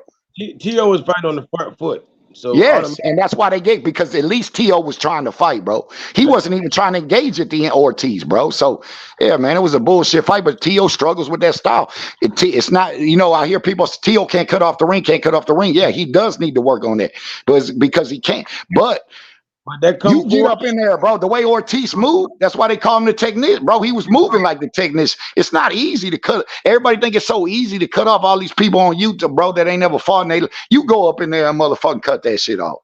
You know what I'm saying? It's so easy. Bro, that come forward. But the great fighter will do it, though. Yeah, I agree with you. I agree. And that's what T.O. needs to work on. He needs to know how to cut off that ring. Bro, that come forward shit by T.O. would not work with Devin, bro. And you know what? And I hate to say it, and that style with Devin and T.O. Yeah, if T.O. can't cut, that shit he just ain't gonna work because Devin's gonna outbuy. I hate to say it, I don't even like it. I'm not even no Devin Haney fan like that. I want to see T.O. knock out Devin so bad, but it's not gonna happen. Not like this. Fuck no. Get picked apart, bro. Exactly. It's not gonna work, and it kills me to say that, but it ain't, bro.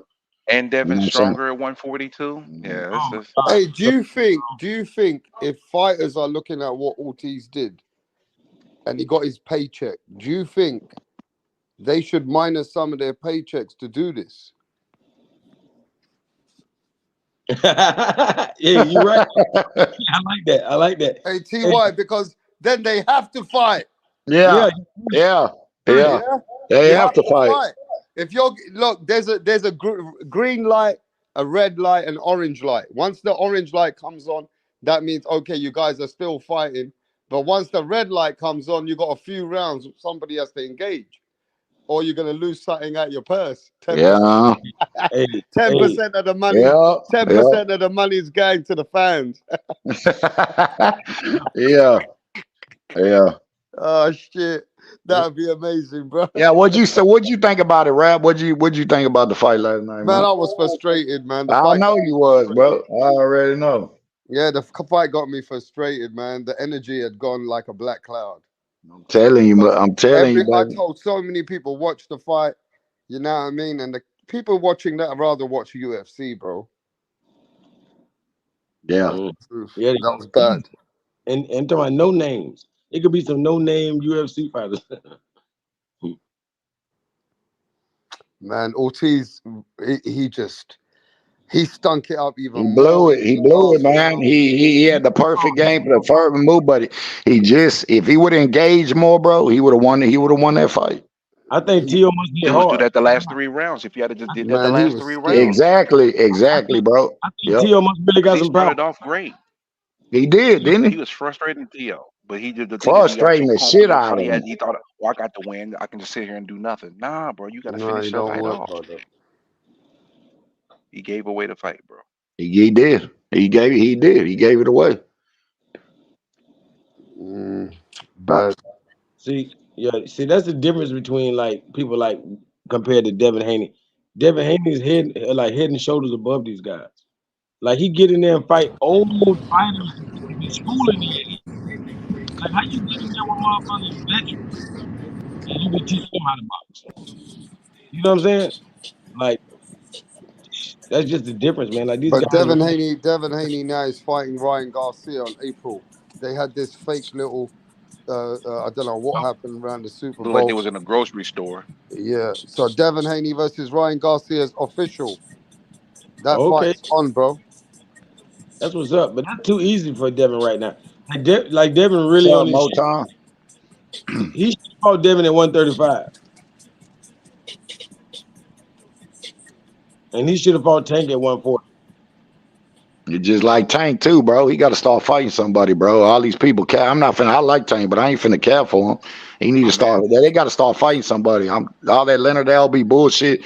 Oh man, these people, same thing with his big nose ass, say the same shit. Oh, what does he bring to the table? Money. Okay, I understand, but I ain't getting a penny of it. Fuck all that. We the fans. I want to see him fight somebody. Fuck all that. Oh, what is he? But these guys don't bring to every interview. It's the same shit with him. Oh, we blah blah blah. He say the same fucking shit. Nobody want to hear that shit, man. Why the hell you want to fight Conor? Huh? Well, I was saying, why did Tank want to fight Conor Ben? They ain't no good fights. Yeah, come on, man. It ain't about the quality of the fight. It's about the money that is going to It's generate. about the That fight is going money. to generate money. Exactly. It's what this whole world about. Fucking money. Wow. You dudes got to start fighting. These dudes got to start fighting each other. You know, and you want to make me believe that Tank ain't going up to no 147. He gonna motherfucking drain his ass like a motherfucker. Guarantee you that. Guarantee you that. That's gonna be at a catch weight or try to drain. I already know what they do, bro. I already know how they 143 do, catch bro. weight. Yeah, exactly. You already know, bro, what they gonna do. Come on, man. Tank ain't going to 147. He gonna bring it, try to drain the shit out of him like he rehydration clause, just like right. It's the same shit, man. You know what I'm saying? I want to ask you about Raleigh and Pitbull. Man, you gonna think I'm crazy on this, and I broke this down. I don't even fuck with Rolly bum ass. Pitbull, is a better fighter, but the style matchup on this is the perfect style where Rolly can finally get a win. If he can't, as big as I'm telling you, it's a perfect style for him. It is. He can Rolly gonna land that mess up though and get motherfucker. knocked out though. You know what I'm saying? But the problem is you can't. I wouldn't bet on Rolly, but I'm telling you, this is the perfect style matchup for him. Now, if he gets it done or he doesn't, that's a different story. But I'm just saying, if you know what I'm saying, this is if he can't beat him, he needs to just retire after this. And I'm not saying because Pitbull trial or nothing like that. Pitbull to me is a Pitbull's a better fighter. one-dimensional brawler. But yeah, Brawler. and that's why I'm saying it's the right style, bro. And that's what people are forgetting. Rolly could catch him, bro. If Rolly catch, and Rolly's a lot bigger, he bringing up, you know what I mean? And Pitbull didn't look good his last fight, but you know, I'm not high on Rolly. Don't get it twisted, bro. But the right style matchup, Rolly could win this fight. He really could. Yep. I don't think nobody want to not dodge his punches. Like you want to be able to avoid Rolly's punches, and I don't think Pitbull can avoid them. But at the same time, Pitbull hit so fucking hard. Exactly. Raleigh do not want to get hit by this guy. I promise. Hit by his ass, exactly. It's crazy. It's gonna be beautiful. And then y'all know it's and then you know it's hard. It's hard to hit a smaller dude too sometimes. You know what I mean? As small as Pitbull is, but this is the perfect style where Rolly could upset. Huh? Yeah, you gotta punch down. Yeah, exactly. That'll make it harder. Yes, sir. Yep. But this is one I can see an upset. But if Rolly can't get this one, he ain't gonna get too many more. You know what I'm saying? But this is the perfect style matchup for him. I think y'all agree. If you know, but this is the perfect style for him. You know what I'm saying? Pitbull's tailor-made for him. Like let's say Pitbull win. I would like to see Regis Prograis get Pitbull. You know what I'm saying? Like, you know, redemption match. Yeah.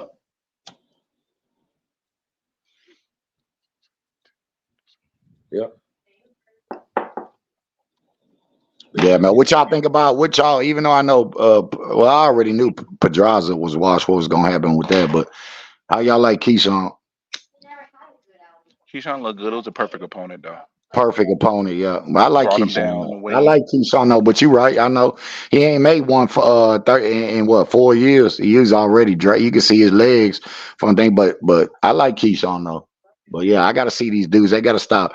It's Match Mason bringing these dudes all the way, fighting these older dudes on the last leg. You know what I'm saying? But like he missing something. Like, you know, Keyshawn missing something. Like I know a guy who coming to my channel soon, and I spoke to him the other day, and he wants Keyshawn. He said Keyshawn they don't want no smoke with him. He Who is said that? tell Keyshawn that Kid Austin. Oh yeah, Kid Austin. Yeah. I like Kid Austin, baby. He'll be coming here during next week. He'll be here. We're gonna talk to Kid Austin. Kid Austin. I like Kid Austin. That's a Texas boy. Oh yeah, he's a tough kid, man. Yep. Yeah, I like Kid Austin. He'll fight anybody. That's the thing about it. He's a crazy little motherfucker. What do y'all think about the future prospects of I think my brain just went blank. Why did my brain just go blank? Okay, does your brain go blank on this? Somebody said that because Styles make fights and TEOFIMO was loading up, that's the same thing he did to Cambosis. Will TEOFIMO have problems with Styles make fights, even with C+ fighters? If they're rangy, if they're tall, rangy boxers that can go southpaw, absolutely. It don't matter the style. it could be a basic style. If they perfected their style, it's gonna be difficult for Tio to handle. Pound for pound says Devin is good at controlling distance. He's better than Teofimo when it comes to that. That's Also, Jay. Tio makes a lot of mistakes coming in. Devin will pot shot him, and Tio won't reach him like that. So Devin will do more work than Jermaine Ortiz and actually tee off on Teofimo. No, for sure, he's gonna do more work than Like Ortiz. he's gonna Yep. actually, He you gonna know, drop with him. Devin, he's gonna actually bruise your face a little bit. He gonna fuck you up, bro. If Abdullah Cam Mason. Boston, That's who I was thinking about. Abdullah bro, Mason. How good it's that Yo, would be. nothing. Hawker Mustang, I don't Oh, I care like about that Abdul troll, bro. Mason. I like That's the Abdul. same motherfucker that somebody sent me a video about him last week, and I gave him two options. Hawker Mustang, you know who you're talking about. He went to another channel crying about me, complaining about me.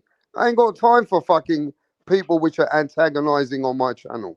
What are He you talking never about, Rap? supports the channel. This fucking guy he's talking about, freezing boxing, he's got frozen out. How about that? I have frozen out freezing boxing for crying about me on another channel. I don't even know Grow who up. that is, so I could care Grow less. up. Grow the fuck up, bro.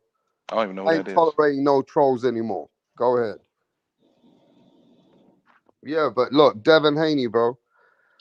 Right now, I would say he the top dog at 140. Mm-hmm. He is. Like he had the most impressive victory. Like nobody saw that shit coming. Like Regis Progress is a dog. You know But what I you know what? mean? Regis Prograis got the same problem as Teofimo, though. Yep. They're both counter punchers that don't And cut I off like rings Regis. well. Yeah, but I like Teofimo is Regis, way man. more athletic Bro, than No, Regis. no. But the thing is, the problem that they have is the same Teofimo much better problem. than Regis, It's bro. not about being better. I'm saying they have the same problem. The exact problem. They don't cut off a ring They well. don't cut off the They're ring, bro. counter punchers and they're not good off the lead foot. Uh-huh. No, Same that's the issue. only time they are good. It's only off their front foot.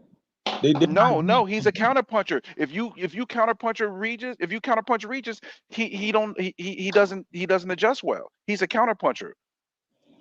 He's like Tio, and that's That's it. true. That's true. He right. I know Regis, bro. That's my I was other boy, but footwork and all he counter punches, man. And if you take not one thing with Regis, man, it's just his feet he just stuck in the mud, man. Yeah. See, He Tio got just that. stuck in the Tio mud. got better feet than Regis. But Tio got better feet than him for sure. But they Yeah, got the he same more problem. athletic. But they got the same overall But they got the problem that they're same not good. overall They're problem. not You're good on the right. front foot, and they You're don't right. cut off rings well. And if they have to be the lead, they have difficulty versus anybody with good boxing skills and range. Yep. Yep. You're Matter of fact, 1,000% right, bro. I think I'm gonna go to the gym in a couple of weeks. I live in New Haven, Connecticut, and I got a chance to go to um, Chad Dawson's gym a month ago. You know, I gave him his flowers online, Yeah, and but he you've been saying that for 1 year that you're gonna go to Chad Jolson's no, gym. I You didn't say that still, for 1 year. I your went to fat the gym ass has last still month. not gone over there and done I went anything. last month. What you Go talking do about? fucking 100 sit-ups and then talk about it.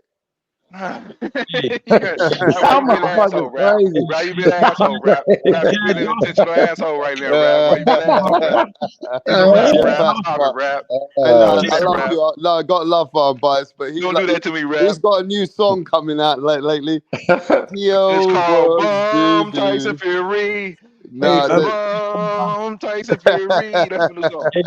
unbiased. Hey, your boy Chad Dawson, man, basically his whole family, all of them, some gangsters, bro. Yeah, I I ain't gonna know. lie. Well, New Haven, New Haven, the nickname for New Haven is Pistol Wave in New Haven. That's a nickname.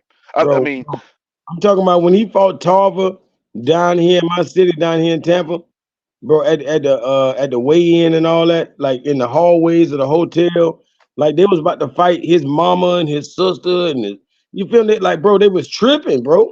that's New Haven for you. Listen, let me tell you something about Connecticut. Connecticut is a tale of two worlds. You have New Haven, the University, Yale. Everybody think Connecticut, Greenwich, big money, right? That's one part of Connecticut. The other part of Connecticut is the cities of Bridgeport, New Haven, and Hartford.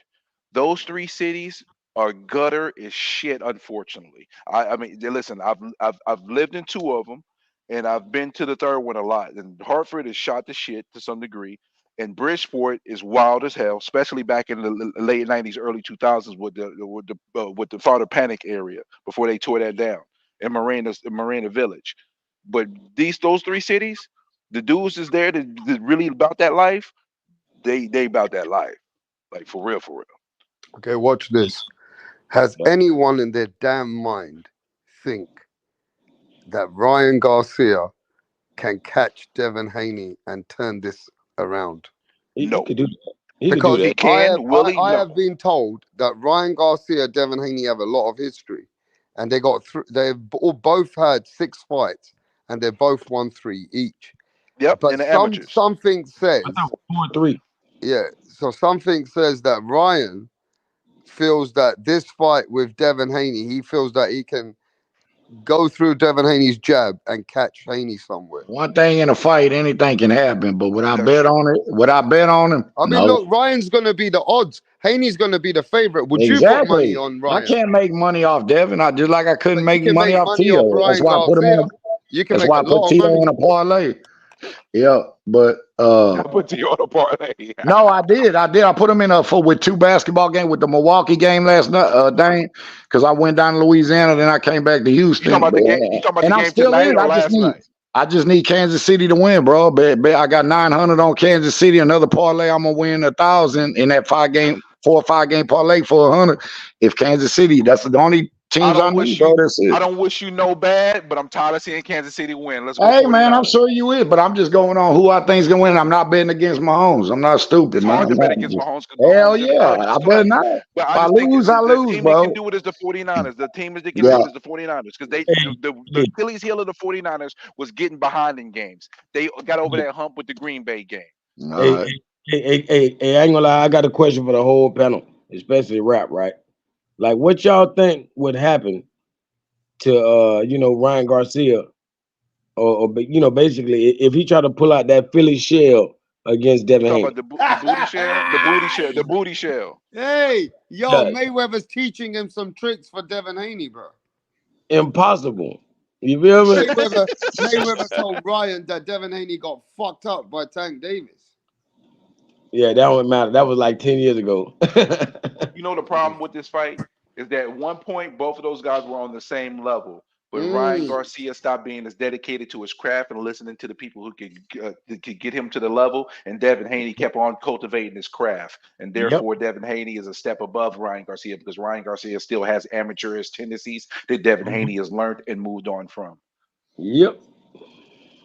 Nah, boy, I know you don't want me to lose, bro. I need this one. I ain't gonna lie to you. I done lost so much goddamn, but say, bro, I need this one with my life. Shit, I'm at the end. And go Kansas City, man. I'm going for broke. I'm going for broke on this. But one thing I can tell you, bro, that San Francisco defense, that shit ain't like it used to be. You can throw on that shit. You can throw. If you want to look at the better, hold on. If you want to look at the better defense, Kansas City been on the whole playoffs, bro. And do I trust Purdy? Fuck no, I don't. I think I'm gonna take Purdy over Mahomes. That's just a stupid bet. If I lose, bro, I lose. At least I'm losing with the bet down. I'm not taking no Purdy over no Mahomes. That'll never happen. I feel you on that, but I've been doing this too long, bro. I just can't do it. Kansas City just did well, but look who they played in the playoffs. Yeah, but yeah, man, I pray I get this. If I don't get it, I pray I get this. If I don't get it, because I need it with my life. But if I don't, it is what it is. It is what it is. Pretty cat.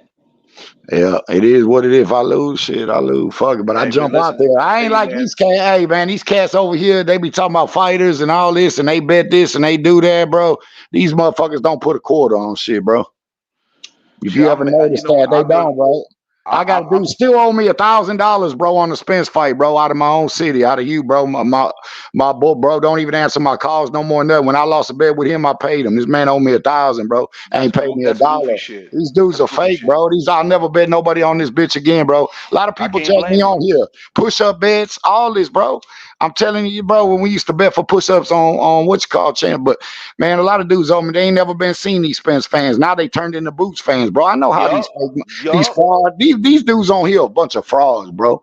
They run their mouth, bro. They talk that big dick shit, bro. They talk all that, yeah, and all this screaming. I'll kill your mama. I'll do all this shit. Give them an edge. Man, these motherfuckers ain't about this shit, man. It ain't even about that, bro. You getting mad over a grown man and shit, bro. Like you fucking They this man. paying you I no never money. seen these motherfuckers scream. Do you scream at your girl over a bitch more than you scream at these dudes on boxing, bro? You know what I'm saying? Calling each other out their name every second, every 5 seconds, and yeah, man, this shit wild, bro. On here, I ain't never seen this I shit was till I very came to the surprised on internet. how this was. You know, I mean, I came into it just thinking I was going to be speaking on the other boxing, but then I got told, "Fuck my mama, fuck my daddy, I'll Yeah, beat your yeah, ass." Like yeah. TBS said he'd beat my ass. So I said, "Listen, you can come to New Haven and we can spar it out." You know what I Oh mean? man, I don't even want to talk about that, bro. I don't even want to talk about that clown, bro. TBS. I've been told him, bitch, come to Houston. I don't fuck with them racist motherfuckers. I already know how. You know, when I used to come on here, I couldn't even talk boxing. That's why me and Rap, he just come on here screaming, da da da, wiggle this, you with, blah blah blah, you racist, oh you blue eye green, man, bitch, you can't whoop me though, bitch. You can't whoop me, shit. You know what I'm saying? Yeah. So I don't even care. I don't even try to come on here trying to act like I'm hard, this and that there. But I know these dudes here, the shit they say, that's not in my heart, bro. I'm 44 now. I try to be a better person. I'm not 20 years old. These dudes just talk, but I know the ones that be on here all day screaming at people, saying bitches and hoes and calling everybody bitches that don't see, those are the dudes I know ain't got shit. The loudest one in the room, the weakest one in the room, bro. You know what I'm saying? And that's what he is, bro. You know what I'm You the saying? exact same age when you turn That's all 45, TBS is, bro. He's a racist piece of shit. I don't care. He hear me. He know he is. He says like to this to bring up race for everybody. everything, bro. And I watch boxing for boxing. That means if you're Mexican and you fire, bro. Yeah. If you Japanese and you fire, you fire. If You you black and fire, you bro. fire, you Fuck a fire. If you race, bro. trash, you Yeah. trash, You bro. trash, Simple bro. as It ain't that. even about. I love all races, bro. But these racist motherfuckers I done seen on here, some of them, bro. They ain't the type of I don't watch motherfuckers. boxing based They on ain't color. the type of Like, motherfuckers. I'm gonna tell you right now, they ain't the type of motherfuckers in Houston, especially the Mexicans. The racist ones I noticed that be on this bitch, they out of Cali, bro. And me and a bunch of people see it, bro. But these Texas Mexicans down here, they ain't like that, bro. Most of them ain't like that, bro. They weird. They fly in the bitch. They talk fly. And those type of Mexicans will call them a bunch of. But those type of Mexicans I'm talking about, they'll call these type of Mexicans. What they got a name for them? They call them all the, just like they call motherfuckers wiggers and this and that, like powwow and shit like that. We just fly down here. That's all that shit is, bro. But it's different. You got to understand it's different. You can't compare California, Mexico, Tech because they're totally different, bro.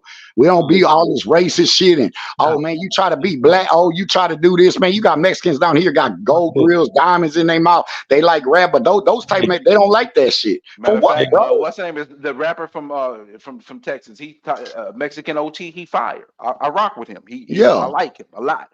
But you know another thing too is just like South Park Mexicans, bro. He finna come home this year finally after about 20 years. Carlo. In this boxing Twitter, I get it from black people too because I don't sit here and just overcape for a fighter that's black just because he's black. I'm not gonna do that. I don't do that. But most of these dudes do. They bet on their race, bro. Just every fight. I don't do that. I'm like, you got me twisted. I'm not gonna sit here and cap for Jamal and I'm not gonna cap for the Charlos because I think they bum ass motherfuckers. Yeah. No, I'm not.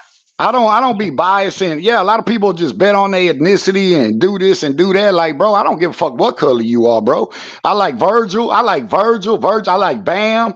Those are dog. You know what I'm saying? From Texas, Bam bro. shut me up too. Bam shut me up because I thought it was gonna be a good fight, but I had Sonny in that fight because Sonny got hard like a motherfucker. I gotta give my hand. I said to Sonny on Twitter, I said, "Yo, you was a slick black fighter, bro." He started laughing. He said, "Hold up, you didn't get the memo?" I said, "I know, bro. I'm just messing with you because they a lot of times they always want to associate slick black fighters to guys who hit and not get hit and move around. And Sonny, he hit and not get hit." But Bam wasn't playing with him. Bam was on his ass. Bam. I told him, Bam is a fucking dog, boy. The difference is what I didn't expect from Bam is Bam's footwork was equal to Sonny's that night. And I didn't expect that. And once I noticed that Sonny had to trade with him evenly, it was over. Sonny was a soldier, but Bam would just put it on his ass, bro. Got to give it up. Bam in my pound for pound, you heard?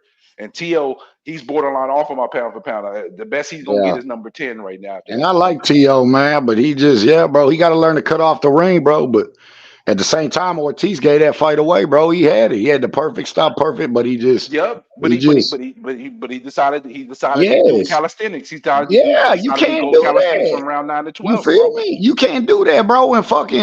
You can't do that, bro. And win a fight, you got to throw shit back, bro. They used to say Mayweather was running. He had a chance to put a stamp on the win. If he had one of those 3 rounds, he had to just do some real shit, right?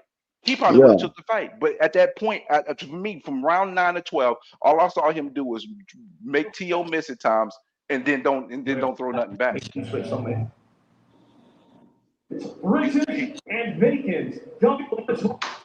ripped defeat from the jaws of victory. Yeah. And Commonwealth middleweight champion Hamza Shiraz is erupted here tonight. TBS, get that hate out your motherfucking heart, bro. You ain't getting nowhere in life with that, bro. Get that hate out your heart, bro. I don't got nothing against you, bro. But you need to get that hate out your heart, bro. You just a racist motherfucker. That's it. God ain't finna bless you, bro. You know what I'm saying? You better. I'm just telling you some real shit, bro. Start acting your fucking age, not your shoe size, homeboy. Hey, God gonna take that green card and give you a pink slip.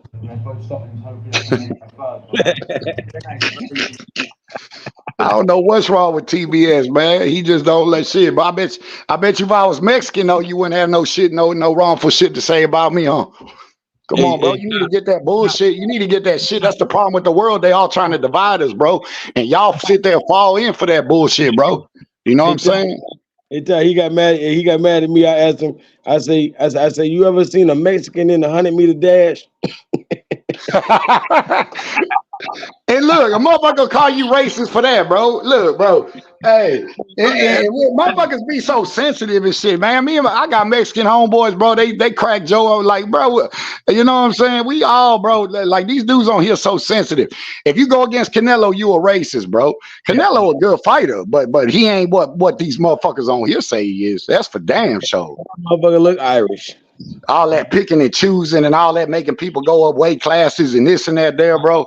You know what I'm saying? And dude, come on, bro. Stop it. If you're going to stay in the game, bro, my problem with Canelo, he don't want shit with Benavidez. He don't. And people know that now. The only people that don't know that are the people that cheerlead for him. He don't want to fight that man, bro. He don't. For me personally, if I was a Mexican, Canelo could not represent me because he don't look like me. See, you roasting. I don't mind being wrong. You feel me? Hey, a lot of people fuck with Canelo and say, you know what I mean? Just like they do a lot of people with me. They say, shit, he look like a white boy. You know what I'm saying? They all say that. I know. Show me another Mexican look like Canelo. I ain't never seen one in my life, bro. I done seen thousands of Mexicans, bro. I ain't never seen one look like Canelo. I mean, I've seen a lot of light-skinned Mexicans, white-skinned Mexicans too, though, bro. But no, I know what you're saying. I know exactly what you're saying. I know what you're talking about. Like that's cap. That's like a $5 Indian. You know what I'm saying? Like, what the hell? How much it costs for him to be a Mexican, man? You feel me? Hey, for real. He must got the 1 drop rule. He got 1 drop of Mexican in there. You feel me? Oh shit, man. Yeah, man. It's crazy, man. These people on here, bro, be so sensitive and shit, man. Be tripping, bro.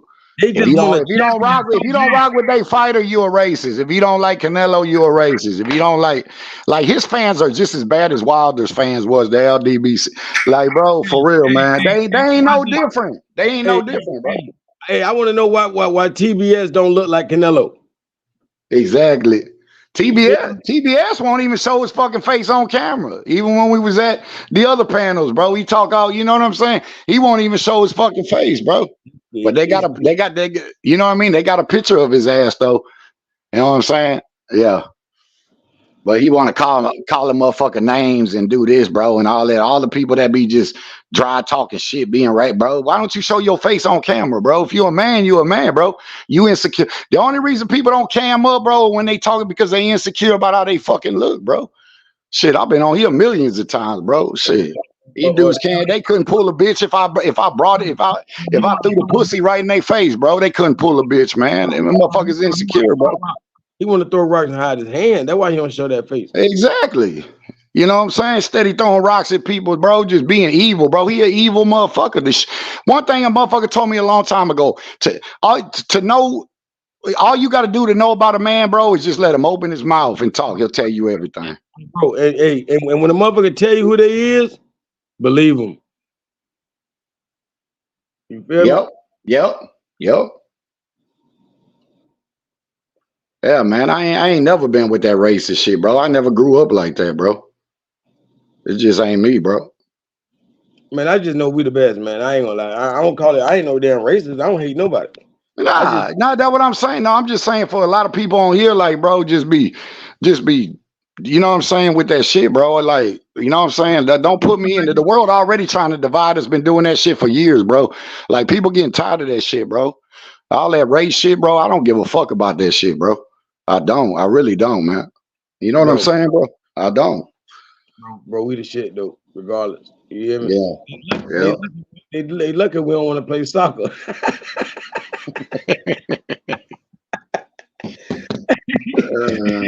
Shit.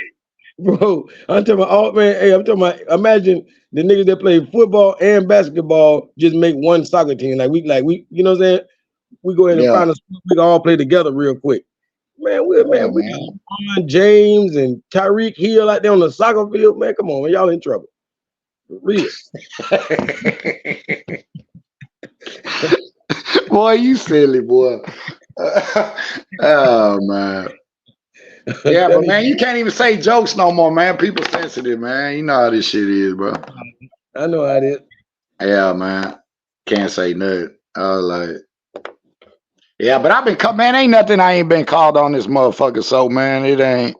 I don't really trip on this shit, man. It ain't nothing but words, bro. So it ain't nothing. Man, real. Blacks play soccer, but they just suck at it. But the all-time greatest until recently was Pele. Was blacker than night. Yeah. Come on, man. They know what it is. We the best. I'm just saying. It depends. We ain't always the best now. Don't get it twisted. Bro, I'm talking about, I don't care if we talking about opera. I don't care if we talking about, you know. He say opera. You feel me? Okay, so I think one thing people are confusing in regards to race, there's heritage, and that's a difference. To me, there's really only one race. I think it's really broken down by heritage if we look at it, because again, every single, like if you say, oh, use Mexican, Mexican comes from the lightest of light to the darkest of dark. Brazilian, same thing. African American, same thing. Most of the quote unquote races have multiple different pigmented shades. So it's really, to me, more about heritage. Like if you're Puerto Rican, you'll have a Puerto Rican heritage, you know, or you're Dominican, you have a Dominican heritage. But the truth of the matter is, most Dominicans are dark, right? So you're still you're if you do a DNA test, they're gonna say 60% sub-Sahara, so that means you're African, right? It means you're black, but it's just your heritage is this, you know. Yeah. Like my heritage is like I have about 11% Irish in me. My grandmother, her grandfather, her father was half Irish, half Indian, and so I have I'm mostly African, but I have a good percentage of Irish, and I have a small percentage of Chinese in me. You know, so I mean, again, we're all at some point, most of us are going to have a little bit of melting pot in us. Multicultural. Yeah, we're gonna have a little melting pot, but it's really, to me, it's more about heritage, because heritage is where you come from. You know, and it's not based on your skin pigment, because it's hard to just classify everybody based on skin pigments when you have, people in one particular location, all different shades. So that's why I like to go by heritage. If you say you're Brazilian, that means you have, Brazilian culture, food, the way to go about certain things. That's where you get the separation and the understanding of the differences amongst us as people. Is the heritage. Yeah, you got the word. You got the word her. You got HER. You got the word her right there in heritage. You know what I mean? So obviously, this coming from the mother. You know what I mean? Look at you! Look at you! Look at you! Like even what we call heraldry. You know, heraldry. All right, so let me ask you guys: is there three of us on the panel right now? At least, yeah. Let me ask y'all a question. What do you feel about the rumors in regards to PBC's financial troubles? Do you feel like it's legitimate, not legitimate? No. How do you feel about that? Nah, they're gonna make a merger. They're gonna be, they're gonna be straight. A merger with who? Y'all know more about that than me. I'll listen to y'all on that. A merger with who? Shoot, what the people they really been under the table with. You know what I mean? People like Mayweather and company. I mean, Mayweather, unless he's putting all his money behind it, I don't know. But I mean, I know he's actively involved in the process of it. But I mean, again, this is pure speculation. But there are some things that is glaring that we can see that make that speculation have a little more fervor to it. So when this announcement of the Thurman and Tim Tszyu fight happened, right, and we watched the press conference, it's on their YouTube channel. There's no mention on anything from Amazon that this was, this is coming about on Amazon Primes. Amazon Prime for the NFL, they made a big announcement, did all this stuff for the NFL. But when it came to this deal, they pretty much was radio silent. And then you look at the press conference itself, it doesn't look like it was high end. And then Steven Espinosa had an interview and said, hey, I'm here to help them out, facilitate the event because, they're running their own event and such and so forth now. So some of those key things make me feel like Amazon didn't give them any capital. They just gave them the platform to showcase their events on. So yeah, because nowadays, like anybody can have a channel nowadays, and it seemed like they went out on a limb. They were like, hey, we got the popularity on our side. We don't need the big networks. We just need a channel. No, So they need the thing is they need it. They need funding. They need. I don't know if they just got capital to work with like that. You got to remember they had $900 million from the Willis and Reed or what I can't. How is Jake Paul doing it? Huh? How are the Paul brothers doing it? They're not doing it with. Well, the Paul, remember, they're fighters though. They're fighters that run a promotional company, and then they got these different networks that give them money to put their stuff on. So it's a different scenario. They're going in as fighters, negotiating terms with platforms. Like they did something with Showtime. But Showtime got the bad end of the stick of that, but they got paid. Then they doing stuff with the Zone. So they're getting paid to showcase themselves. So their risk is pretty much mitigated to some degree because they've been able to profit. And then he's put more into his promotional company, and he's been siphoning the money that he's been making to help out other fighters like Amanda Serrano and put her on a level. And now she's starting to do promoting and managing fighters. So again, people have said what they want to say about Jake Paul, but Jake Paul, I respect him because he put respect on the sport of boxing, and he could have easily maintained fighting MMA fighters because he was in a conundrum. He was too popular to fight lower level guys and build his career like a normal career would be as a boxer. So he had to start off fighting guys who was MMA, who was known, that didn't have the boxing credentials, but was popular enough where he could sell it pay-per-view. But then when he reached this breaking point, he made a decision that I'm going to actually try to have a real boxing career, and I'm going to fight real boxers. So even though that fight, a lot of people say, hey, it looked like it was fixed, it was an easy knockout, but the fact that he's going this direction and now he's not even on pay-per-view and he's putting this on free to zone means that he has made enough money, and now he feels that I can move forward and actually try to have a real boxing career and try to actually get into contention as a real boxer, and I respect it because he didn't have to do And you know what? I don't knock no man for doing nothing. You know what I mean? It's just like if any of y'all did it, if any of y'all came and did it, people just, it's just everybody just hates on motherfuckers out here. And no matter what somebody do, they don't congratulate. You're doing something that's not benefiting the whole, and it actually puts a hurt on the whole. Like if I'm doing something that's benefiting just me, but it hurts the actual. Like if I'm a boxer and I'm doing something just for me, but it hurts the sport of boxing, the ridicule and the vitriol.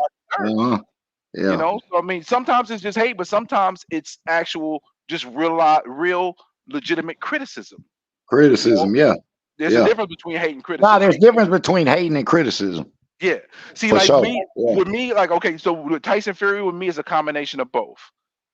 But I still give Tyson Fury his credit as a fighter, what he's been able to accomplish. But I got some criticism and some of his hate because he pissed me off so bad because after the first fight with Wilder, I realized at that point Wilder's not going to beat this guy. He's going to beat Wilder's ass. So when they fought the second time, I knew he was going to beat Wilder. He beat Wilder, and then he fought him a third time, right? And Yep. after Beat him that, I was again. looking at Knocked him Fury like, out. okay, Fury, you might be that guy, bro. You know, you might be that Yeah. guy. I wasn't sitting here going crazy like, oh, Fury's my guy, but I respected it, right? Yeah. But ever since then, he's moved in a way that made me question things. Like the fact that he fought Derek Chisora in the trilogy that nobody asked for. And then he fought Dillian White. I felt like he fought those two guys is because they had enough name recognition for him to be able to get paid. He couldn't fight some of the other guys who were in the rankings that weren't as popular as them. Because in the UK, yeah, even though Chisora got a bunch of losses, he's always going to draw though because he just goes in and fights hard. So Yeah. he picked his battle smart, and I felt like he didn't pick him to be on a path of greatness as a fighter. Those were Yeah. easier fights. They can get him paid. And what made it further more evident to me is the whole situation with Usyk. Now, I could go into detail about that, but it is what it is. But the fact that he chose to fight Nagano instead of going for undisputed was a disrespect and a slap to the sport of boxing. And he humiliated himself and the sport of boxing when he goes into the ring and gets his ass knocked down, being out of shape, fat, sloppy, and not taking it seriously Yeah. per se.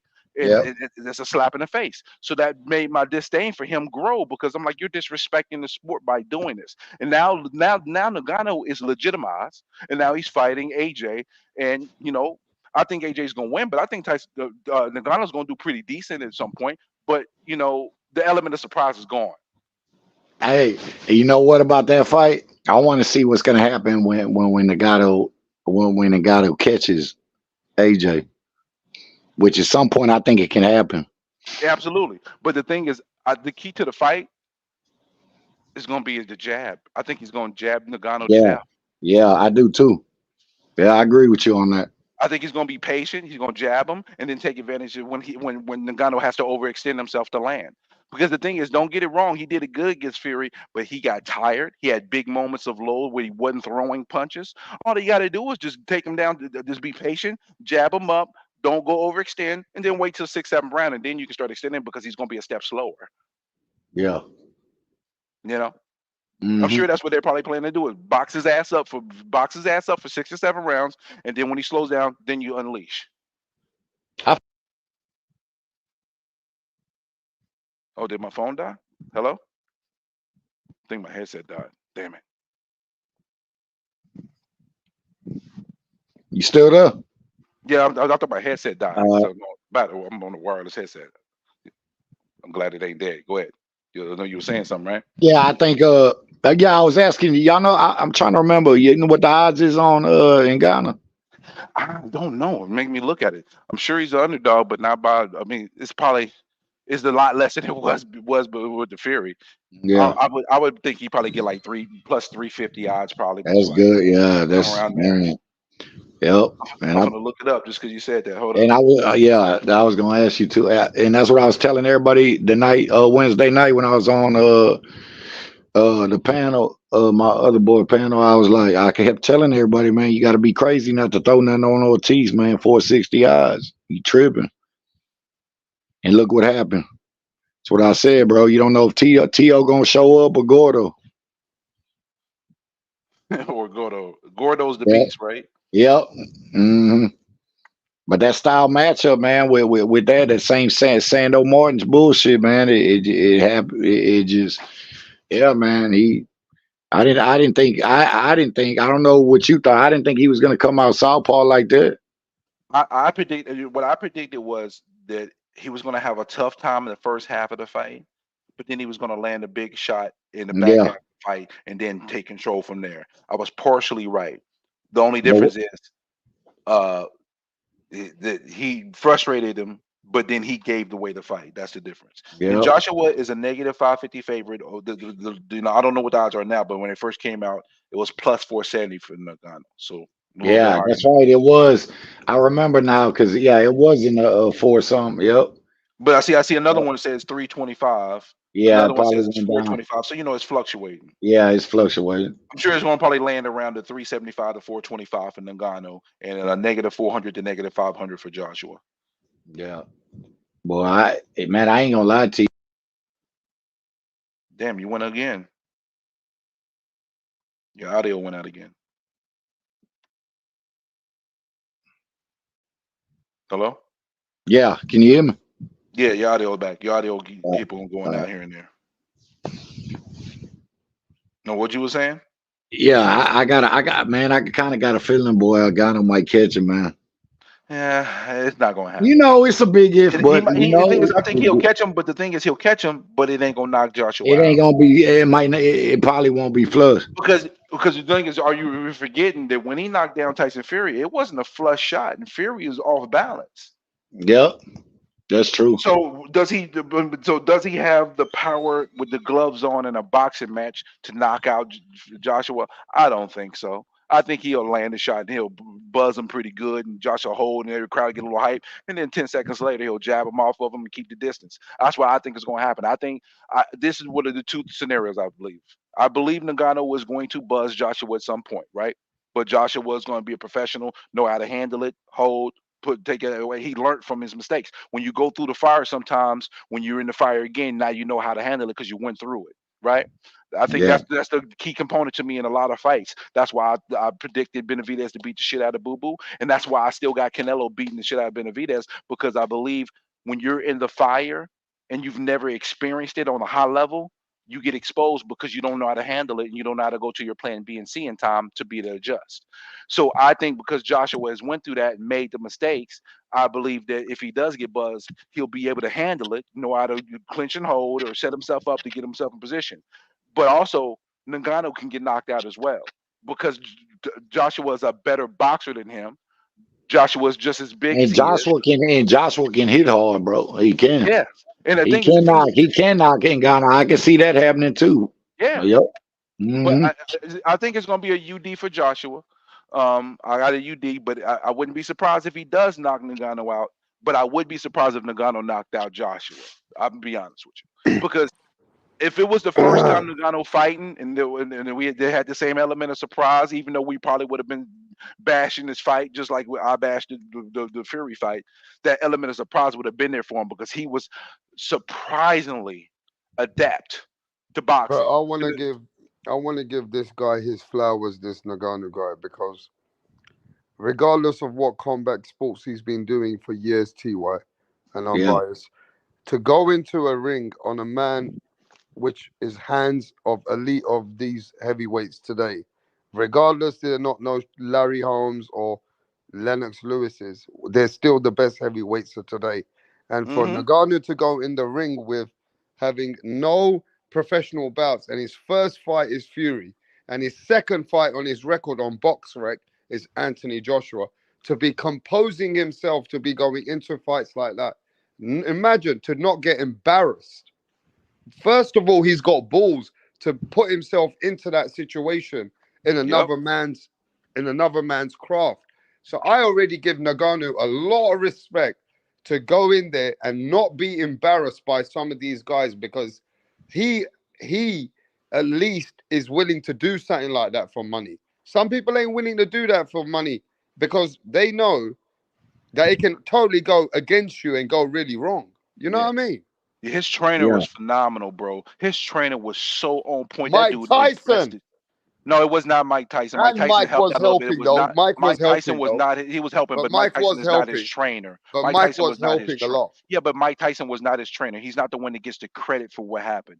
His trainer that was in his Mike corner did get a gave lot him of credit, phenomenal bias. instructions during the fight, bro.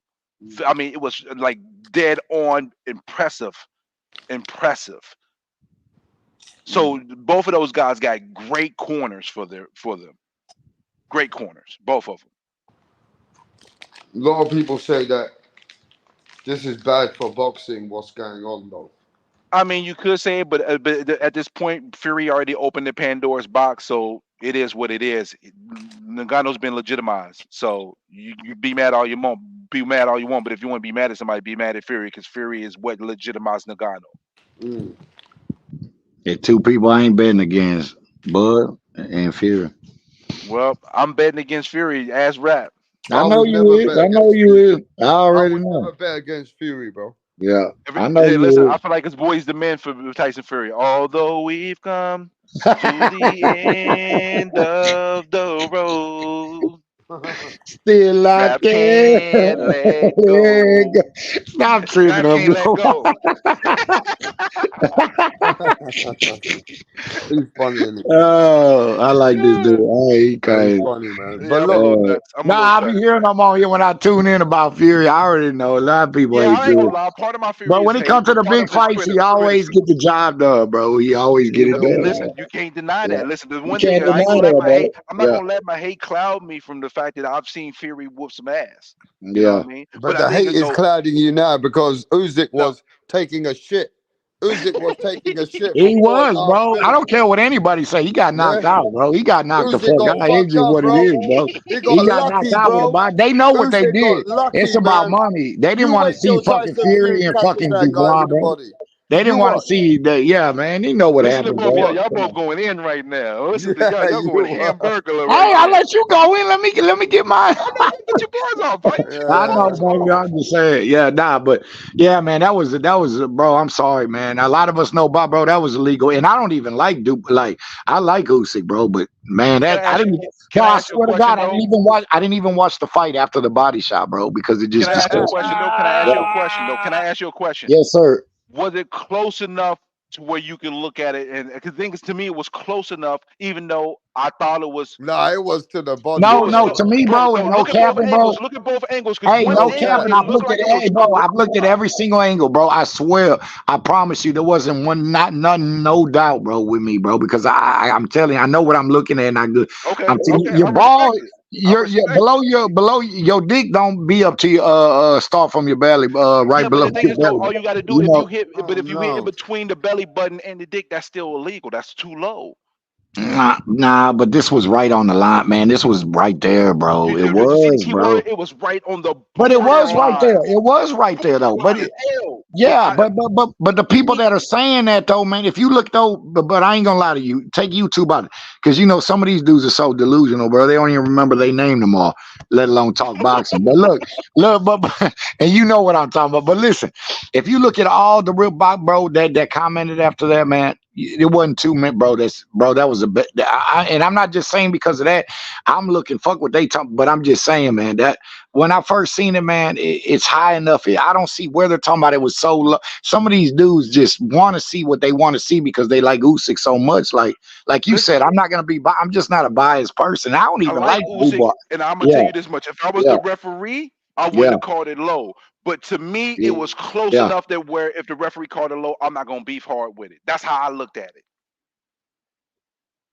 All right, I respect your opinion, bro. I'm just saying it was close enough that if a referee said that's a little low, I'm not gonna be up in arms with it because it was close enough to me. I looked at it, I said, man, that's close, but I don't think that's below the belt, but that's damn close. It's damn close, Now, but this is what I I'm don't gonna tell think you. it's below Remember the that belt. same fight, bro? That same fight. Hey, that same fight that night when old boy was steady getting out the fight. Who was that fighter? Kept hitting him in the motherfucking nuts and them nut shots. You know what I'm talking about? Hit him I like don't five, know. I six can't times. The remember. referee. It was the I can't same. remember It off the was on the top. under. I It can't. was right. Yeah, but you probably know what fight I'm talking about. Now those are fucking low shots. You remember old boy that just kept motherfucking catching him, and the referee kept telling him no. And it Can't remember off the was the top. I only same. can Matter of remember fact, it that was the fight. same card. I can't Yeah, yeah, remember Hey, the yeah. yo, card other than that But fight Salido, yeah. last what's the Now time. real like those with those were Salido low versus blows. Loma? Now Tell those you are what what, you call low blows, Salido man. gave enough low blows What to Salido Lomachenko. did, yeah, bro. And everything Okay, no yeah, now I Lomachenko. remember. Now I Lomachenko remember to you me mentioned the still name, yo. won. Yeah, Yeah, but those are yeah, blatant man. though. That one was a No, but borderline. I wasn't even talking about Salido. No, I wasn't talking about Salido Oh, fight. I'm talking about the same fight that was on that card. That one boy that kept hitting him, and that referee told him that was it. He hit him like 7 times, bro, in the damn fucking nuts. It was on the same card right before, bro, or the same, not counting, but it he was was testing there. his I'm not talking about testiculars. Salido. Huh? He was just testing his testiculars. That's all. Yeah, yeah, yeah. But yeah, man, but those were fucking low blows. Like, yeah, man. But you know, it is what it is, bro. They, you know what I mean? You know, we didn't cry over spilled milk, but yeah, Usyk, he got a blessing right there, You man. felt like it was the dirt. The dirt was on the table.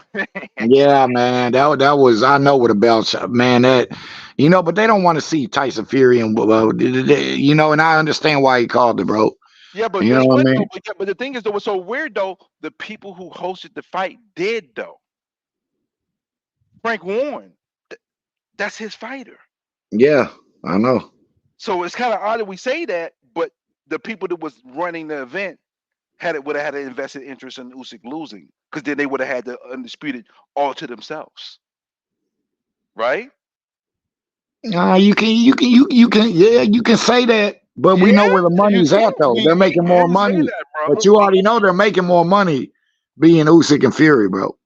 That's a fact. Now the Saudis, boy, they're gonna clean up now. They got so much motherfucking money over there, Well, bro. they will clean up only in the aspect of the fights that don't get made. That's That where don't get made. Yeah, that don't get made. You right. the fights You that right. can't get made because of A side, B side, monetary Yeah. issues, Yeah. fighters not big enough profile, but talented enough and skilled enough on a high level. That's where they come in play. Yeah, That's they come in. where they You right. fit together. Yeah. I See, agree like with people you. was getting up in arms. I don't like the way Tank responded to Turkey Al-Sheikh, but the truth of the Yeah. matter is Tank doesn't need Saudi. He doesn't need Saudi. But he Yeah. just could have approached it with more respect. Exactly. Yeah. Yeah. So what do you think, Crawford? You think Crawford gets the Canelo fight or no? I want him to because I want to show these damn fans because I know everybody's just gonna bet on size on that fight and take Canelo, but you know what I'm saying, and I want to see it because trust me, I already know who I'm betting on it. Now if it was anybody but Bud going up them weight class, but I'm telling you, that motherfucker's gonna be knotted up going back to that corner because he ain't got no skills for Bud. Yeah, he got the size. Bud got to be careful because of the size. I mean, because they were in the same weight class, it'd be a flush. You know what I mean? But it's not. But yeah, man, I just don't fuck with Canelo. The I thing get is, so okay, tired of that dude, bro. you tired of what dude? Canelo, bro. Oh, you He tired just of crushed Canelo? me. Yeah, fuck yeah. I don't even like talking about. Canelo is doing exactly what Mayweather has done. Exactly, bro. He got his blueprint from Mayweather. You from get to the top, Mayweather, you put in exactly. the work to get to the top, and then after that, you can pick and choose how you fucking want to. Yeah, exactly. But me personally, I'm like this, bro. If you're gonna stay in the game, I'll hold him to a higher standard. I want you to fight the people I do, and a lot of people think like I do, the real boxing people, like fighting people that you know making people. Because I got Morrell beating them and David Benavidez beating them. See, and the thing is so crazy. Yeah. I want to see Benavidez get the fight first, but the truth Yeah. of the matter is, You don't want that, bro. I don't think Benavidez beats Canelo as of today. And I heard you say that, and I disagree with you, bro. I mean, that's why you don't see Canelo say nothing about him. But here's the deal: the reason why I understand why you fully disagreeing with me, because the fact of the matter is this: if Canelo don't put it on Benavidez in the first 6 rounds with a shot that's going to hurt Benavidez and make Benavidez think twice on how he approaches it, Benavidez is going to wear him out and swarm him with punches and outwork him. And I said the same thing, bro. Exactly. Yep. But the thing is, the reason why I think that as of today, not next year, not a year and a half from now, but as of today, the reason why I still have Canelo winning this fight is because Benavidez, just like Boo Boo Andre, when Boo Boo fought Benavidez, Boo Boo had never been through the fire, right? Never had been tested to the point where he had to figure out a plan B if he's getting his ass handed to him a little bit, right? Now Benavidez has fought some respectable competition, but he has never faced a high B class power punching individual. The hardest puncher he fought was a David Lemieux, who was a power puncher at fucking 154 pounds, not 168. So I believe that Benavidez, the fact that his style is tailor-made for Canelo, and the reason why it's tailor-made for Canelo is because he's an active guy who is going to be able to be hit. So what means is while he's putting that pressure on Canelo and throwing those punches, the counter-punching Canelo can be able to go in between those shots and be able to land the shot that's going to hurt him. And I can see where you're making some good sense. I just think once But Canelo, you make good sense too, though, because if Canelo don't hurt him, if he can't hurt Benavidez and make Benavidez think, if he can't hurt Benavidez and make Benavidez think, then Benavidez is going to be to swarm him and wear him out. Mm-hmm. And what's this comment? Edward can still say, see that lets me know right there the way you say that you just a fanboy talking about bullshit. Canelo crushes Bud like a can. You can't crush no fighter like that like a can. Generational weight classes or none. You got Bud fucked up. That shit won't happen. Because I guarantee your boy's gonna go back to that corner and knot it up. That's one thing. And that's why I want to see that fight. I want to put all them to rest. And if anybody can do it, it's him, bro. You know what I'm saying? Keep betting on size don't win fights. Skills win fights, man. But I know it's tough because he's going up all them weight classes. Don't get it twisted. But all that he gonna crush him like a can and all that bullshit, man. Get the hell out of here, man. You know what's Come so on, bro. funny? These I think dudes here, bro, a bunch of I believe fanboys on this. Benavidez is slightly overrated, but the people who say he's overrated underrate him. That's what's weird about this. When Yeah. it comes to Benavidez, I think Benavidez is slightly overrated, but the people who say he's overrated underrate him. But the thing is, part of the issue is too, Benavidez, as we all know, had an opportunity to be that guy at 175. He said, nah, we're not doing that, doggy. I'm staying at 168. Yeah. I'm not going to 175 right now. Yeah. And see, that could be another play too. Is Canelo holding out so he can be able to have Benavidez where he's going to feel even But more even strained? but you know what? More people are not even capping him for no more. I know the people I fuck with in chats and boxing chat and panels. Like at the end of the day, bro, he don't say nothing to that man. He don't call. He don't. It's always something different, bro. When it come, he don't say Benavidez' name. I'm being truthful. Like a lot of people everybody's been called. He don't want that shit, man. And See, I don't know if that's I don't think he wanted, bro. I don't At know if all, that's the case. I don't know whatsoever. if that's the case. He's a Here's the fucking deal. duck, man. What you're saying is legitimate because when he said that I don't want to fight Mexicans and all that, that was bullshit. And that's why he's getting as much flack as he's getting, which I cannot blame anybody for getting the flack. But here's the dynamics that get me in regards to the Benavidez side. Part of me says this. I understand the business of boxing enough now that I can see certain things and say, okay, that's business of boxing shit. Benavidez, after he lost his belts a couple times, right? And he worked himself back into the #1 contender slot, right? Mm-hmm. When Canelo was at the zone, when he took the zone deal, right? Man, nobody care TBS about you calling somebody the N-word, man. Bitch ass, hoe ass nigga. No. Let's keep chopping it up. We talking I about. want a wise bitch ass up to come up in here. I'm gonna flame his hoe ass. Nah, I don't even want to deal with that shit, man. I want to just I know. I don't want to deal with that. That dude's voice annoying as fuck.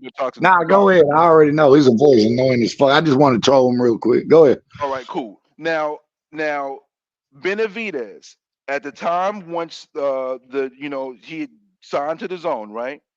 There was a question that was asked to his manager, which we know who his manager is, Sampson, right? Yeah. They said, would you be willing to send Benavidez to the zone to get a Canelo fight? He said, no, I will not send Benavidez over to get a Canelo fight.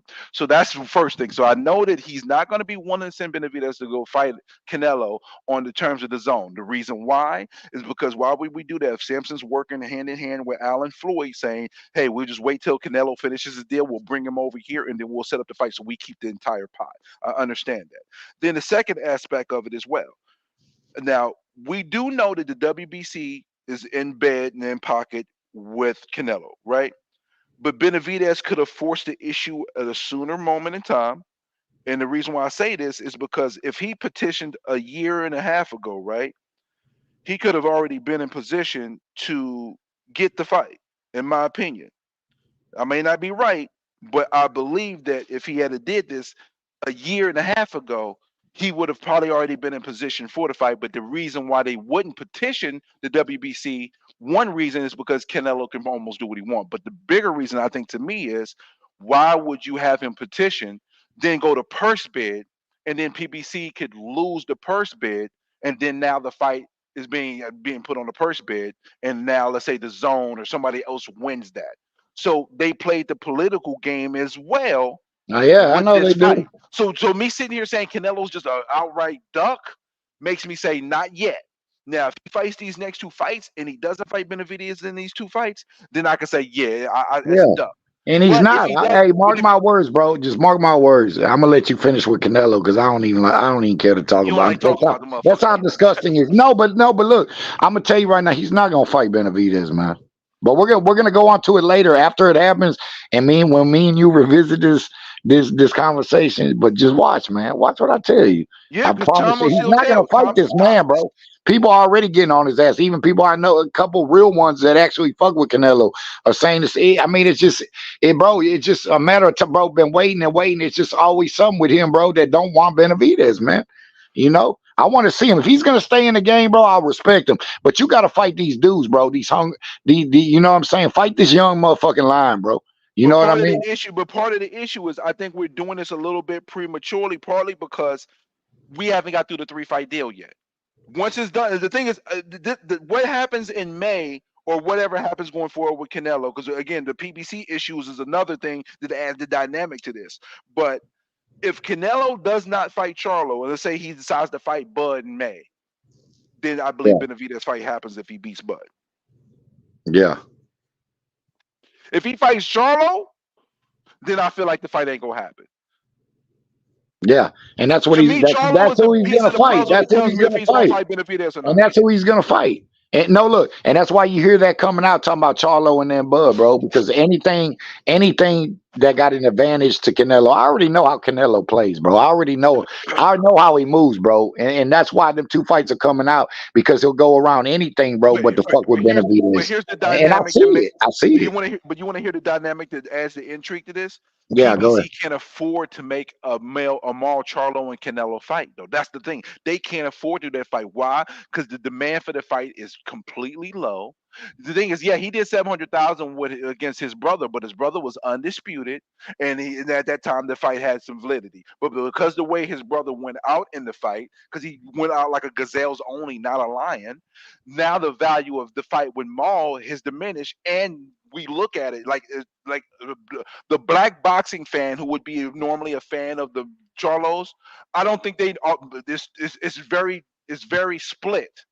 There's a lot of people that do not want to see this fight because we know Maul, even at his best, probably wouldn't beat Canelo, and he's nowhere near his best. So why the fuck do I want this fight? I'd rather him fight Munguia than fight this motherfucker. Yeah, and that's what Canelo going to do. Yeah, but I don't think it can happen because PBC can't afford to do that fight because he made 700,000 with Maul Charlo, but if he does the Maul Charlo fight, that shit don't do more than 400,000 max. Yeah, because I already know it's going to happen. I think that's who I think he's going to fight next anyways. No, I don't think he's going to fight. I think PBC is not going to let him do that fight because he can't afford it. If PBC's smart and to have the capital to give Canelo his 33 million guaranteed, the fight for them to make is the Bud fight. Yeah. And then have the Benavidez fight. Even though I personally believe that Benavidez should get the fight first, but just thinking on the terms of how they operate in boxing and how boxing business works, they would make the most challenging fight the last one. And Benavidez is the most challenging fight. Even though Bud is a game competitor. And it's just because he's at a smaller weight class. He's a smaller guy. Bud transcends weight classes. And the reason why that fight is an interesting fight, and some people say, I don't want to see that fight. Canelo's not going to get any credit. He may not get no credit on the front. He's going to get a shitload of credit in the back. You know why? Because he's fighting the #1 pound for pound guy. 10 years from now, 15 years from now, that fight, if Canelo fights Bud and beats Bud in 15 years, it's going to look a whole lot different. They're already putting that in the bank, though, but to end it, but look, but they're going to find out when that fight get made. Just watch. I can't wait, bro. I can't wait. These motherfuckers gonna disappear like they gonna disappear like Spence fans and Deontay Wilder fans. Watch, bro. Yeah. Oh man, don't get me started with the Wilder fans. I know. I already know. Hey, what do you like? Do you like this Devin Haney Ryan Garcia fight or no? It's cool. It's basically just a gauge to see how much drawing power Devin Haney will actually have. You know, and I give Ryan Garcia credit for making the fight, because if you think about the top echelon fighters, that will be the second fighter that Ryan Garcia's fight, and nobody else has 2 of them on his list. So that's where he gets my respect. But at the end of the day, Ryan Garcia has too many deficiencies for me to pick him to beat Devin Haney. Oh yeah, for sure. I'm going with Devin. And see, Devin Haney's trying to get his star power up. But it ain't gonna do no 1.2 million like Tank, because Tank already had a mean following and a mean draw. And I ain't my bad. Sorry, go ahead. Yeah, go ahead. No, I was gonna say, if it does 500K, that's good. Yeah. I'm not even a Devin Haney fan, but Ryan, Devin's gonna outbox him. Look, Ryan, and I like Ryan. Like a lot of people don't I like don't him, like but he just Ryan. don't got the ski. He just, bro. That and he better not come in with that ugly ass shoulder roll. That shit right there, like he need to quit that, bro. Like that ain't gonna do him No, nothing, he man. does have the skills. He don't have the work ethic and Ethic. the cultivation of his Mm. his skill set. So the bad habits that he has become embedded Yeah, in him his because back. he did not wanting to Mm, listen to others who help him cultivate his boxing game. that's true. And I like Like I'm not a Ryan. giant Devin Haney fan. The truth of the matter is, out of Shakur, Tank, and Devin Haney, I like watching Tank the most. But I can't sit here and cap for Tank because Tank is just not giving us the fights. And We he's getting won't. older. He's almost 30, Exactly. bro. When you gonna fight these When guys, are you bro? gonna fight somebody? I be saying the same shit. I like Tank, but he ain't. I'm tired of talking about all, bro. You got to make these fights that we want to see, man. Because I ain't getting none of your fucking money. We ain't Not getting no none of more. that No, not shit. no more. I paid for the Ryan fight, but the thing is, I knew going into that fight.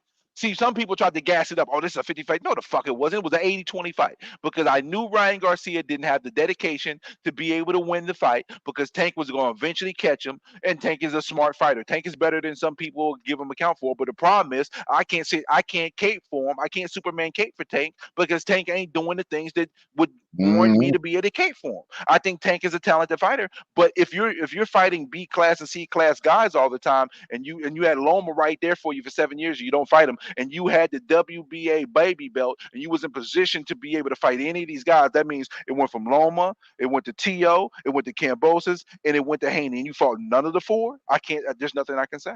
There's nothing I can Exactly. say. I agree with you. I can't cap for Tank. I can't. The only person, see, the thing is, I used to think Haney couldn't beat Tank, but after what I saw from Haney at 140, I'm wondering if Haney can just keep him on the end of his stick and never even be in danger, and then Tank gets frustrated and trying to start swinging for the fences because he's down on the card so heavy. I don't know, but I can see that happening now because what Devin Haney showed me at 140, and I said this about a year and a half ago. After, actually, might have been longer than that. After the first Cambosis fight, I said Haney, when he moves up, his power is going to increase. And he's going to be his strongest and his most powerful at 147. And he's going to actually get knockouts that we never expected him to get when he gets to 147. He I could have didn't knocked think, out. and I didn't think that until he dropped Reed. Like he could have got, he really could have got him out of there. And I like Yeah, Reed. but his But dad told him stay daddy, stay yeah, disciplined, stay disciplined. But he could have turned on. He could have knocked out Regis. I personally believe he could have knocked him out. yep. But hey, it's a lot of chips that's gonna fall. I'm happy about the Beterbiev and Bivol fight, especially since it's not even on pay per view, bro. That shit is on. Oh yeah, That shit's on ESPN Plus, bro. exactly. And I got my ESPN membership Oh, I faithfully. got my ESPN Plus shit on the phone, on the TV shit. I'm good. Yeah. So I'm gonna Yep. enjoy that fight, boy. Yep. And the thing is, I used to think Bivol was gonna win, but Hey, look, Beterbiev. hey, bro, you just took the words from me. Say, man, stop doing what I'm. Hey, You hey, I doing it used to too. say that. You've Look, been I doing used it to to say me. Bibble. Look, no, listen. I used to say Bibble. I had months and months ago. I was talking to my boy about this on here. I used to have Bivol outboxing him, but let me tell you something, man. A lot of people don't give Beterbiev the credit. He's a lot more technical than people think he is, bro. Yes. You see that shotgun jab, bro? That first body shot, bro, That short sounded like a dedicated jab, that short, bro. So precise jab. what, man? Bivol, man, Beterbiev is a fucking monster, bro. Look, See, man, I thought he would slow down some. He ain't slowing down. he ain't slowing down. You saying this when I break down this fight, and look. One thing you understand is, see, the thing we don't know about Bivol is, I don't know if he can take that shit.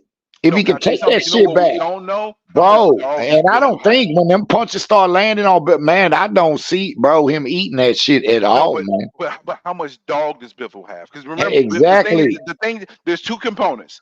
Bivol, as much as we get on him about being very safe, that very safeness is a key component for him possibly being able to beat Bivol because he's Yeah. disciplined enough to be able to keep him on the end of the stick. But the problem is, I see it behind that, is that Beterbiev is a much better and more patient boxer than he's given credit for, so he can be patient and eventually catch him. But the component that I'm looking at is how much dog does Bivol have? If Bivol gets in a little bit of trouble, will he dig in real deep and throw that and give him the give fire back to be able to keep Beterbiev off of him? If he can do that and still be able to keep him at the end of the stick, he wins the fight. I just don't think he will He be wins able the to. fight. I just don't think he can keep that big motherfucker off, and that's how I always Yeah, said break it down. I just don't know. I just don't think no more. Yeah, for real. I see it. I see Bivol starting out really I good used to against the say jab Bivol head. like you, bro, but I don't think he got that shit to keep him off him. But the thing is, though, I think Yes, winning rounds, bro. I think Bivol got enough pop in his punches, but the problem is, I don't think it's going to keep him off of him. He might have pop, but Beterbiev has been hit and dropped before. That means he can get hit and he'll still keep coming. He'll still keep coming. Exactly. Even if you hurt him a little bit, if you hit him good, he's still going to keep coming. So Man, that motherfucker I is a believe that monster, Bivol's bro. going to have to dig deep and go to another level of dog. Because Oh, we know he gonna have to. You gonna have to dig deep against a motherfucker like this. We know that. You already know. You ain't lying. He gonna have to dig deep in this fight, bro. He got to go. We gonna see. He got to go in his bag. He gonna have to go in his motherfucking bag. He gonna have to pull out everything, motherfucking cotton, leather. He gonna, bro. You already know. He gonna have to dig deep in that motherfucker. Yeah, I can't wait to see that one, bro. What date? What date is that? That's what month that is? It's June. I think it's June 1st. Yeah, June 1st. Yeah, June 1st or June 3rd. Let me see the dates. So I think it's June 1st, though, but I could be wrong. Yeah. Like I told my partner, I'm gonna wait till the last minute, bro, to make my assessment of thing. But I'm like you, back then I had Bivol, but yeah, it might change, bro. I'm gonna wait. I'm gonna do a little bit more take. I'm just gonna really look. But like me and my partners are like, I'm gonna have to wait probably the last week, bro, before I decide. Like, yeah, because I'm like you, I always had Bivol, bro, out boxing, but that motherfucker just ain't slowing down, man. You're gonna have to kill this motherfucker to get him off him, bro. I just don't see it, bro. And we got to see how we take these fucking punches.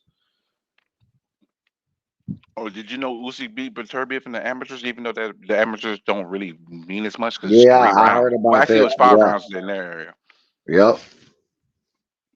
Yep. I wish there was some tape. I wish there was some tape on that, man.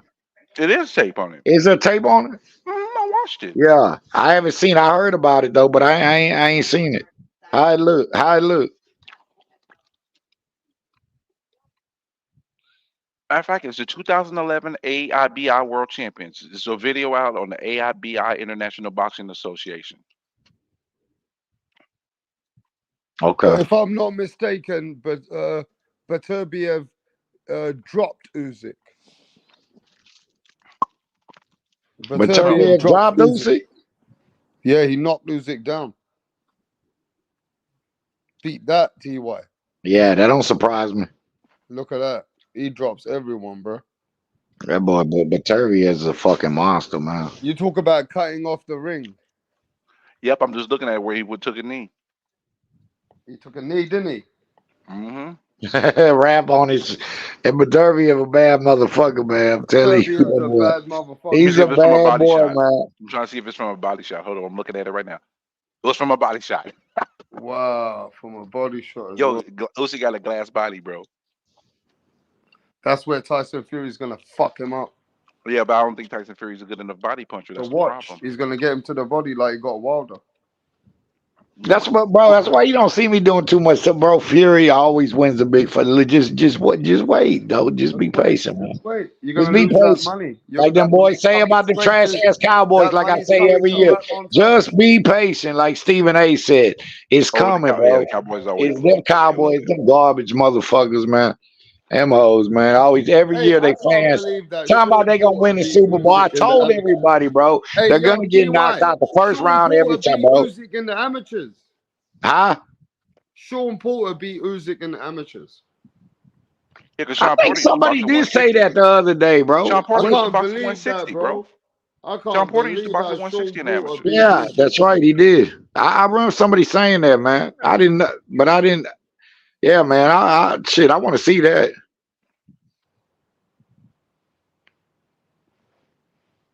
Look at this. I want the Niners to win so T.Y. can lose his stupid push-up bet. Man, I ain't got no push-ups on it. I got big money, and if I lose, oh well, bro. I'm hurting, but shit, I don't care, bro. Ain't nothing you can say, bro. God gonna bless me, bro. Anytime that you see you wish bad, look bad on me, it's gonna come back to you, bro. You better start realizing that shit, man. Don't nobody give a damn what you talking about, bro. You're nothing. You're a nobody, bro. That's it, bro. Keep wishing hateful shit on me. I'm just gonna shine, bro. You got a lot of growing up to do, bro. You just a punk on the internet. Cause in person, you ain't gonna do. Now I'll wash you like I wash my clothes. I'll wash you. You can set that shit up in a camera. Call somebody on YouTube. We can set this up in Houston, Texas, and I'm gonna wash your ass, bro. You know, I was It in ain't the shit group you chat, can but I do just stopped. about it. Yo, but listen, It ain't gonna be shit he can do you about see how it. you went into my 44, chat? I see I'll wash Garcia this said I boy, was man. raised by a single mom. Rest in peace to Yeah, my pops, yeah, Clarence Senior. Though and he said I say stupid shit all the time. Just because you disagree with me, don't mean it's stupid. You can have a disagreement yeah, on it, but it's cool. You know that's probably why, because yeah. Garcia is probably a big old T.O. fan and mad because he looked bad yesterday. It is what it is. He says Grim sometimes still fight. How do you know I still fights? I don't. If I don't like the fight, I just don't watch it. So shut your mouth. I actually pay for fights. See, people just be Yeah, talking and talk without no facts. yeah, They I just know. say stuff I know. like they know what's going on. They don't. You don't know what's going on. You don't know me to even say none of that. You know what I mean? Just running your mouth. Yeah. People wish bad on you and all that, but these dudes here, man, they gonna understand. See these dudes right here, they don't understand. That man upstairs, bro. You better realize everything that come to the tongue is powerful, bro. So This just keep dude speaking Garcia, that shit. dude Garcia said Oh, I'm he's the LD. biggest troll with me, bro. He He's trolls a me for he said years. I'm He's a coward. LDBC. He says Yeah, I'm he LDBC. I have yeah.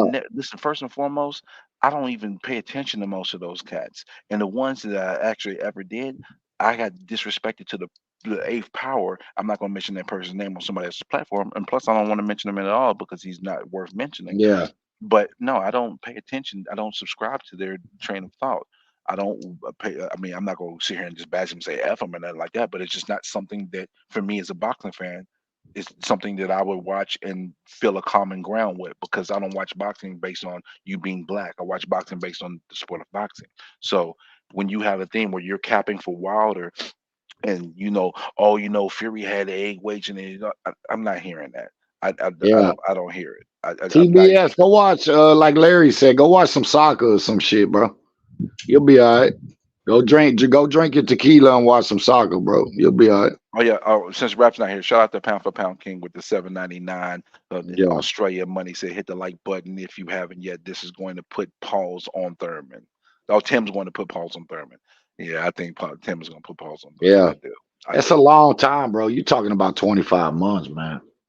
Now, if this Yeah. was in the prime and old Keith Thurman, we talking about something totally different. Yeah, I But agree. it's not, bro. It's not. You listen. This is not 2017. This is not 2019, bro. This is Yep. 2024. It's And Thurman hasn't fought 25. uh, Bro, listen, let's just list every fighters with 20 with like anything more than 15 months of inactivity, right? Yep.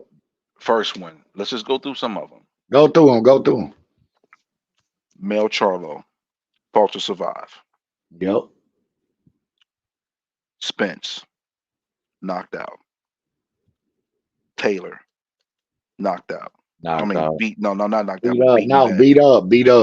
Yeah. Beat up badly. Fulton, knocked out. Let's go. Let's continue. I'm just trying to think. I'm just thinking about anybody who came this fought and with that much inactivity recently. It's just historically, unless you are great like Floyd Mayweather, you have to be great. If you're good, I don't think you can pull it off. If you're great, you can. But it's still Yep. That's just too much, bro. Shit, men and women lie. Numbers don't lie.